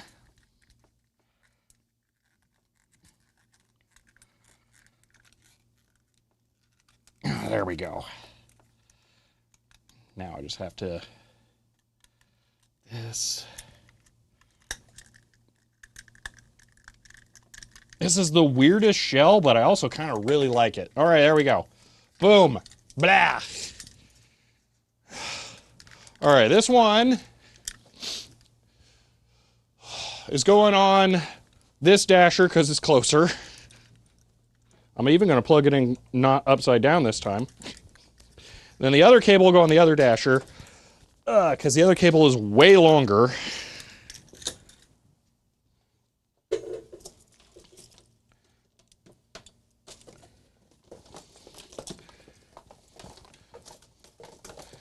All right.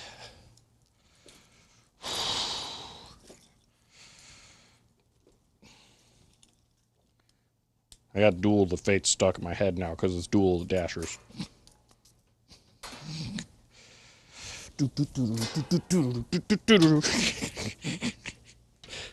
All right, come on, let's go. Do this. All right, I gotta find power. That's the, yeah, screw it. Found power. All right.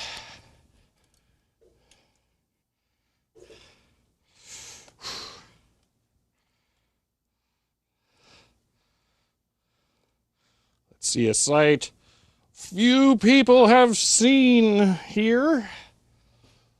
Boom. Dasher. Gosh. Dasher B and Dasher A, because Dasher A was already on. Okay,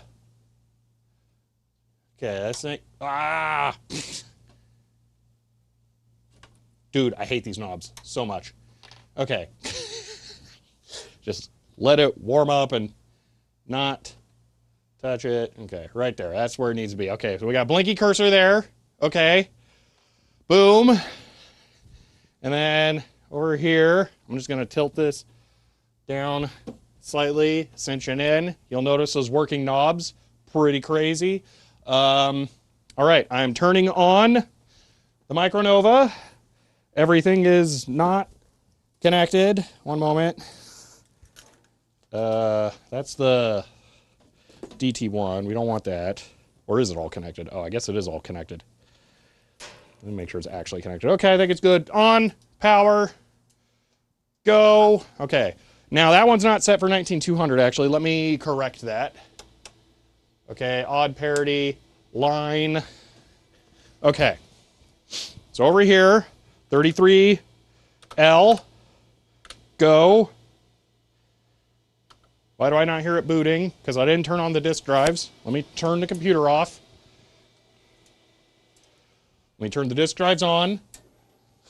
Let me turn the computer on. 33L, booting.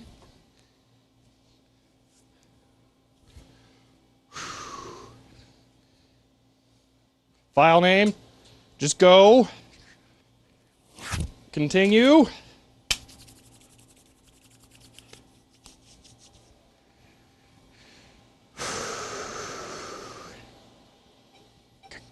Beep, beep. Beep, beep.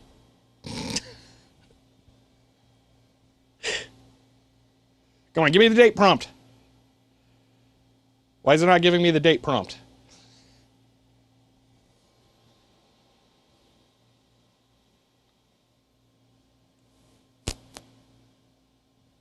Date prompt?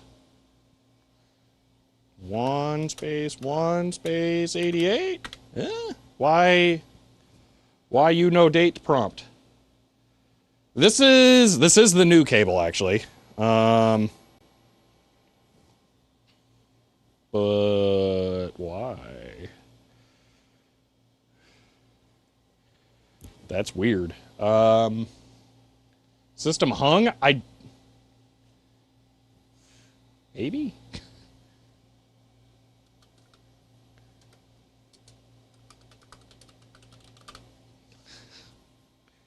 But that shouldn't happen. I don't want it to happen.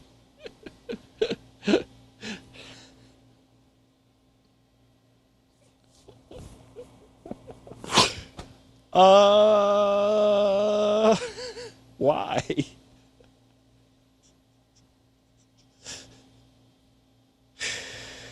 All right. Well, we should wrap it up. We'll continue this tomorrow, I guess.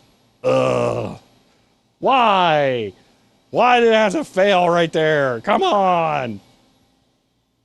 What even? Why? Ah.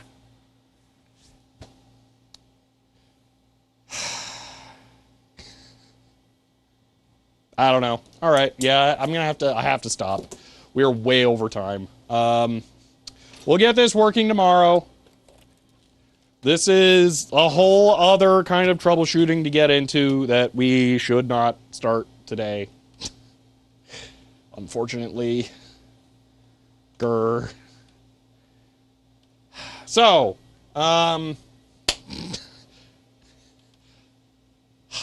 Digital Port 50 coming soon. Yeah, really. All right. One second here. I need some clickery thing here. Post YouTube video. It's already done. Go look at the channel. Booyah, I win. That's what I was doing with my phone. I'm just trying to get it so that I can actually end the YouTube stream here in a second. All right. DB25 lost conductor when the stream if cover was installed. Oh my gosh, that would be awful. There's some comment at least. Yes, on... Yeah, I don't know, man. That's... Blah. All right. Well, it's... looks like speed corrector. Everything should be set correctly, but we'll figure it out tomorrow. Okay. That's it for today. I'm shutting terminals down and computer down and disk drive down, and that's all we got for now. So, that is it for today. We will continue this tomorrow. Figure out what happened at that last second there. Kind of annoying, but we did get dual beep. So at least there's that. So there is something there. The DG was done. This is overtime. So yeah. All right. Well, that's going to be it for today. But before we go, if you type !SKG in chat, you can find a link. If you are a European viewer, you should go check out the European Citizens Initiative to Stop Killing Games, which is a very important thing about protecting games from online DRM destroying them over the years. It is a really bad thing. In the US, we're kind of screwed. But maybe Europeans are the hope for the future for software preservation. So if you are in the European Union, please, I implore you, go look at that. They need 1 million signatures by the end of July. So it's getting tight here. But that's going to be it for today. If you all enjoyed this stream, you may want to follow to be notified when I go live again next. If you want to help support the channel, you can find me on Patreon. But for now, that's, oh yeah, or a shirt. For now, that's it. I will see you next time.